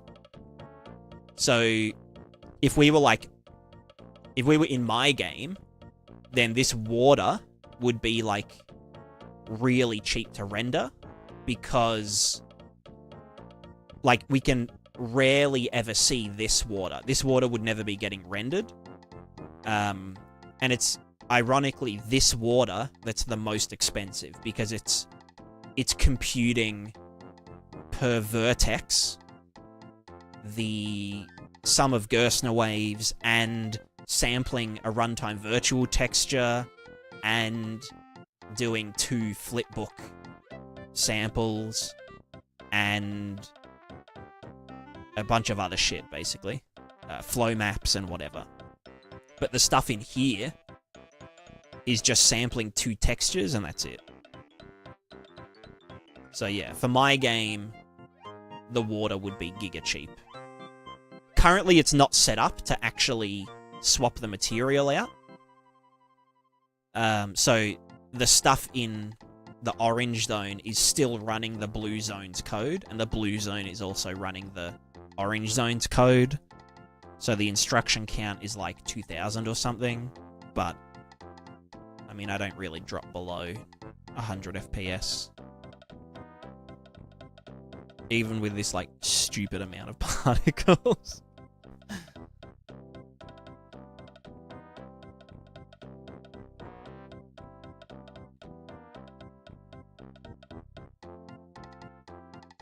Which are quite nice to look at. But it's probably destroying the bitrate of the stream.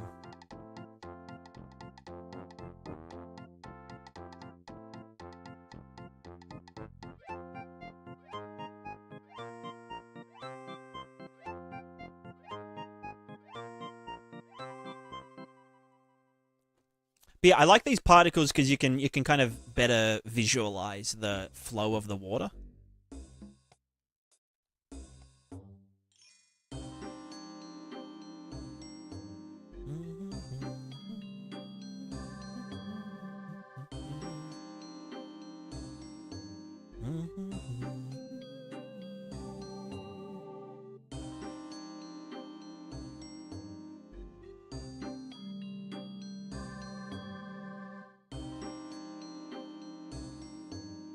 Swag.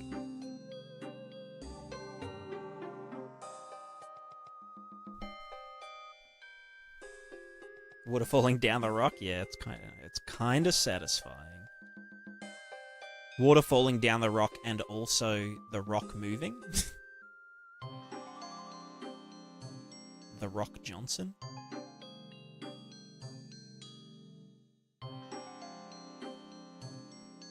Whoa. Yeah, that's swag. I would drink that water. It looks kind of yum, yeah. You're not wrong, you're not wrong. Wow, that's a lot of particles.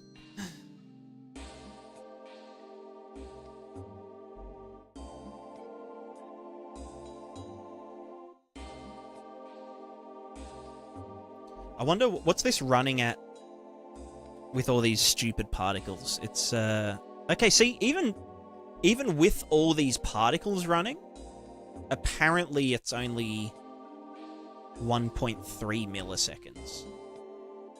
Which doesn't sound right. I don't know, like, how that can be correct. I don't know. It's mysterious. Ooh, more.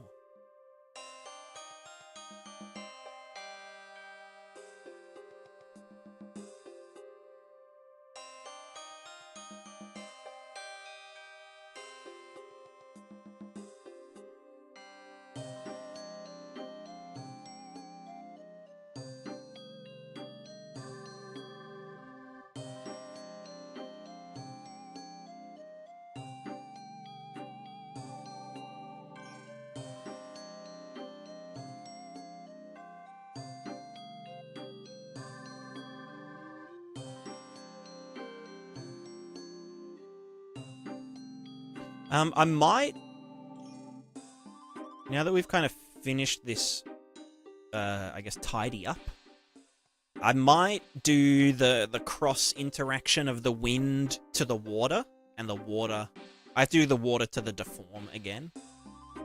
But yeah. You had any legit job offers from studios? I don't know because I haven't checked my email in like a year and a half. So, you know.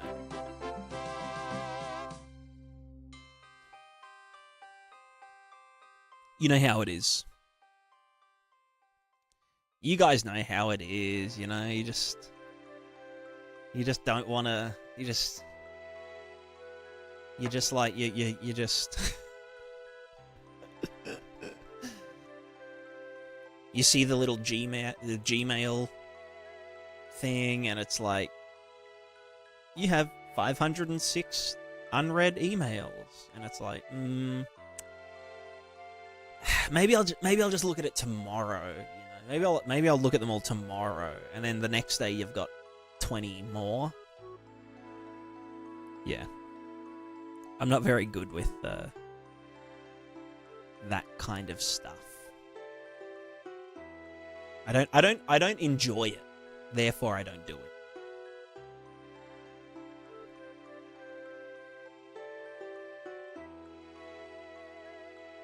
Right, there was a thing I wanted to do with the thing. Because we're going to say it costs too much, we can't do it. In my case, it's actually free to do. You know what? I really need to pee, but I'll do this first. Like that's how quick it is. If I just grab my player start and put it. I really need to pee. I'm gonna pee my pants. I'll do it before lunch break. All right, let's go. Peascape water sim. Add wind to water sim. Post advection. Add wind to water sim. This is just going to get the... Okay, it's a little bit different now. We just need to get... You know what? Noise texture. I don't even need that anymore. No, you know what? We let's do it from scratch. Scratch pad.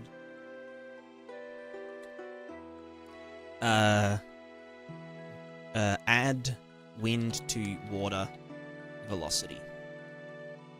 This is going to get a 2D reader. This is the water reader. Sorry, the wind reader. Wind reader. We're going to get the water grid. Water sim grid. For each pixel in unit, we are going to get 2D sample 2D in this position of the wind, and this is going to be called wind velocity. So for each pixel of the water sim, we get the wind velocity. Then we're going to get the 2D water velocity, which is a stack context. Bam. Get this there. We're going to get the wind velocity. We're going to get delta time. Wind velocity multiplied by delta time multiplied by some input factor. Then we are going to go water velocity.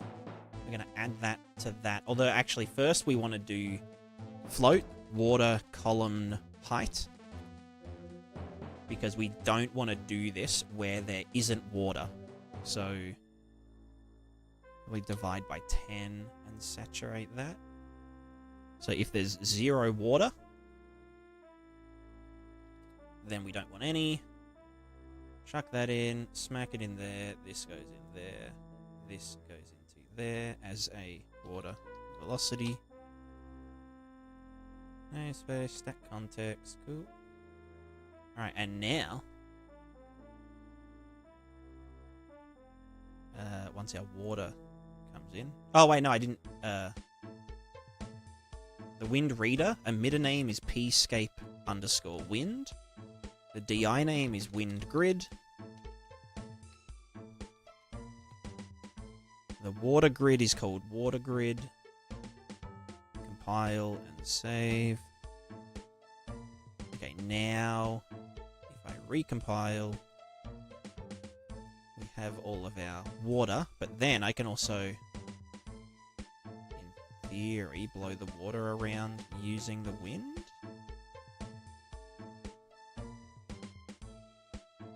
Question mark. I'm not seeing it. Add wind to water velocity. pscape_wind. Wind grid.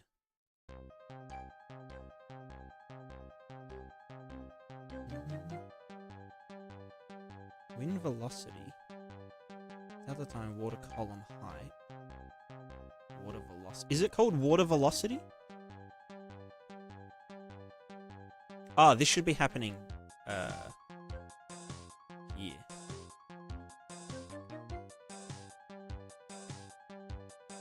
Okay, maybe it's just that it needs to have more input.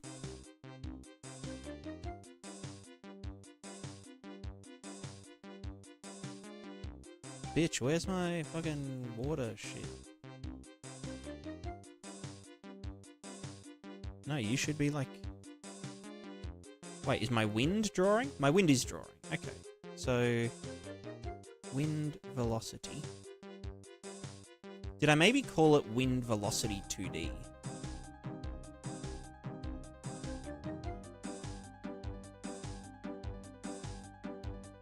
Wind velocity 2D. Set new wind velocity. Okay. Hold on. Don't get to P. Yeah, I know. I'm well aware. Add wind to water velocity. Wind velocity. Water velocity. Water velocity.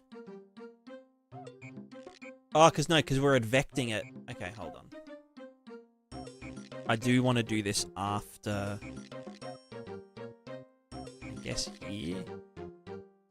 After moving the water around. I mean, yeah, I just have to do it. Because this one here, water velocity advection, is getting the previous stage's velocity. So it would have just been getting overwritten immediately. But now... Yeah, okay. So now we're drawing the wind to the water velocity. Let me, like, do a fucking fire hose of it.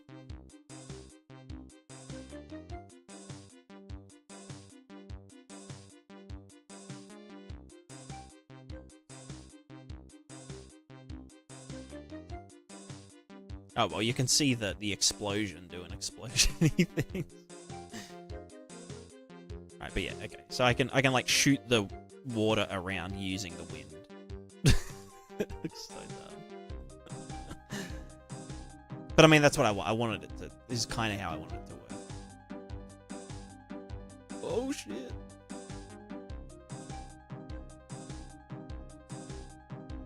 So now I can like essentially drain the lake.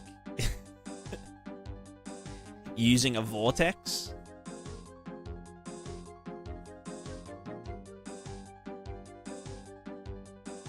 Those particles are so dumb. Or I could like stop. I wonder, can I like cut waves in half? I wonder if I can... no, it probably wouldn't work. I was going to say maybe I could do like Moses splitting the sea.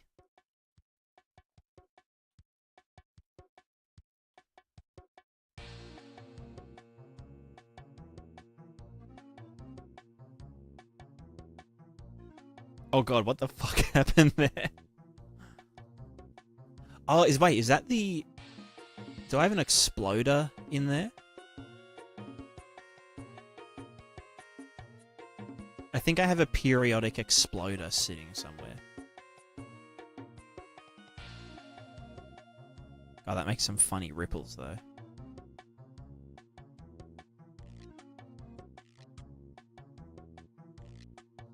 Ultra powerful water, it splits the water. Yeah. Ultra powerful arrow. I mean, it probably works a bit better with, like, the shallower water. Like, you know, you know what I mean? It's like this kind of stuff. So if you're, like, swinging your sword, doing your, like, flash katana weeb shit, it's like, shweel, and, like, the water moves around as well.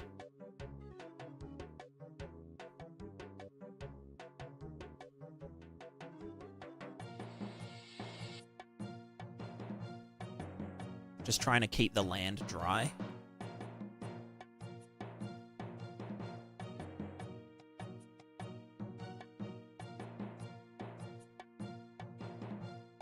It kind of looks like, you know when you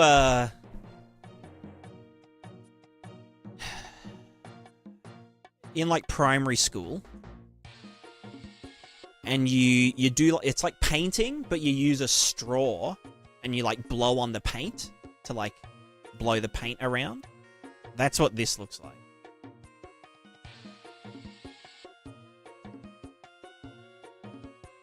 So you just add air on the animation montage of the sword with the key point or whatever it's called. Yeah, with an anim notifier. You just, like what I'm doing here with my mouse, like this, is just an event called add wind pulse at location.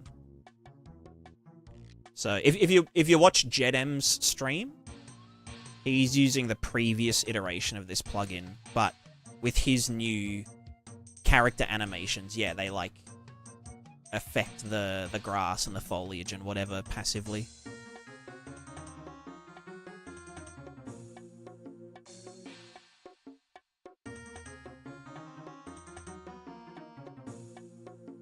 But yeah, it's with the water stuff, it's really just a case of adding this texture into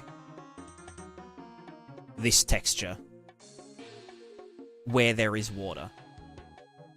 So it is like really easy to do. Which is, it's like one of the reasons that I didn't want to do this as a separate plugin, because it's like all of the simulations are just so can be so interlinked, that it would kind of be a waste. Or like, it would just be annoying for me to have to like write documentation to like, you know, do that.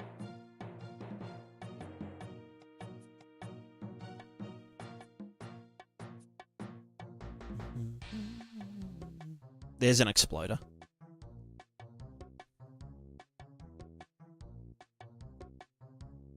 And that's just doing that's essentially just doing, yeah, a wind input, omnidirectional, just periodically.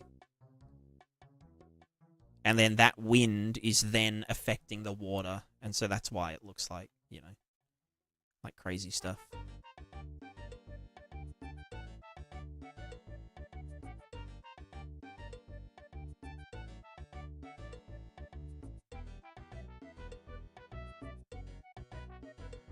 But yeah, it's funny because like this is like a lake or a pond, but it can overflow. Even if you haven't placed a mesh down, because this part here is just a material effect. Like it's not really there. Like that's just all 2D water.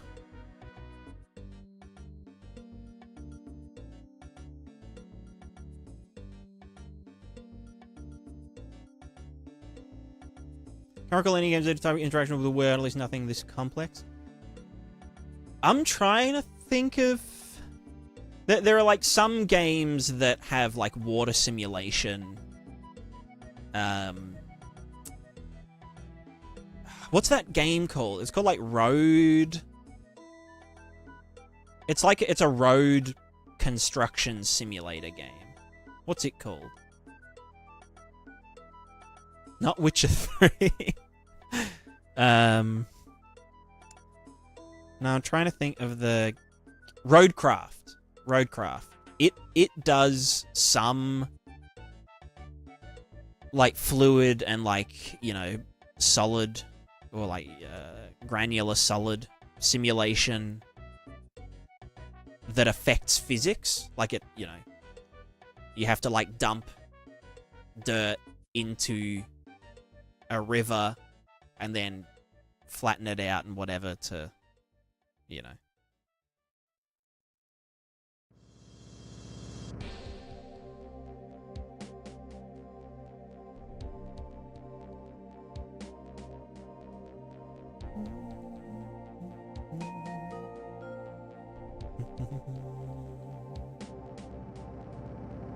Witcher 3, I don't know if Witcher 3 had much in the way of like interaction. I know it had like some, you know, like grass interaction and whatnot. But I think it just had like a really good global wind animation for like all the trees and stuff. But yeah.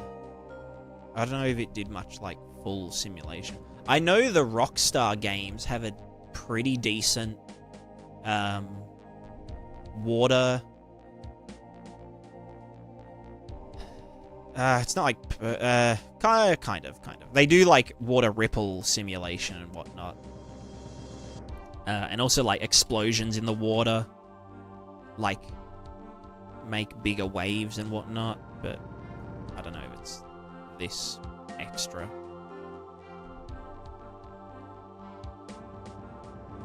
Making the river run backwards. Divert the river using a pressure.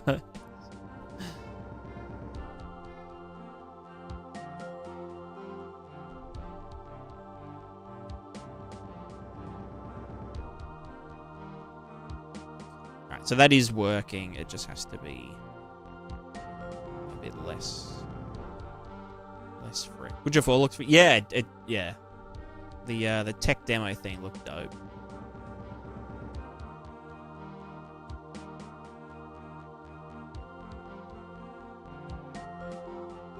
Oh, why is that not... Hold on, Right, I need to pee, actually. That should probably come first. So I'll be right back. And then we'll do the... We need to make the water draw into the deform pass. So the water should be interacting with the foliage. And the wind...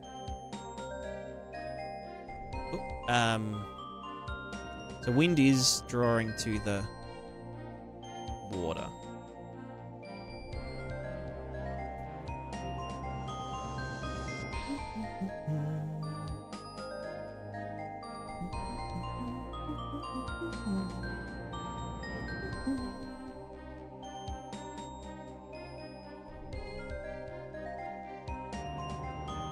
Which are they having really a live wind? Yeah, it was just like a really well done like foliage animations. But yeah, like it looked amazing in the wind and stuff. All right.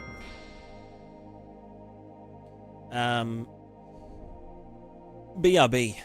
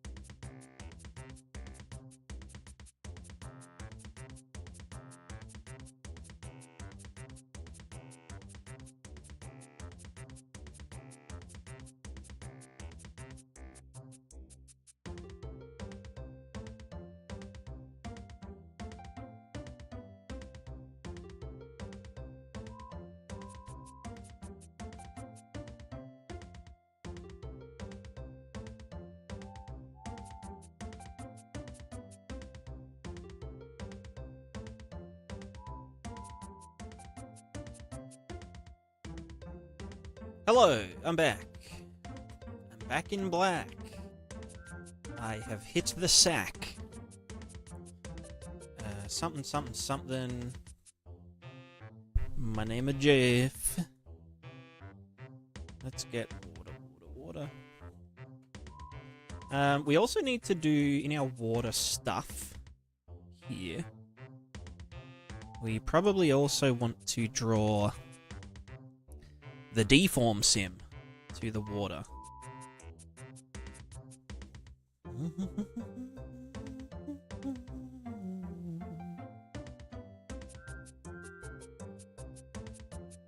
And also maybe the...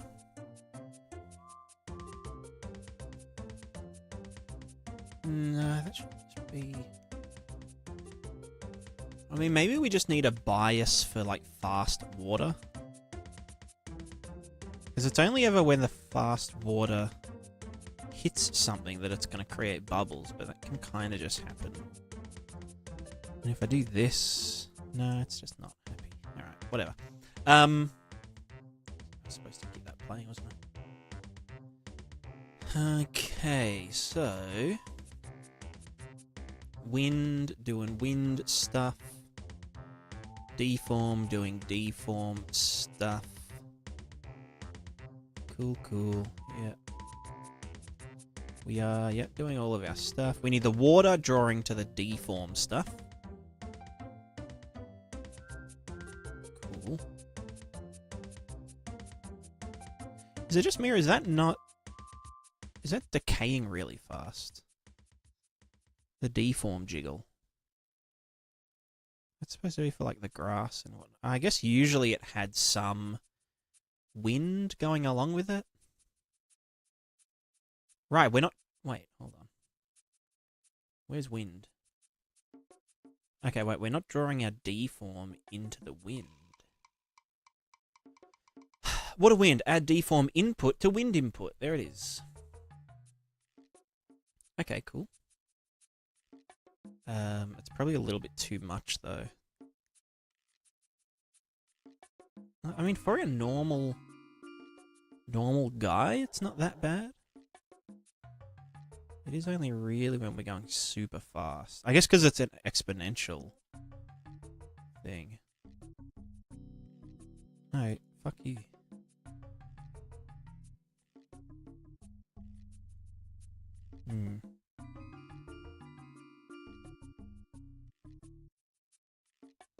Right, yeah. As we go supersonic, then it starts to swoosh.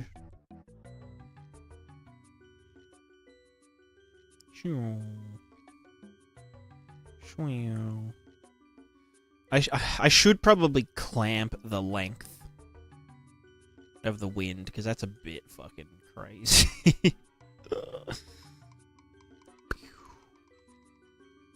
Or is it? I don't know. I'm not sure. Either way, right, we want the water. So deform is now drawing to the wind. The wind is drawing to the water. The water needs to draw to the deform. Escape deform, add...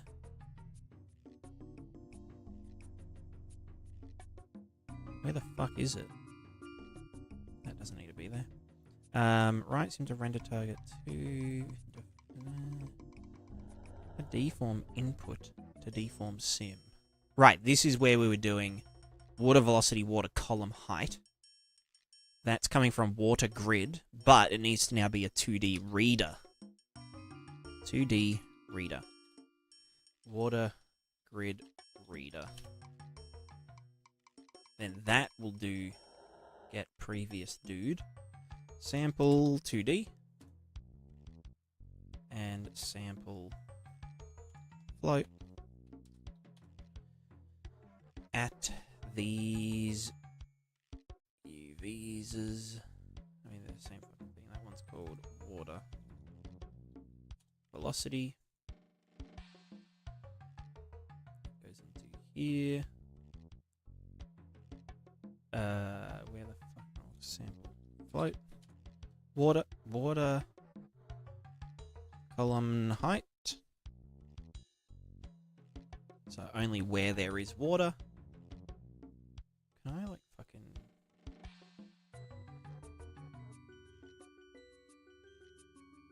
There you go. Oh, no. Here. Water column height. Bam, bam, bam. And then that was doing some kind of balancing shit. Why does it do the top two? Oh, because that's the deform and then the input of it. It's a fucking mess, but who cares? So now our water... Wait, hello? Oh, that needs Pscape deform and deform grid. Right? Is that what it's called? So that should make our water. No. What is it called? Pscape.deform. Oh no, wait, Pscape water. Water sim. And the grid is the water grid. Dumbass. Okay, so now the water, yeah, okay, the water can splat all of the foliage and whatnot. It does write to the velocity a bit too much. It's, yeah, whatever. It's, how's it going? Yeah, okay. So if we do this and we get some water, then the water should... I need to overhaul like the, just for this demo, like all the input stuff. Okay, well, we got water doing water stuff.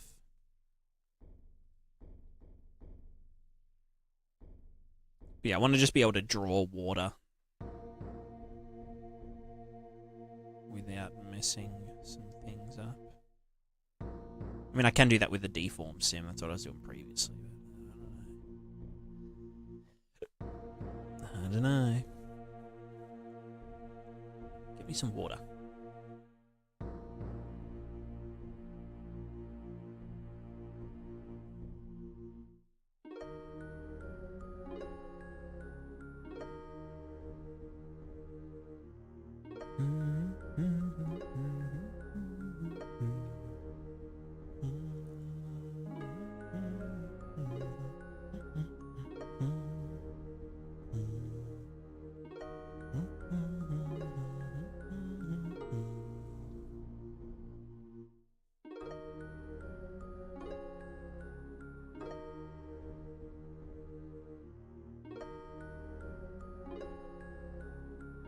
Could you do a mudslide with this system? I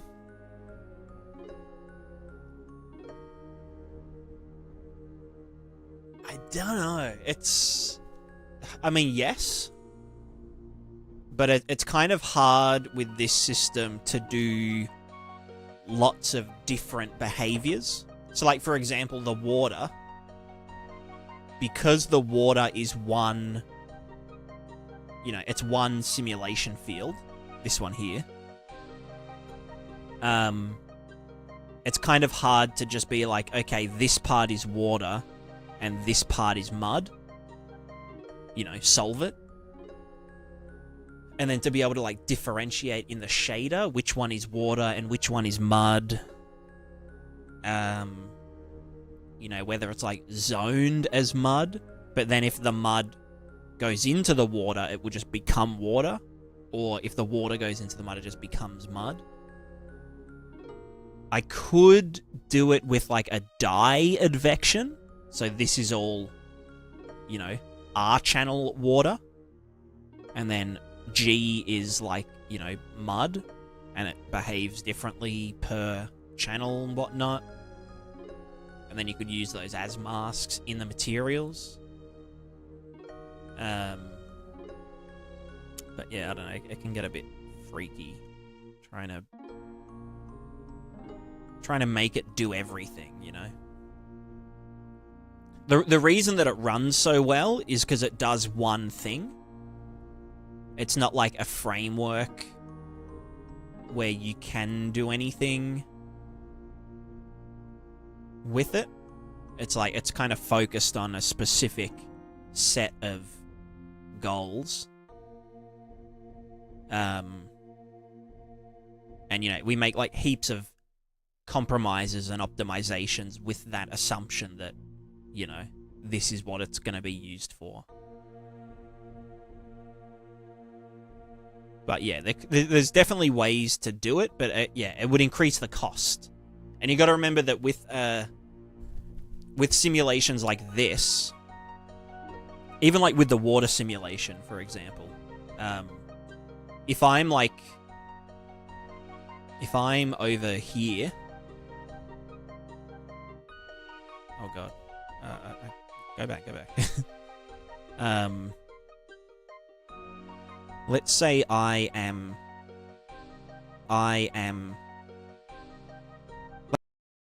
here, and there's no water simulation happening. The water simulation is still being calculated because there's no way on the GPU to tell, like, oh, there's no water, stop doing the calculations, you know, or like, you know, oh, there's one piece of water here. Oh, was there an F? It should be back. It looks fine to me. F5? F5.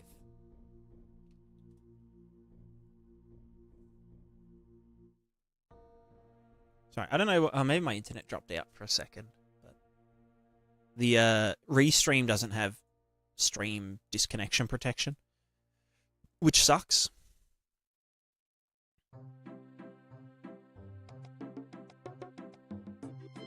Are we back? Hello, everyone. Hello.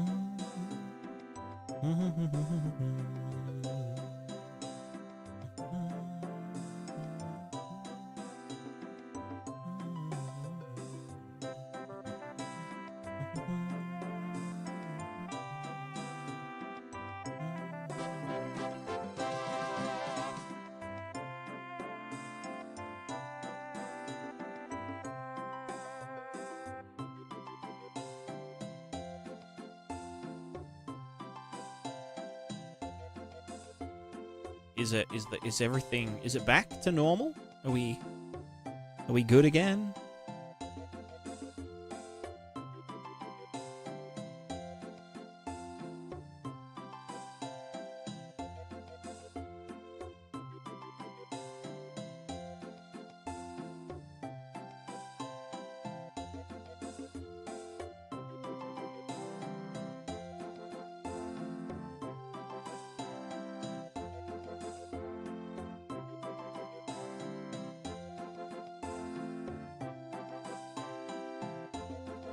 Where's water sim? Please get water sim.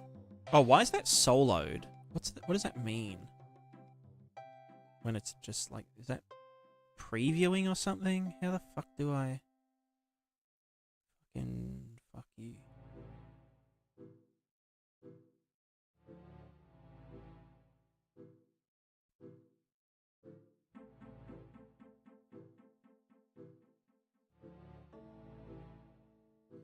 Looks like you're doing some CFD math simulation. That is exactly what I'm doing, in fact. Computational fluid dynamics.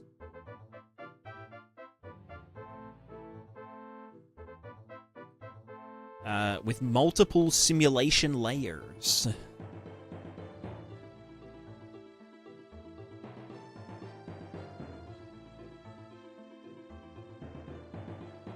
On the GPU. We're GPUing. But yeah, in essence, what we're doing is foliage deform. So like grass and other things. Grass. You can see the grassing, I guess. Wind. The wind's a bit...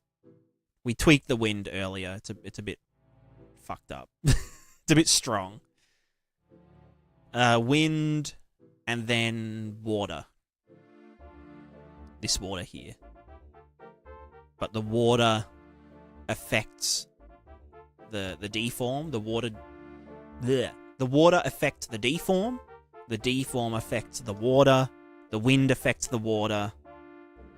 The deform affects the wind. Like, you know, my character's just moving really fast. So we draw the input to like the grass deformer into the wind past a certain velocity. So if we're like Sonic the Hedgehog, we can just like scoot around and be dumb as hell. And create like little wind shockwaves through all the foliage and whatever. So yeah, it is all a bit stupid. We can blow the water around with the wind. It was better when it was at like 1,000. It was a bit more fun.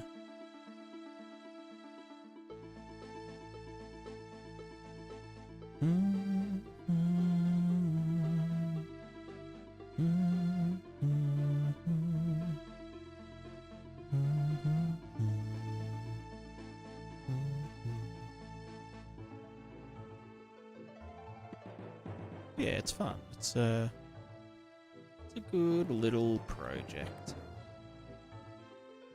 So you're going to do this plugin that can create an entire game with all puzzle mechanics that anyone can think of. And prismatic documentation, forget about Unreal.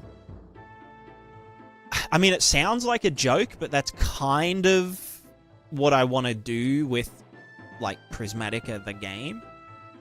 Rather than building, like, a game, I sort of want to build a game, like a simulation game framework that you can kind of,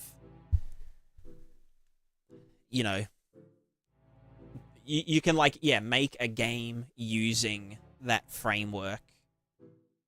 And, you know, it has kind of all the framework for doing, like, yeah, virtualized simulation, swapping things in and out of a virtual, you know, virtual to real state,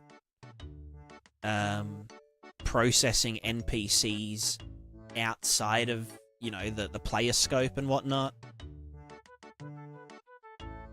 You know, like, worldwide persistence, worldwide simulation, like asynchronous simulation or staggered simulation. And that's just like gameplay wise. And then things like doing like complex health systems for living creatures,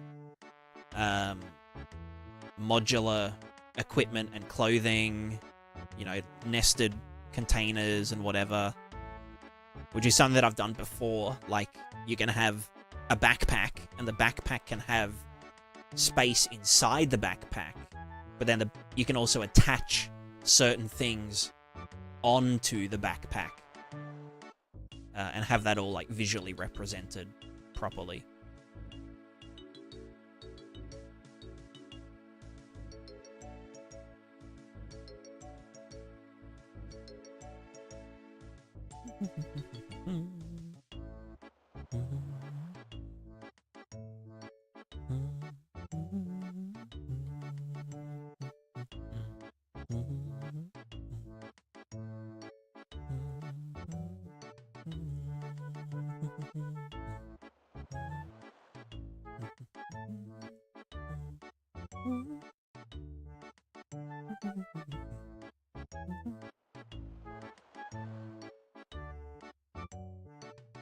Yeah, essentially a framework for people that like RimWorld and Kenshi and Dwarf Fortress and, you know, colony sim games and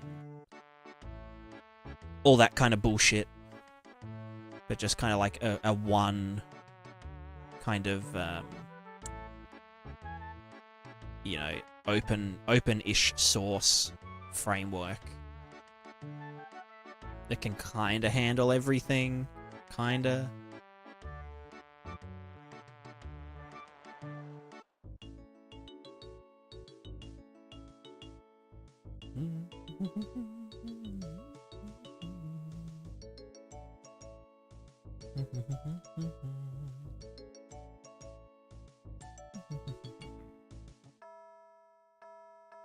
Add wind to water velocity, and then add... I guess this would just be... Well, no, that's a duplicate function. How do I fucking... Well, no, let's just call add external inputs, wind reader, deform... Oh, no, it would be input... No, we... No, we do a separate... Okay, no, we have our own input readers. So that is just add water input to water sim. Bam. Grab this. We've got a bunch of bullshit, but we do have water input, which we then get a twofer out of. That's got all this other shit in it. Let's just do new scratch pad. Water add input. Water add input. You know what? My brain's starting to die. I might just like... Might just save all. You know when you're just like, you know?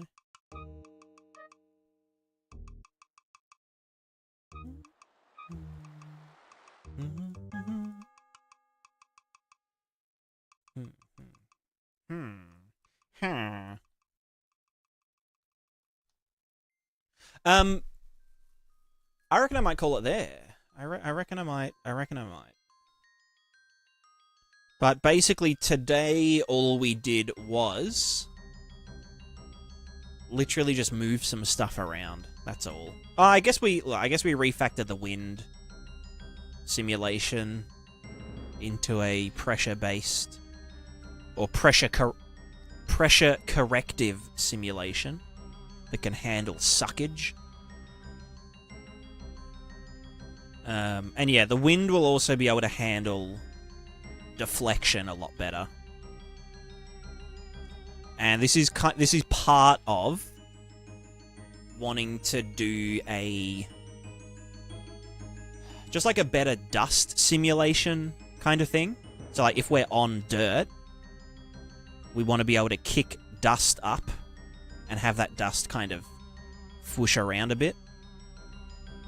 And even like settle somewhere. It's not really that important, but yeah, we could do like particles that spawn periodically on the player character, and then they use the wind sim to do like a flow map. We have some dust, you know, temporal anti-aliasing and whatever. That'll just make the... I mean, I kind of do it... You can see here, I've got like some version of... It just changes the normals and the color a little bit with the wind. But that was using like a weird sine wave method. Look at our character getting blown around by the wind. That's funny.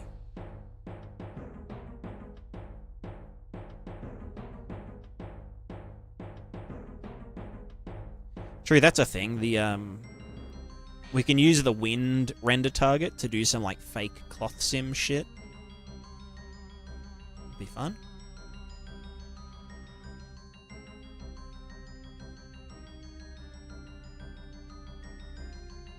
So much fun stuff we can do.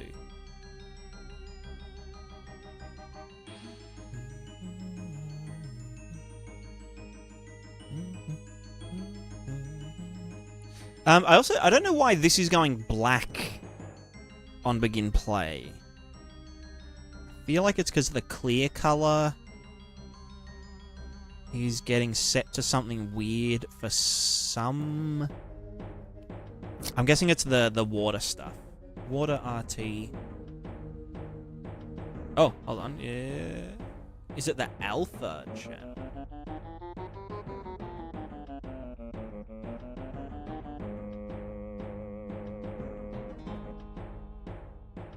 No. Well, that's not even getting set. I'm gonna say water render target. Yeah, it would be because it thinks this is all like... Oh, no, it's the normals. It's the normals. That would be because the normals are inverted. Why would it be not setting the clear color though? It's not the wind. Yeah, so it would just be the water render target. I could just... Oh wait, why is the size 512 by 512? That changes at runtime. Okay, now it's back to its real thing. And why is it still all inverted? I mean, I can just do positive B 0 0. Well, never stream off and then on. No. Oh, is it because I've got this open? Question mark. And then why has it gone back to... God, I've never fucking figured this shit out. It's just so cursed. Why is it constantly being set? It's because I've got the fucking manager open. Probably... Question mark. Alright, let me go play. Now it's been set to 256, 256. Now I go out of it. Okay, now it's fine again.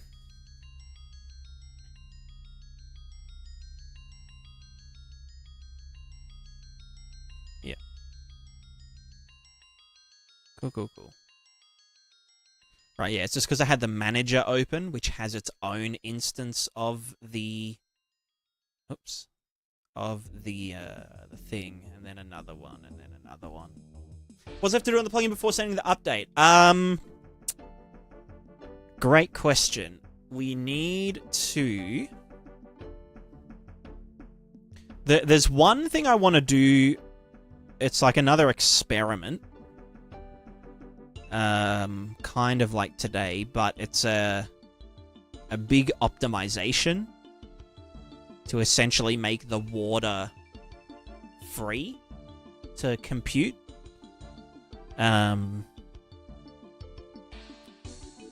Where's the actual thing?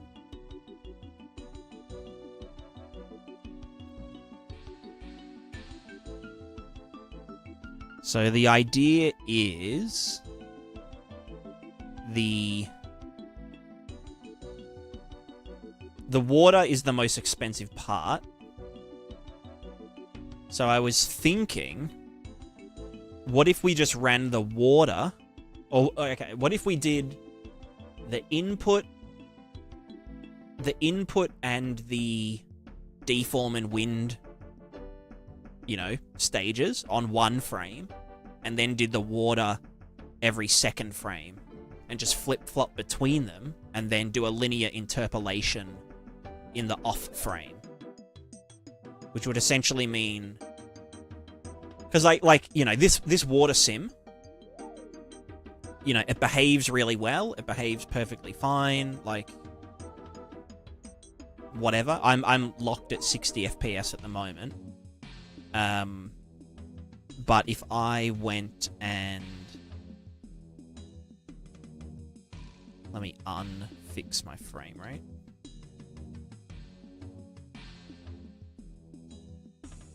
And play again. And apply. And this. So I'm at something 70 something, running all this shit at full bore, full settings,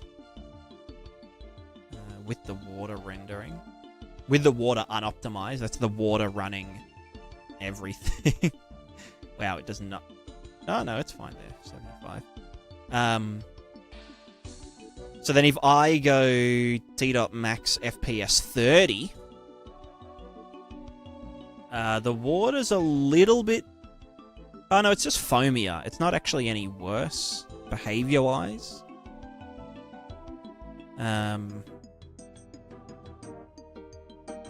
Oh, is that... No, that's just from the additive wave stuff, isn't it? But yeah, essentially we can just say, hey, like, water... compute at 30 FPS and then interpolate between the results, and then do everything else on the other frame. Then we essentially halve the cost of like the entire plugin, you know.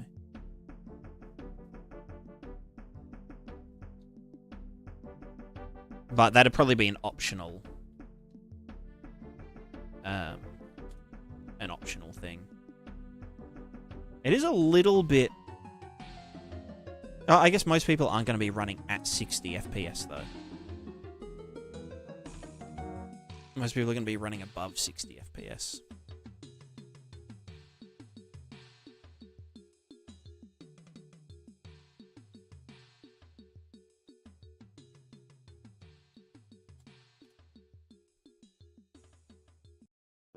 Yeah, so it looks like the whole...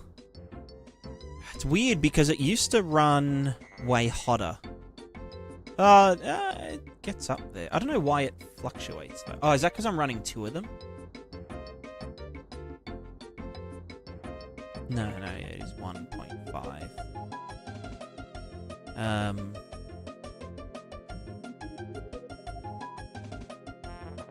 So yeah, 1.5 milliseconds for everything that we're doing currently.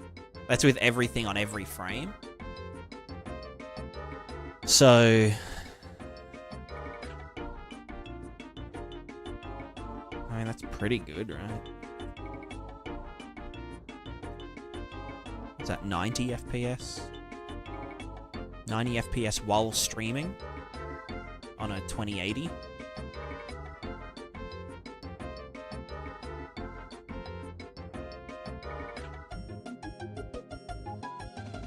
I mean, I'm happy with that. It's pretty good. And so, yeah, we could essentially... Sorry, I'm just clicking away from the the screen. This is what happens when we're at, like, 5 FPS. 3 FPS, sorry. It's funny.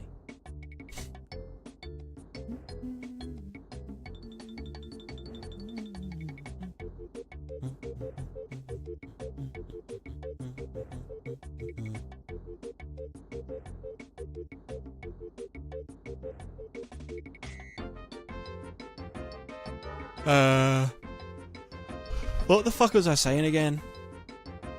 I'm lost. I'm too dumb.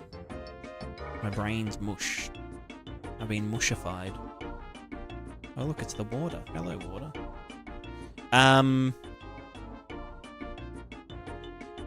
Why am I locked at 100 FPS? I don't want to be at 100 FPS on an ultra wide. I want to T.max FPS. I want 60 FPS.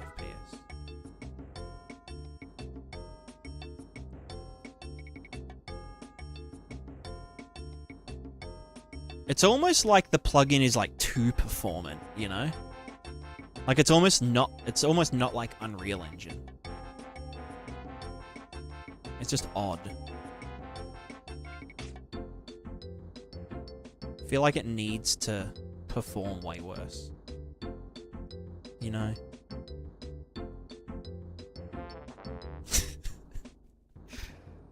I'm just talking shit. Yeah, I don't know where the... Maybe moving it to separate emitters actually did help it parallelize a lot of this shit. But, like, I'm pretty sure that's not really how GPUs work, though, right? Like, they... Does anyone know how GPUs work?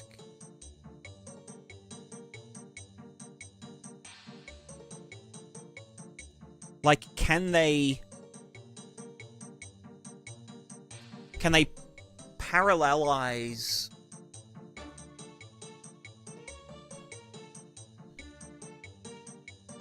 Like, when a GPU draws stuff, when things are drawn on a CPU, on a GPU, it still draws them one at a time, but then it parallelizes drawing all the pixels of it, right?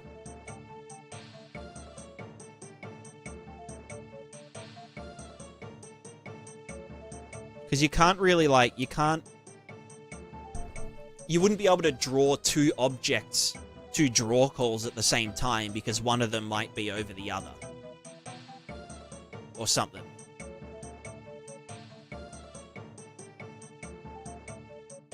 But I don't know. I wonder if somehow the Niagara GPU sim stuff... Because, like, I would have figured that it would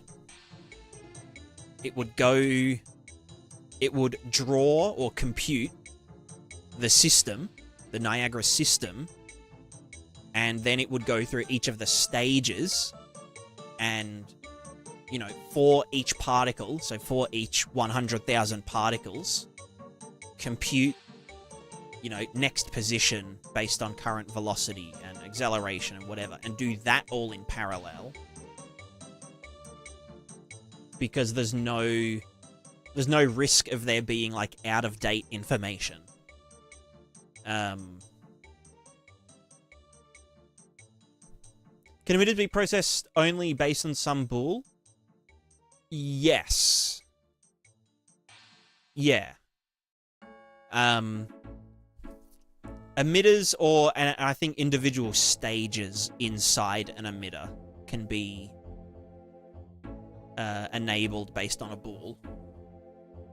So in my thing, the processing bool, and then at the bottom would be the interpolation bool, or the interpolation stage, and it would, for the wind and the deform, it would be going on, off, but then for the water, it would be the other way around. It would be going, well, on, off,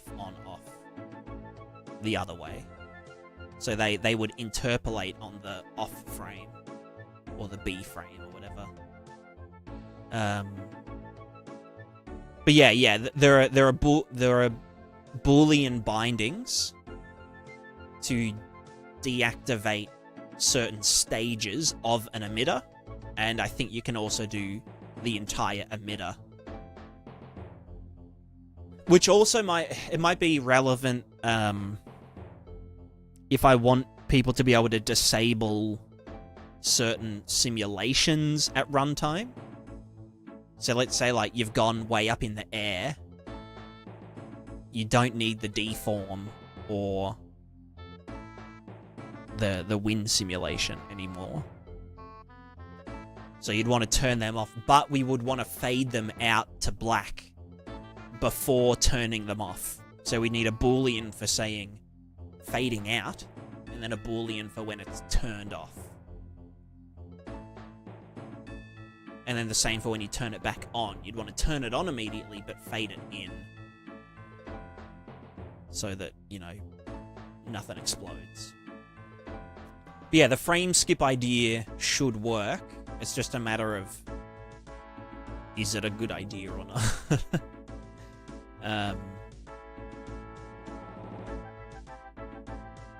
It should be fine. I'm like 90% sure it should be fine.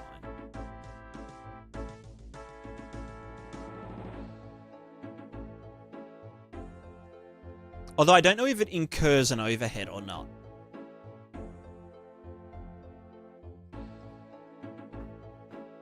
But, like, it's the same stuff they do with, like, Nanite and Lumen and whatnot. You know, it's all compute GPU compute sim.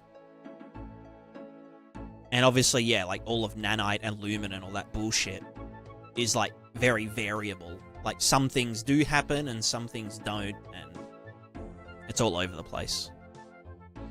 So, yeah. Yeah.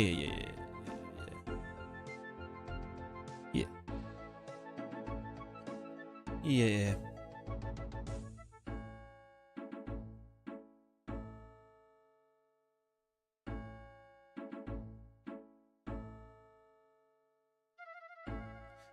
Crafts made something incredible. He should be proud of it. Said no one's father ever. You know what? My dad would say that. He'd say, "Good job. Good job. Now make sure it sells. Make sure you make lots of money from it."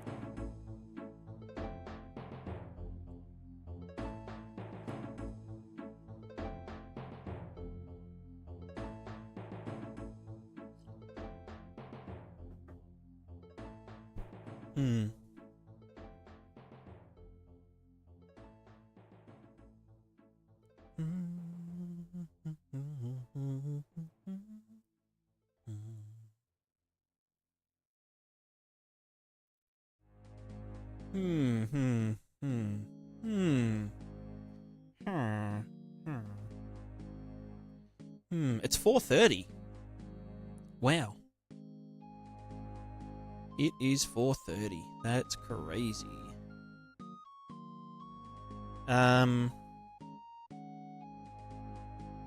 Thanks for the brain fluid simulations. Have you thought that you're fluiding our brain in a prismatic way, playing with people's brains? I have now. I have now.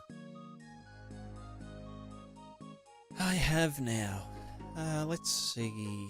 Where are we going? Where are we going? Where am I dropping you all off?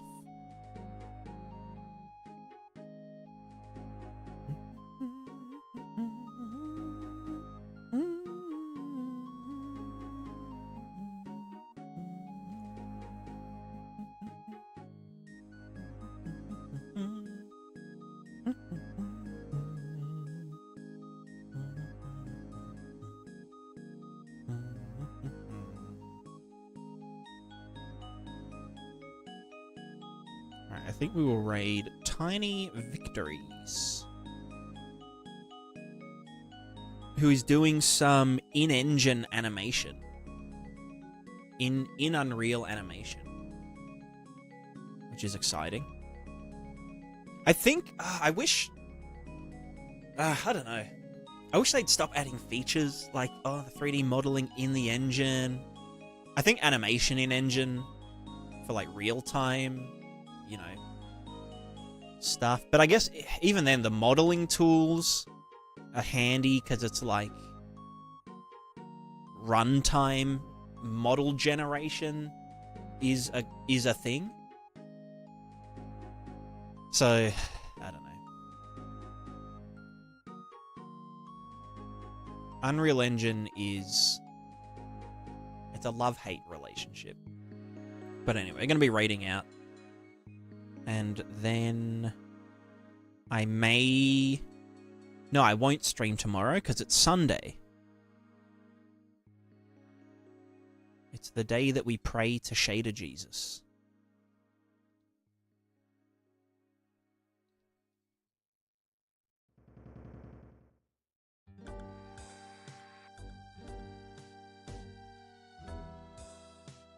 Also, Crafted, what's up next? Prismatascape Clouds.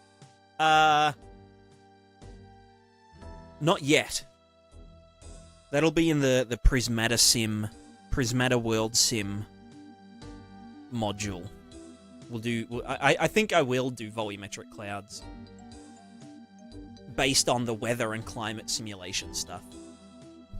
So I actually will be doing that properly in the future. It'll kind of be necessary even just for debugging it. So yeah. That is a thing. Anyway, thanks everyone for watching, and with that, we are one step closer to Prismatascape perfection.